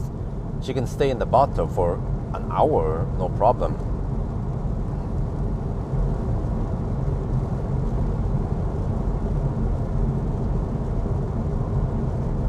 She would probably love playing in the swimming pool.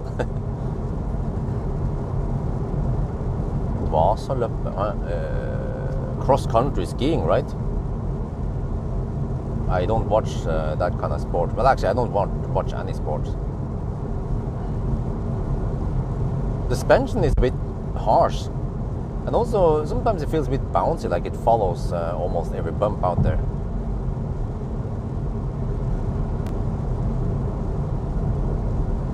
Now it's perfect time for second kid. Well, the second kid is coming, if you don't know. The due date is 6th of May.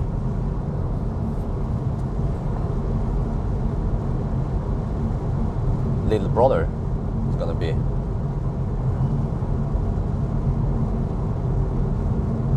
Well, thank you.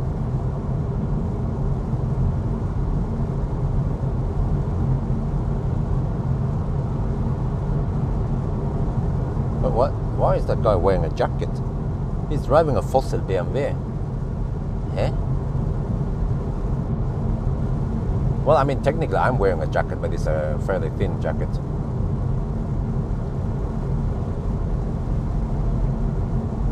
Wait, let me check what kind of clothes people are wearing here. This is a fossil Toyota. Yeah, he's also wearing a thick jacket. What the heck? I would be so sweaty in those jackets, man. Seems like those jackets are comfortable down to minus 10 degrees Celsius. Whereas my jacket is comfortable down to 5 degrees maybe. Leaf owner. Yeah, also jacket naturally. But when I was driving fossil car, I would drive with t-shirt. And actually, you guys saw in the beginning when I started driving in Millennium Falcon, I was I was driving in t-shirt because I was used to it. And I would have the heater on 22 degrees, so I don't remember, but it was always nice and toasting there. There was so much leftover heat from the engine.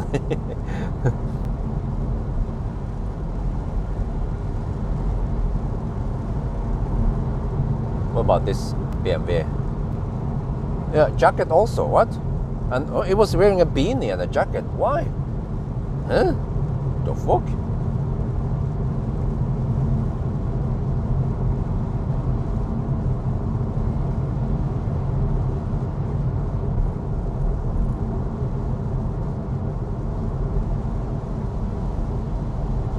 What are you anxious about?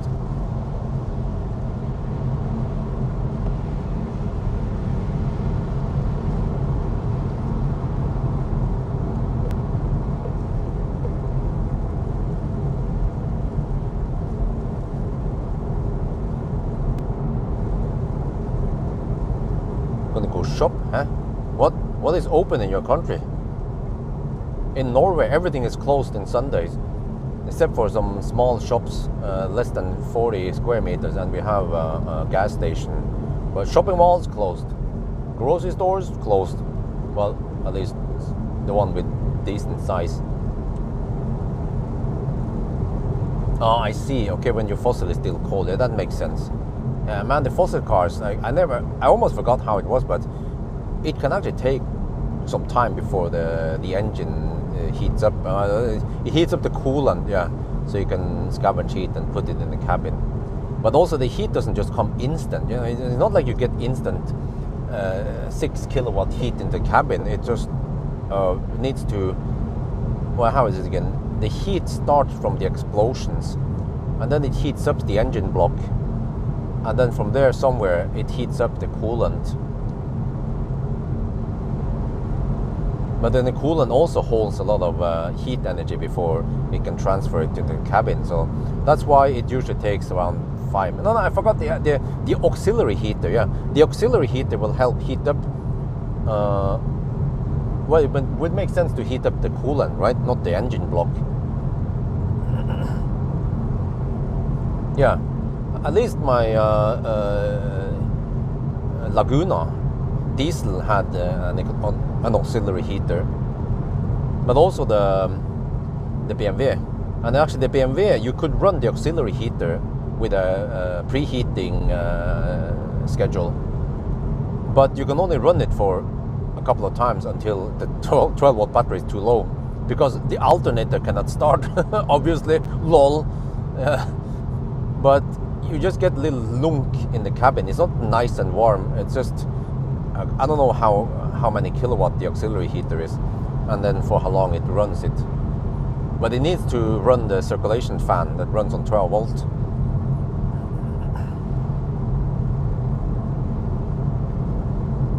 Eight to 10 minutes. Wow. What? That slow? Holy shit balls. I think even the Fat e-tron was kind of slow to heat up the coolant from the heat pump, and usually it takes somewhere between 3 and 5 minutes to get some decent heat in the Fat e-tron. And I consider that slow. But then many cars like like Ioniq, I remember the classic Ioniq, like after just 30 seconds you get instant heat in the cabin. Maybe not even 30 seconds.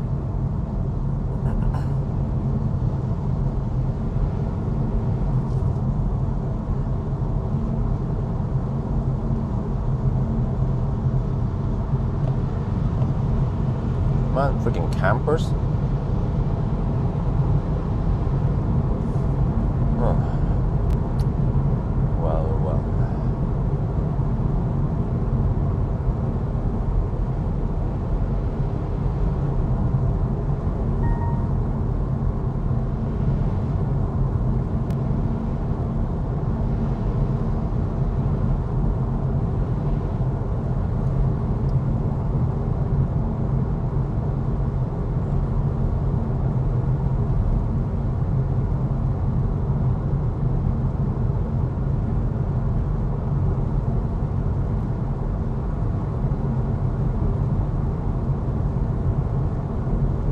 I remember Morgan, you know, my big friend Morgan, he used to own a Mazda. I don't remember the Mazda, but it was a Mazda with that, you know, the headlight that can pop up and down, you know. Yeah, it was a pretty cool Mazda. He owned that one for the longest time. It had also some adjustable dampers, I remember. But then when the dampers was kaput, it was way too expensive to repair, then he scratched the car and he went for an Opel Vectra. Yeah. And he owned a Opel Vectra for a long time before he replaced it with a Saab 9.5. And then eventually he moved over to Tesla Model X.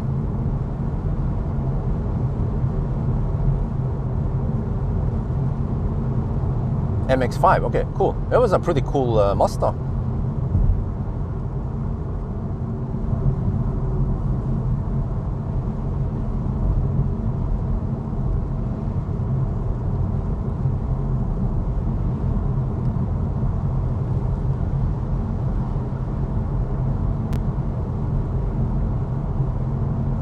Yeah, he mentioned that if the headlights are up, he will have a lower top speed. But if he lowers the headlight, it improves the aerodynamics and he can go faster. Like, wow, really? What? Sounds to me like a gimmick, that the type of, yeah. I think also Porsche had those headlights that pops up. Some kind of 80s gimmick. Because I heard that there were some cars where those headlights, they're unreliable and they didn't pop up when they're supposed to. Or one side popped up, so it looks freaking silly, man. like it's like winking at you.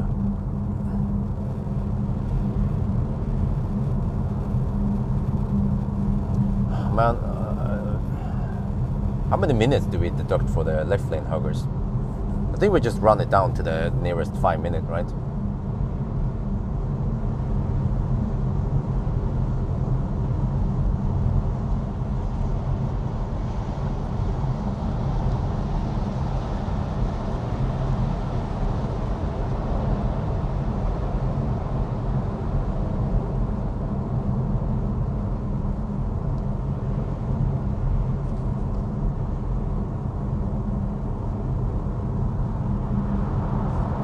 Oh, this becomes a bit bad now in the tunnel.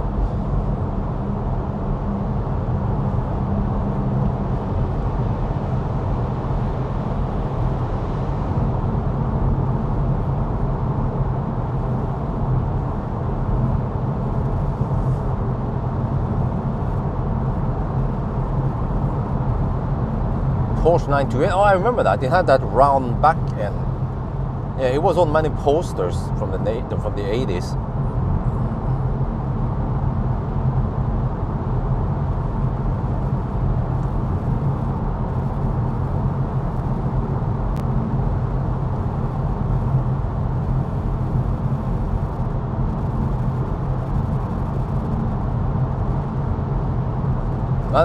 Guys, did you guys ever own a car with wipers on the... What was it again? Yeah, wipers on the headlights. I think one of Morgan's cars had it. I think also the Volvos that had wipers on the headlights. And you could possibly, I mean, you could do that supposedly if you had glass. Yeah, back then, in the old days, you had glass on headlights, but then eventually they moved over to plastic, and then they couldn't wipe it. At Volvo 240, man, freaking wipers. Why do they also have? Oh yeah, and also some cars they have sprayer plus wiper on headlights. Man, now we're cooking.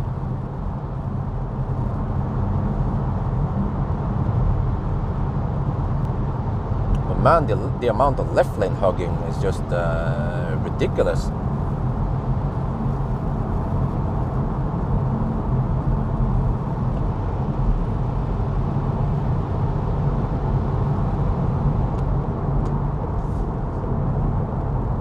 What is the consumption on the current leg? 282, okay. That's good. We are within the budget.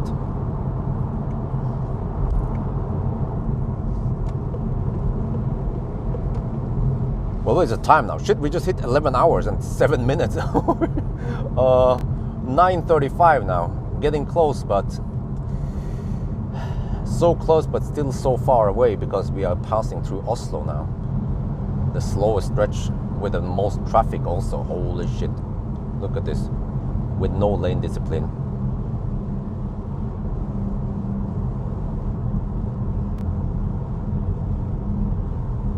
And when I say no discipline, I actually mean no lane discipline.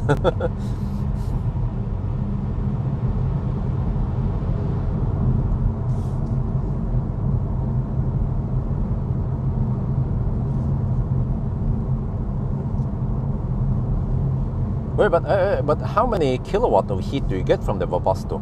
Well, actually, it's easy to calculate, because if you use 0.9 liters, 1 liter of diesel has around almost 10 kilowatt hour, and almost all of that goes into heat, right?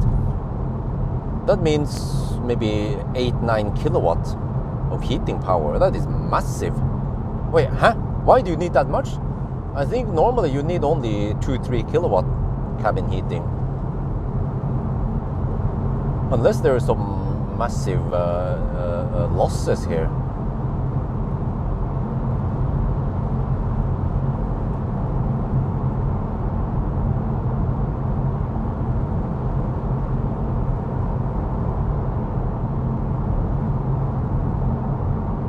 Wait, are you sure it uses that much?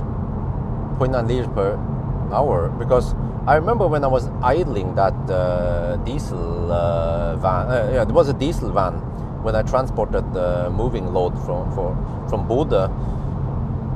it claimed to consume 0.7 liters per hour when idling. So there's no way a bus to use as more for just heating, not spinning a big fossil engine.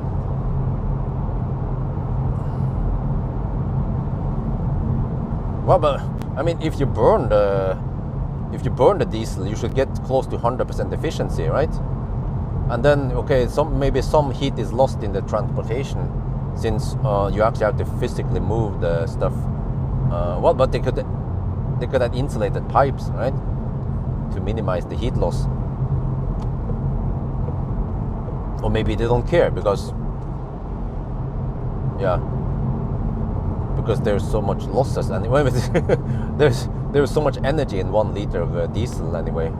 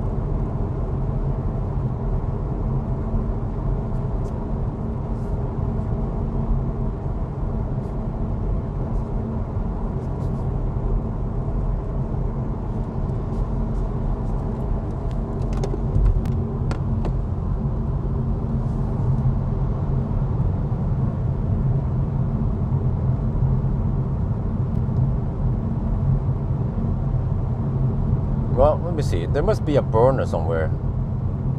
Wait, how the heck do you ignite diesel anyway? Diesel is quite hard to ignite.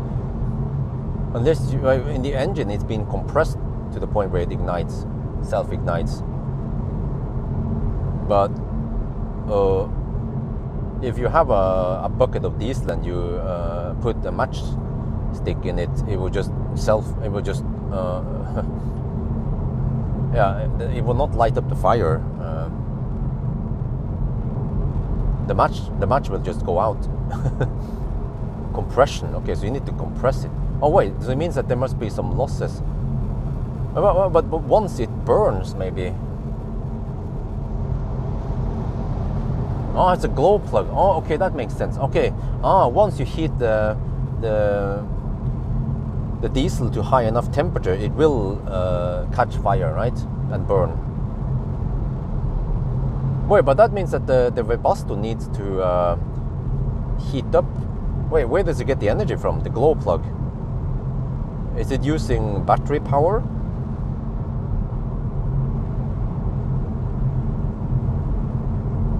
But it only needs to use battery power initially, right, to start the fire.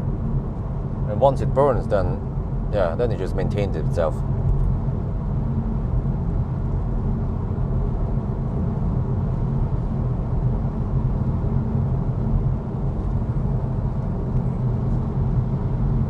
Well, that's the thing, because if you think in kilowatt hour for heating, let's say, so let's assume that 1 kilowatt hour electricity costs 1 NOK. So then 1 NOK per kilowatt, and if you use a resistive heater at home. But if you would burn dinosaur juice at home, well, it costs 20 NOK per liter. Wait, and then you only get 10 kilowatt hour. Okay, that's still a bad deal, man. That's still 2 NOK per kilowatt hour. Well, that's a pretty bad deal. And also considering that the efficiency on fossil cars is ultra low, 70% losses. So then in terms of kilowatt hour, you buy 10 kilowatt hour of diesel for 20 NOK, and then you only get 6 kilowatt hour from it. So that means 20 NOK divided by 6, that's 3 NOK per kilowatt hour. Damn, that's expensive. No wonder why fossil cars suck in in economy versus electric.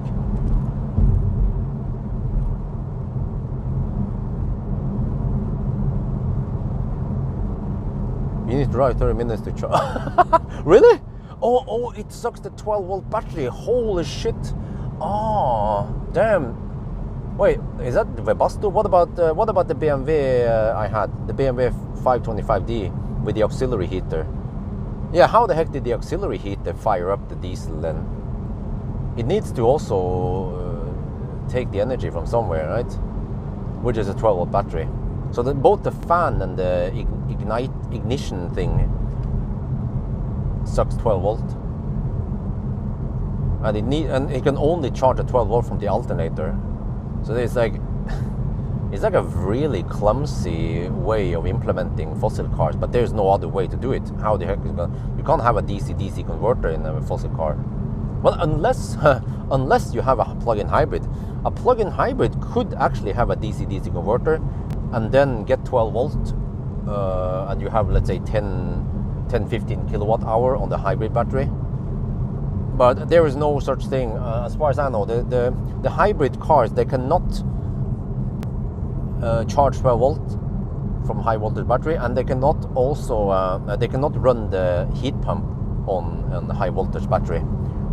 So it only works via the engine or whatever, you know. So in a way, hybrid car, you get the best of, you get the worst of both worlds, not the best of both worlds.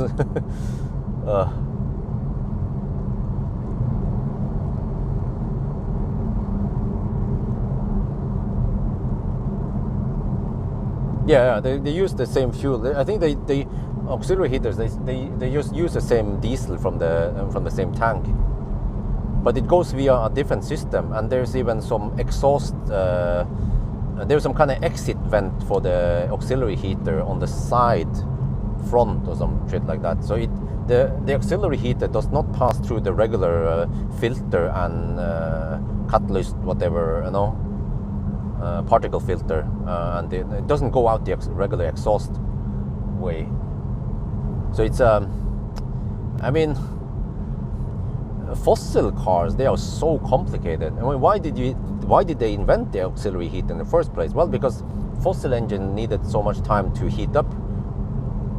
So it is actually better to burn the auxiliary heater to heat up the coolant faster, or heat up the engine faster, so that you reach the ideal working temperature.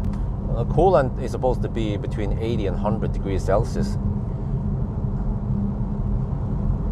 So meanwhile, as long as you're running whole engine, you have even poorer efficiency.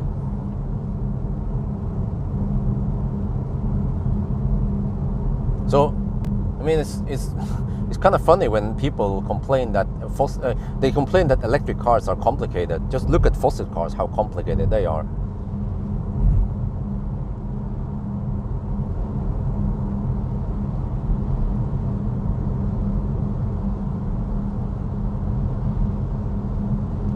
And you have the exhaust, but you also have to, and also turbo. You know, let's talk about turbo. They invented turbo to suck in more air so you can get better power output from the engine.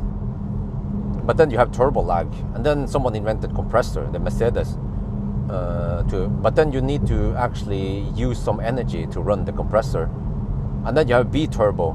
And the problem with turbo is that the turbo has an ideal ideal RPM. So at low RPM, well, here's the thing, you know, if you have a big turbo, you need more energy to spin up the big turbo, and you have more turbo lag. But a small turbo spins faster, but you then have limited sucking power. So that's why they invented B-turbo. 2 turbos, yeah.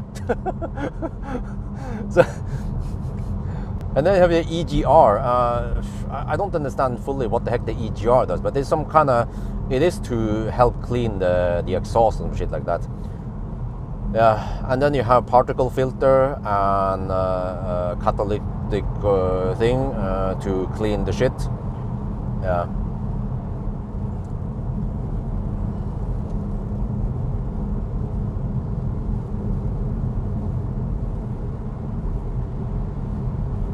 But it's funny because many of the things in fossil cars has been added to improve efficiency or to reduce emissions.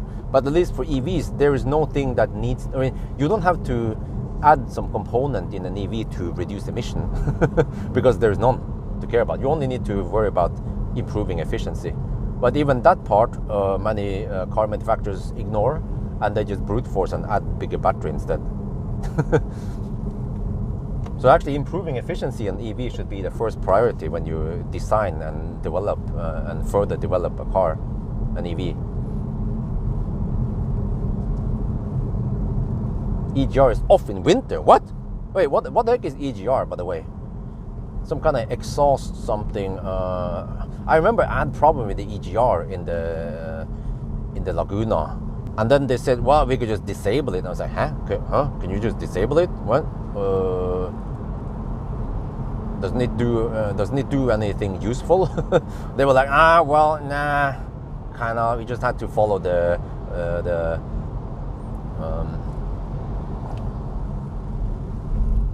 emission rules or shit like that. Exhaust gas recirculation. Yeah, okay. There you go.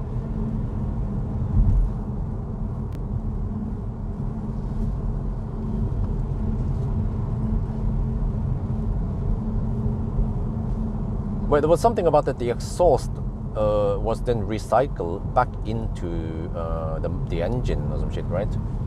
And then to, I don't know what the heck the EGR is for. I just heard that some people, they disable it.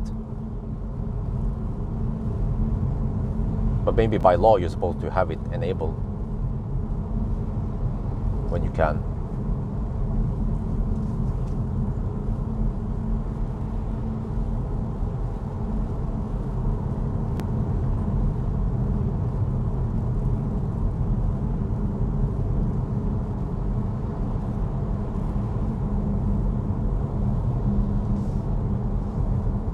I need to squeeze in here. Okay, let's go. Let me see. How are we cooking now? We are 33%. We still have to go another 35 kilometers. Okay, we are fine. Juice-wise, we are plenty. That's good. Traffic-wise, though. What was the time now? Shit, 11 hours and 22 minutes. We're still not there yet. We are currently at 958 kilometers. Damn.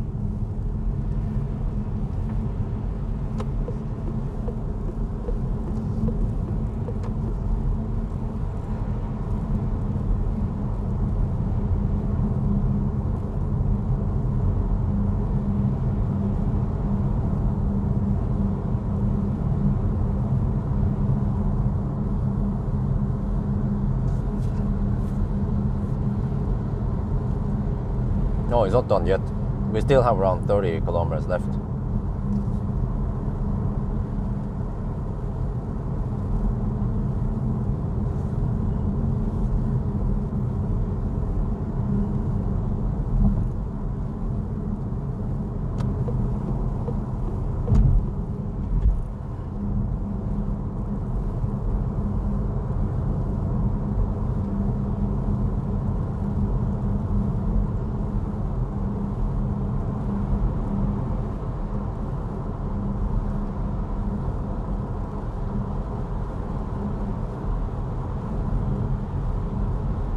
Well, people should move over now. Come on.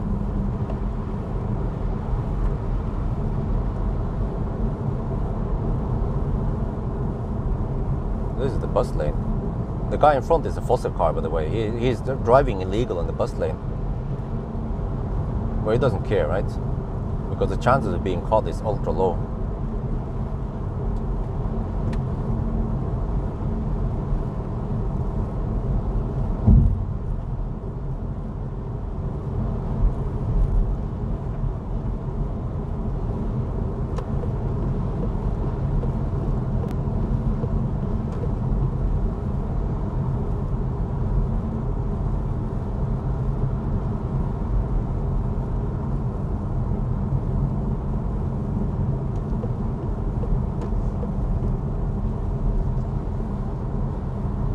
particle fills in high temperature. Yeah, some of the stuff that needs to be over 600 degrees Celsius. That's crazy, man. Just think about the losses you have when you have components that hot. I think we talked about this before, that what is the hottest component in an EV? I think that's the stator, running at roughly 150 degrees Celsius. Battery is, well, most cars around 20 to 40 degrees Celsius. But some cars, yeah, like Tesla or some of the cars, they can maybe hit 50, but that's not really that hot. What else is it? Well, the PTC heater, yeah, maybe hits. Yeah, the PTC has a maximum temperature. I don't remember, but it wasn't that hot. Less than 100 degrees, I think. And then we have some heat pump cooling and stuff like that. Also not that hot. You know, I noticed that my heat pump system at home is running at only the water system there. It's only around 45 degrees Celsius, 45 to 50. I think actually only 45. So even when I have the water on the hottest, it doesn't become that hot.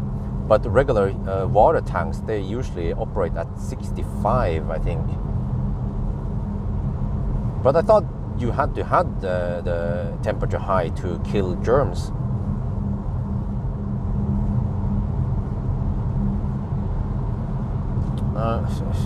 I mean, just a normal day, freaking fat Taycan blocking the left lane. Yeah, welcome to Norway.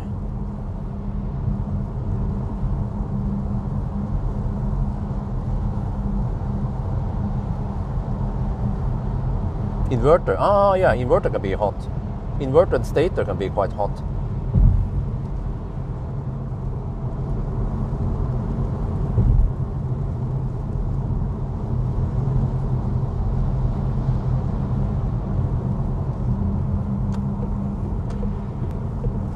Unfortunately, I can use the bus lane now, but let me see, I have to wait until... Okay, yeah, let's go. The bus lane is fairly clear now.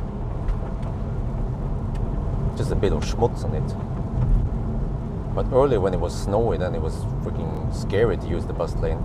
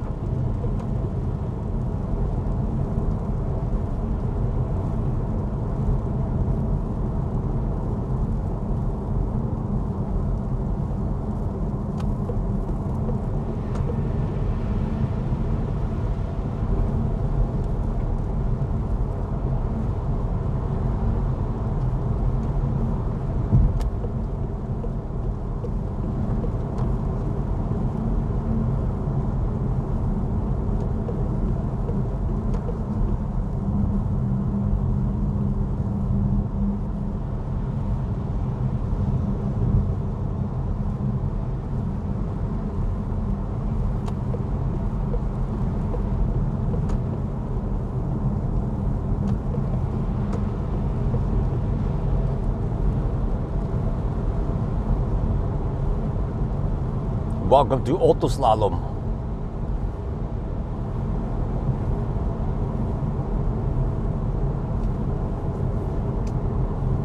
How fast is 60 button? It could be up to half a second, depends what it's doing. Just have to get over to the bus lane now to avoid traffic. Traffic is getting ridiculous, man. 967, we have to go to 983. So we should 999. Well, actually, we had some charging stops, but yeah, we should 99 maybe right around cleavage. Coming through, yeah. Just ridiculous how many left lane huggers we have. A total lack of lane discipline. But yeah, unfortunately, the bus lane is running out soon, so we have to get stuck behind the slow pokes again.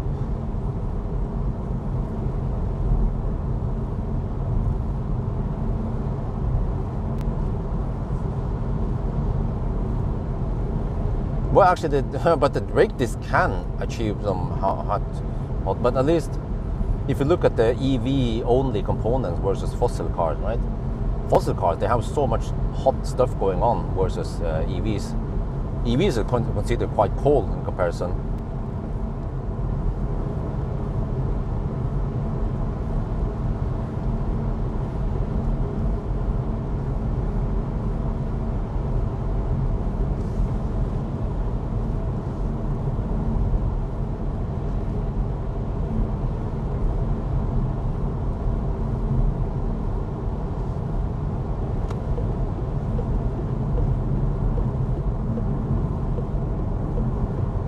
Achtung, Achtung, ich komme.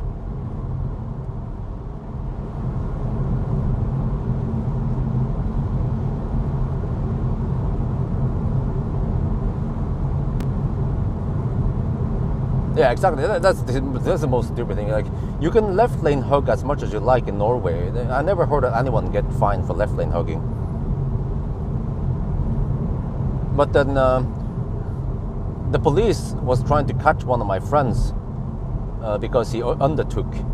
But then he got away with it because he stayed on the right lane. He didn't change to the left lane. So technically he did not overtake, because overtaking means that you have to change lane, overtake someone and change lane again, and he just stayed on the right lane. That's funny, man. And now we get stuck behind a lot of slow pokes. So we just deduct 5 minutes for this ridiculous traffic. See, there are more cars in the left lane than the right lane. If people actually use the right lane, then the traffic will flow way better. I can show you what I mean. Look here. This is exactly what I mean.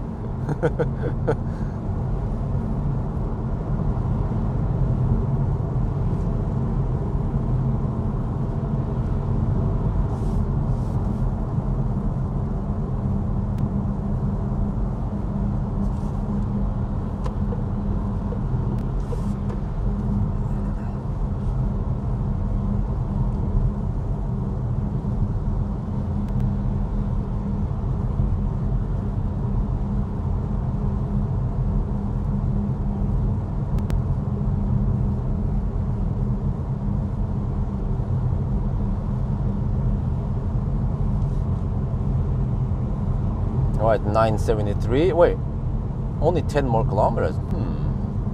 Interesting. This time I 999 a little bit before. Well, unless I miscalculated the error. No, I think I didn't.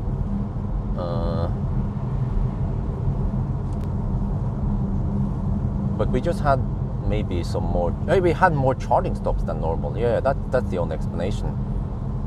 Normally we would have 4 or 5 charging stops. How many did we have now? We had Strømstad, Spekkerud, Varberg,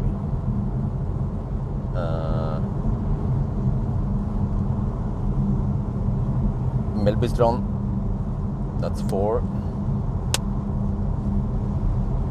And then Varberg again, 5. Spekkerud, 6. Strømstad, 7. Rygge, 8. We had 8 charging stops. Okay, that explains it. Yeah, that could actually add a couple. What the heck, man? I'm getting bombarded here. What? That explains why we maybe drive several kilometers extra.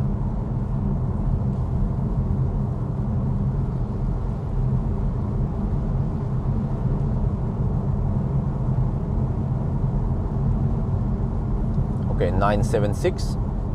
Wait, so only 983, really? This is the first time why 999 even before. Oh, that's EC4X, the brother from another mother. I wonder if EC4X is more efficient than Astra. But it seems like I might even 999 before cleavage this time.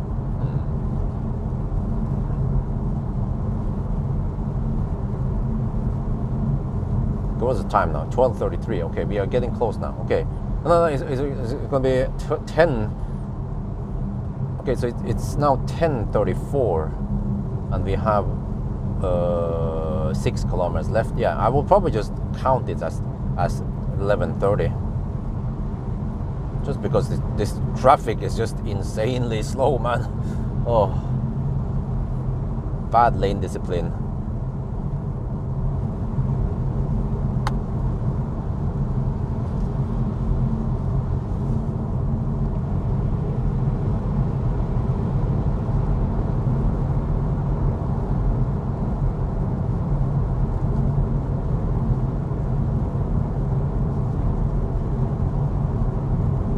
.978.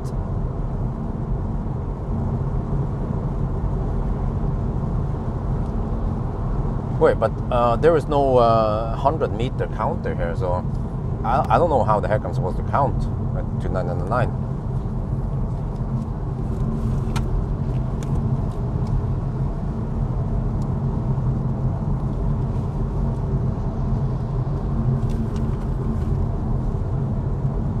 $979.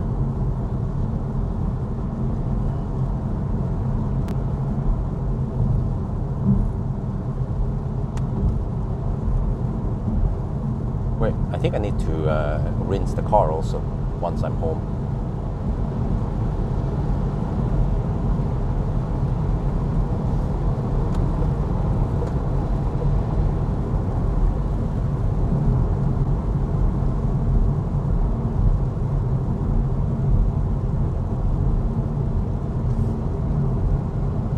Yeah, I had a 1 hour, well, I stopped for 1 hour and 15 minutes, but I didn't really sleep for that long. Simply because the car was being uncomfortable. 980. 981.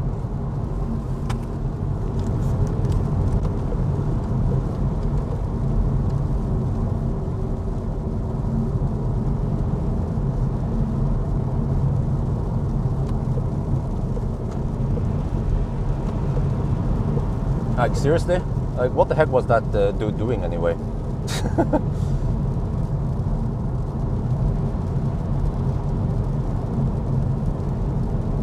There.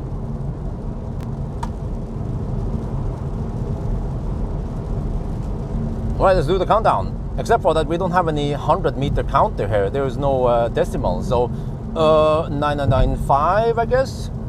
996. 997. We have to go to 983. 998.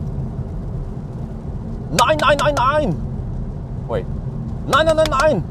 Wait. 999. There. 1000. Wait, time. 12:37. Because of this ridiculous traffic with no lane discipline, I have decided the dictator has decided to round it down, so it's going to be 11:30. Yeah, we just correct for the crazy traffic, man. So yeah, that's it. 11:30. Woo! Man, that is almost 1 hour slower than the EC4X during summer. I have no idea what happened. It was at least not because of Rapid Gate.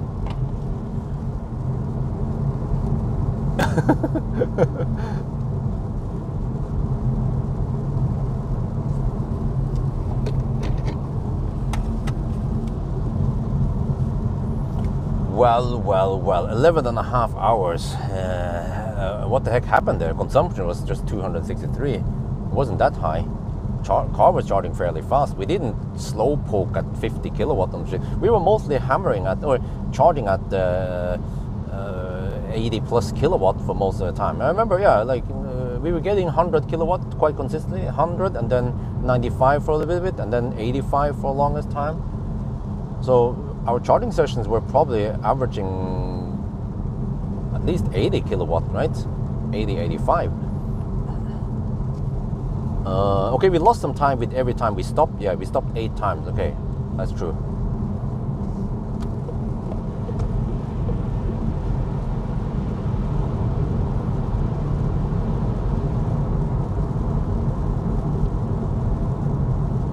Oh, there is somewhat weak region. When I hammer it and I slow down, it doesn't slow down that much.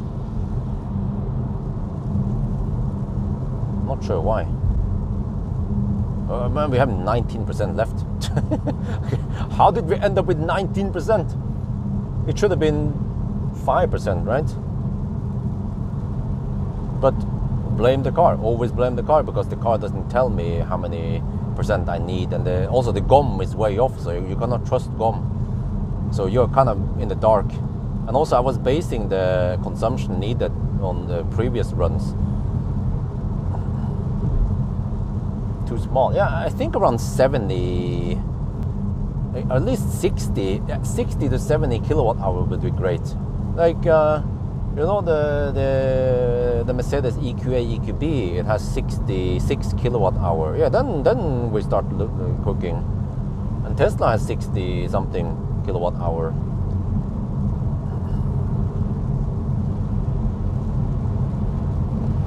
Oh man, like seriously, you guys see, once the corner clears the way, you know, it wasn't like matched out, just one guy camping. This is so common. I drive this route a lot to Yesheim, and I see this like every time I go to pick up a press car or some shit, and then I come back. I was like, oh, yeah.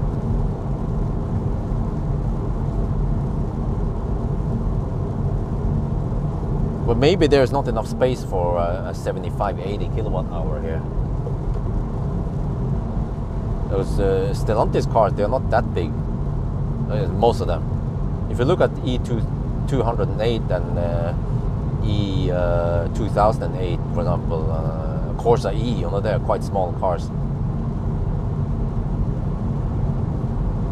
Zero mile test? I wasn't planning on it because it's raining and shit.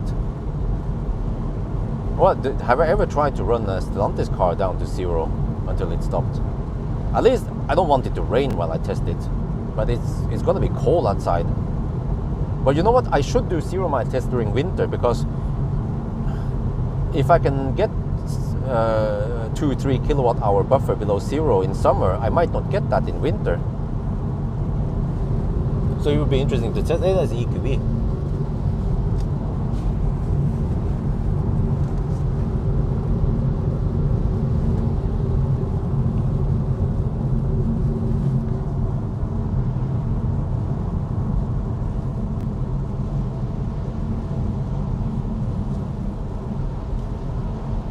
Well, I think I need to rinse the car, but how do I do that in the rain? Okay, maybe I don't care. I just put it in the garage, but I might wanna run the the leaf blower on it, or maybe I don't care. But I feel like the back is full of schmutz. The front is probably super clean now.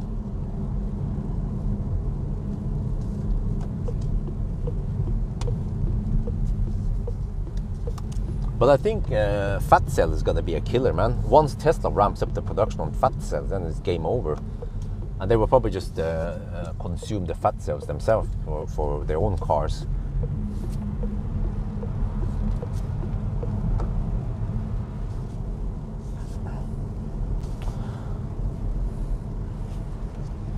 Oh, I did EC4X. Okay. Well, then, but that was during summer, right? So, yeah. Okay, now I can use the wiper because I don't care about the coating anymore. But yeah, maybe I want to clean the back of the car. It's just full of schmutz before I put it in the garage.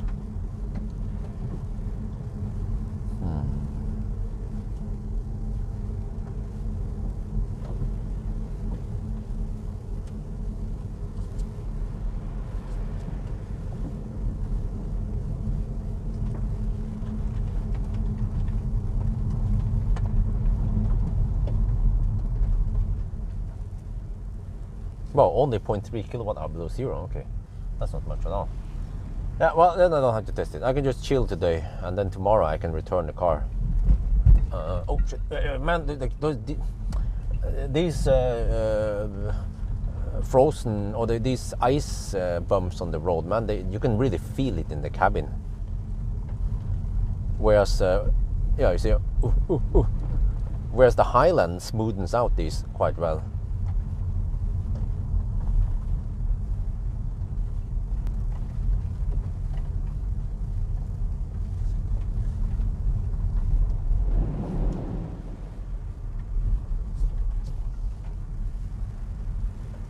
Welcome to a Tesla Björn mansion.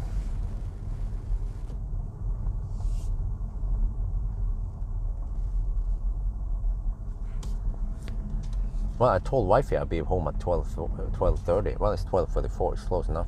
Then I had to do a quick wrap up. But yeah. By the way, I'm gonna check out something here. Wait, dude, is that guy going? Okay, yeah, he's going out. That's also kind of bad manner, because if you are backing up, you should yield for any traffic. Like if I crash into him, it's his fault. But I see here, I need to, man, shit. Like I don't know if you see on the ground here. kind of hard to see, right? But there is a little yellow. There is a little bit yellow / gray stuff on the ground, and also some sheet there. Well, yeah, the house to the right here belongs to some rich people, but they live in majority of the house, but there's a rental place, like they call it hybel. On the lower ground, there is seems to be 2 units, and as long as the unit, the total area of the rent out place is less than 40% of the total area of the house, then the rent income they get is tax free. So it's quite common for Norwegians to have a little, sokkelleilighet or whatever they call it, like a little small apartment there. It's probably tiny, like maybe just 20-30 square meters. But anyway, what I'm saying is that that shit, what you see in front of the car there, you can see it there kind of. That is cat sand.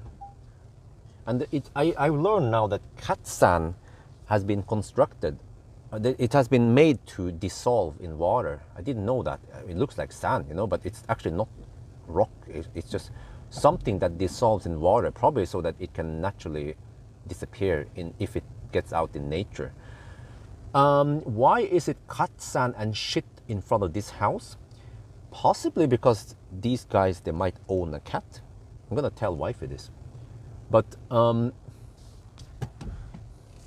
couple of weeks ago, I discovered this kind of cat sand right in front of my own trash bin, and I was like, the fuck?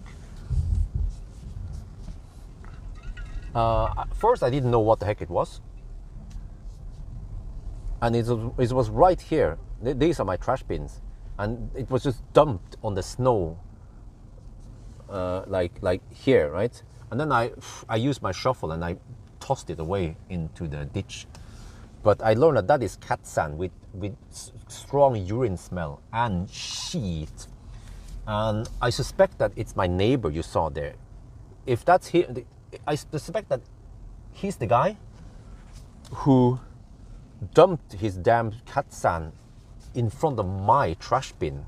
Unfortunately, I haven't installed a surveillance camera yet. I know it's illegal to install surveillance camera, but at least I'm actually allowed to point the surveillance camera on my own property. There I am allowed. I don't even have to have any sign saying that I have rear surveillance, but I'm not allowed to point the camera towards public road.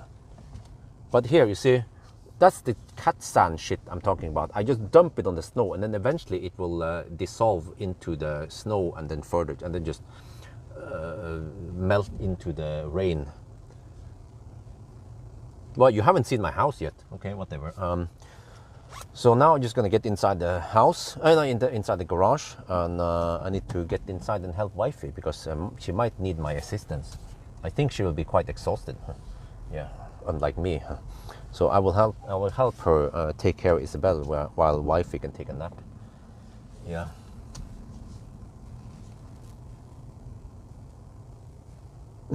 You talk about EGR now. We talked about it an hour ago. I think you are a bit delayed there, Dave.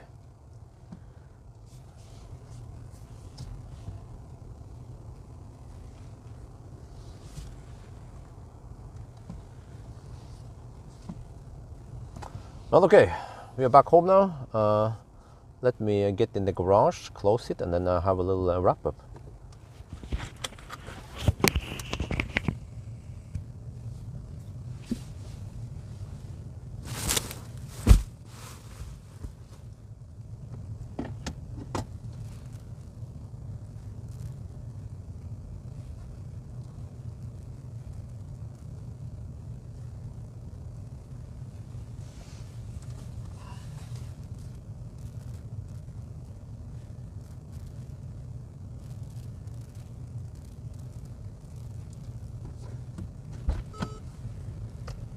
All right.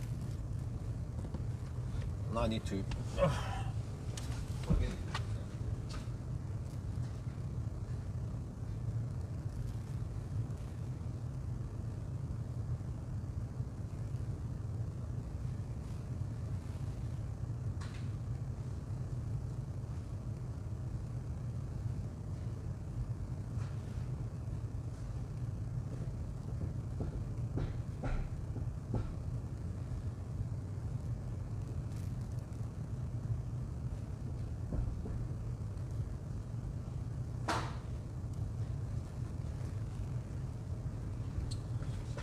Seriously, I cannot open the charge port unless I stop the engine.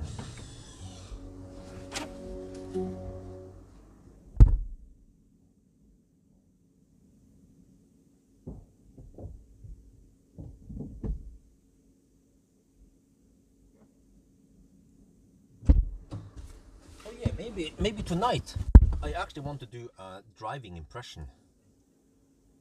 So then I need to charge the car. But let's check now. How is the electricity prices going to be?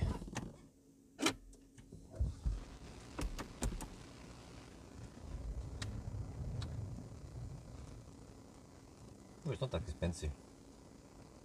Okay, whatever. We can just let it charge. So now I need to quickly set up the camera, shoot some video, and then I'm done, and I can go inside. And I feel like I need to go inside soon. The never-ending food problem, man, on long trips. Yeah.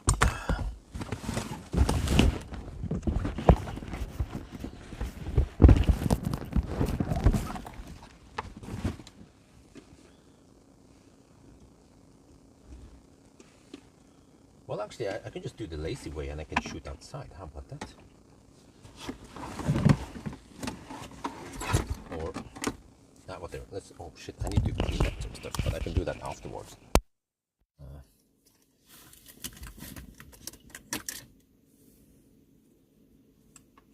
It is very noisy in the garage. I have fans and dehumidifiers running here. We have 67% humidity. And the humidity will rise now that we put in a wet car.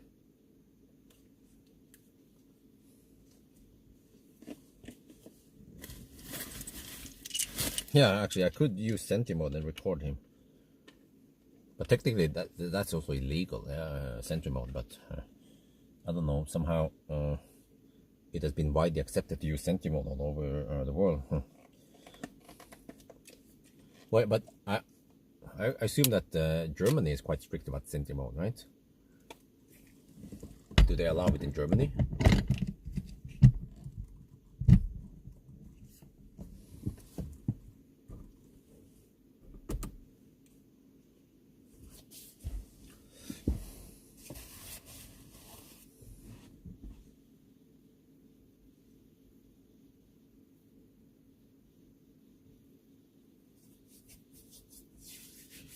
Okay, let me see. I have to quickly look at the list now. So we spent 11 hours, 11 and a half hours. That's still kind of slow. Winter run. So I actually don't know why it was much slower than the EC4X.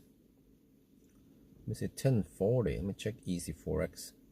EC4X is 220 consumption. Not crazy. Nice and warm. Yeah, what the heck happened? Okay, let me quickly record, and then I have to end the live stream as I go to the toilet soon. No card in cap. Oh shit, are you serious, man? I forgot the card. Okay, let me see. Let me borrow a card from the other camera. I forgot to put the card back in there. It's in my laptop.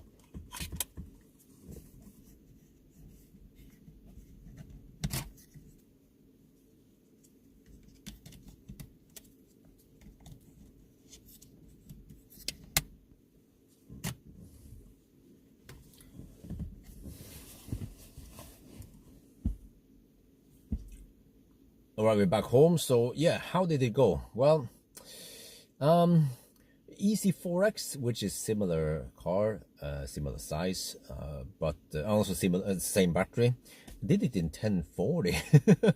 How was this run 50 minutes slower? Well, okay, the EC4X was during summer. Okay, that's fine, but the consumption wasn't that much higher on this Astra versus the EC4X. So I actually don't have a good explanation why it took so long. Maybe it's just that, like a combination that because we have to charge more, then suddenly it triggers more charging stops, and then each charging stop then also costs extra time with like detours and stuff, right?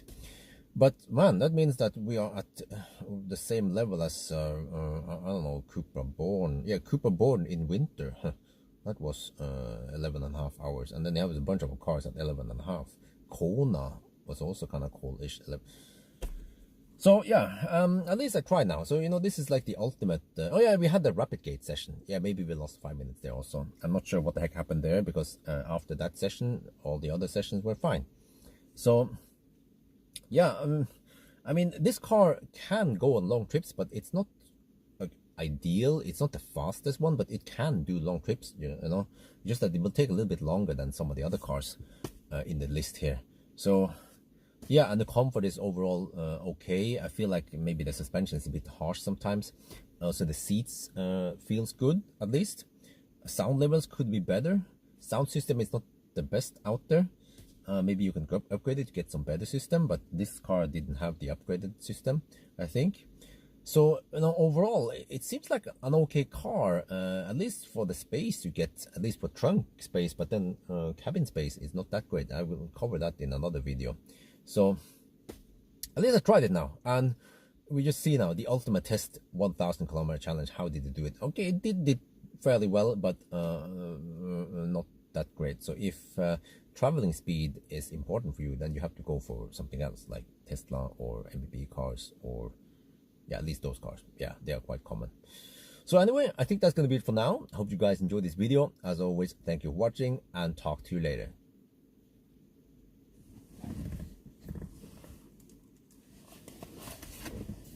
Yeah, I forgot. I used the memory card and then I put it in the laptop, and I forgot to take it out. But whatever, I have plenty of memory cards I can use instead. So that's it. Now I have to pack and leave and go inside. Wait, is the car charging? Yeah, it is charging. Wait, let's check something here. It is charging at 10 kilowatt, right?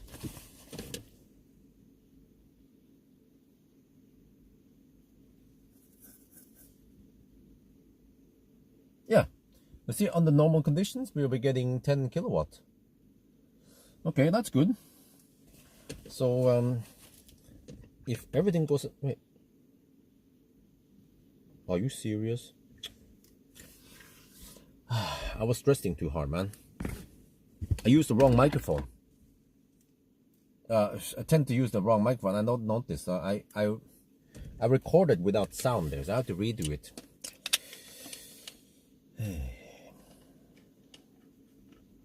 Dæven, han røkksalt. Come on. Let's do it again. But a good thing I noticed it now, and not when I was inside and like, oh, that clip has no sound.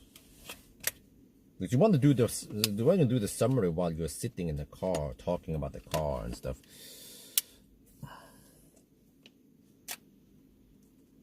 Normally, I would check. There is a menu here. You can go to. You can check in the menu for sound input. Testing. Yeah, there you go. Now I have sound input. All right, take two.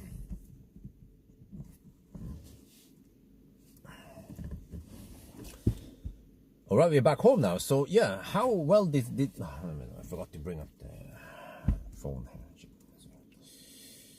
Okay, there we go. I have the list here. Okay. There, okay. All right, we're back home. So yeah, how the heck was this run almost an hour slower than the EC4X? EC4X has similar size.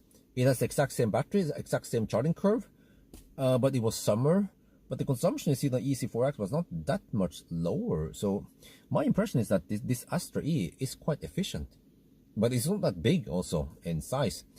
But I actually done maybe, yeah, we had that rapid gate session, but after that session, then all the other sessions were okay, very consistent at least. And maybe because it's winter and we have slightly shorter range, then it triggers more charging stops, which also adds to the number of overhead. Have to exit, plug it in, unplug, and so on. That could be one explanation. Yeah, but then suddenly we are at least in winter run, we are in the 11.5-hour run. But see the Cooper Born, that was okay. It's slightly bigger battery. That one was also done in winter, and it also was 11.5 hours. And up to 3. Okay, so we beat some cars, but what we have tested now today is that the Astra-e can go on a long trip. Even the extreme 1,000 kilometer challenge is more like a corner case, but you can also look at the result after 500, 600 kilometers, see how long it takes if you care about that result. But I feel like it's not the fastest car to go on a long trip, but if you just need a station wagon and you don't want to pay too much money, then maybe the Astra-e is a good choice. When it comes to suspension, by the way, some people in live stream ask, how is it? Well, it feels a bit harsh, firm. I wouldn't say super soft, but maybe that's a good thing. You feel some of the harder bumps, some of the bridge gaps, but it's not to the point where it becomes over hard, like, for example, the first generation Model Y. Sound level is also okay, not the best, not the worst. And seats feels good, at least. And space, yeah, okay space in the trunk, but then not that great space in the back seat. So you just have to know the limitation of this car. And if you want to know more, you can check out the interior review and maybe the button box test for those things about the car. So overall, though, I feel like it's still a good car, but I feel like the software is quite outdated in many ways. The Stellantis cars, and also that the fact that this is a front-wheel drive, it should have been a rear-wheel drive instead, but the platform just doesn't have rear-wheel drive in the system. So yeah. I think that's it. I'm just gonna end it there. So I hope you guys enjoyed the video. As always, thank you for watching and talk to you later. Okay. Yeah, man, it's like, I hope you guys enjoyed the video. As always, thank you for watching and talk to you later. And then I wait a couple of seconds. Okay, anyway, we're done.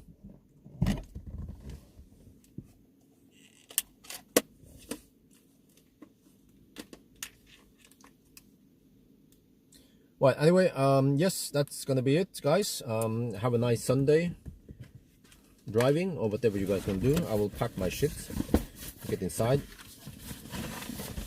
finish the mission, tested the car. I was a bit disappointed because I was hoping for something in the 11-hour mark, but somehow I ended up with 11.5. So I actually don't know what happened. Did I miscalculate something? Did I miscount the deductions? I'm not sure. I think I counted everything correctly.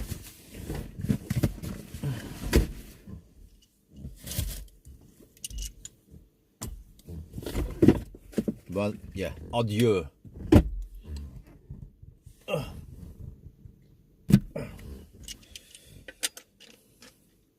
Hasta la vista. Yeah, farewell.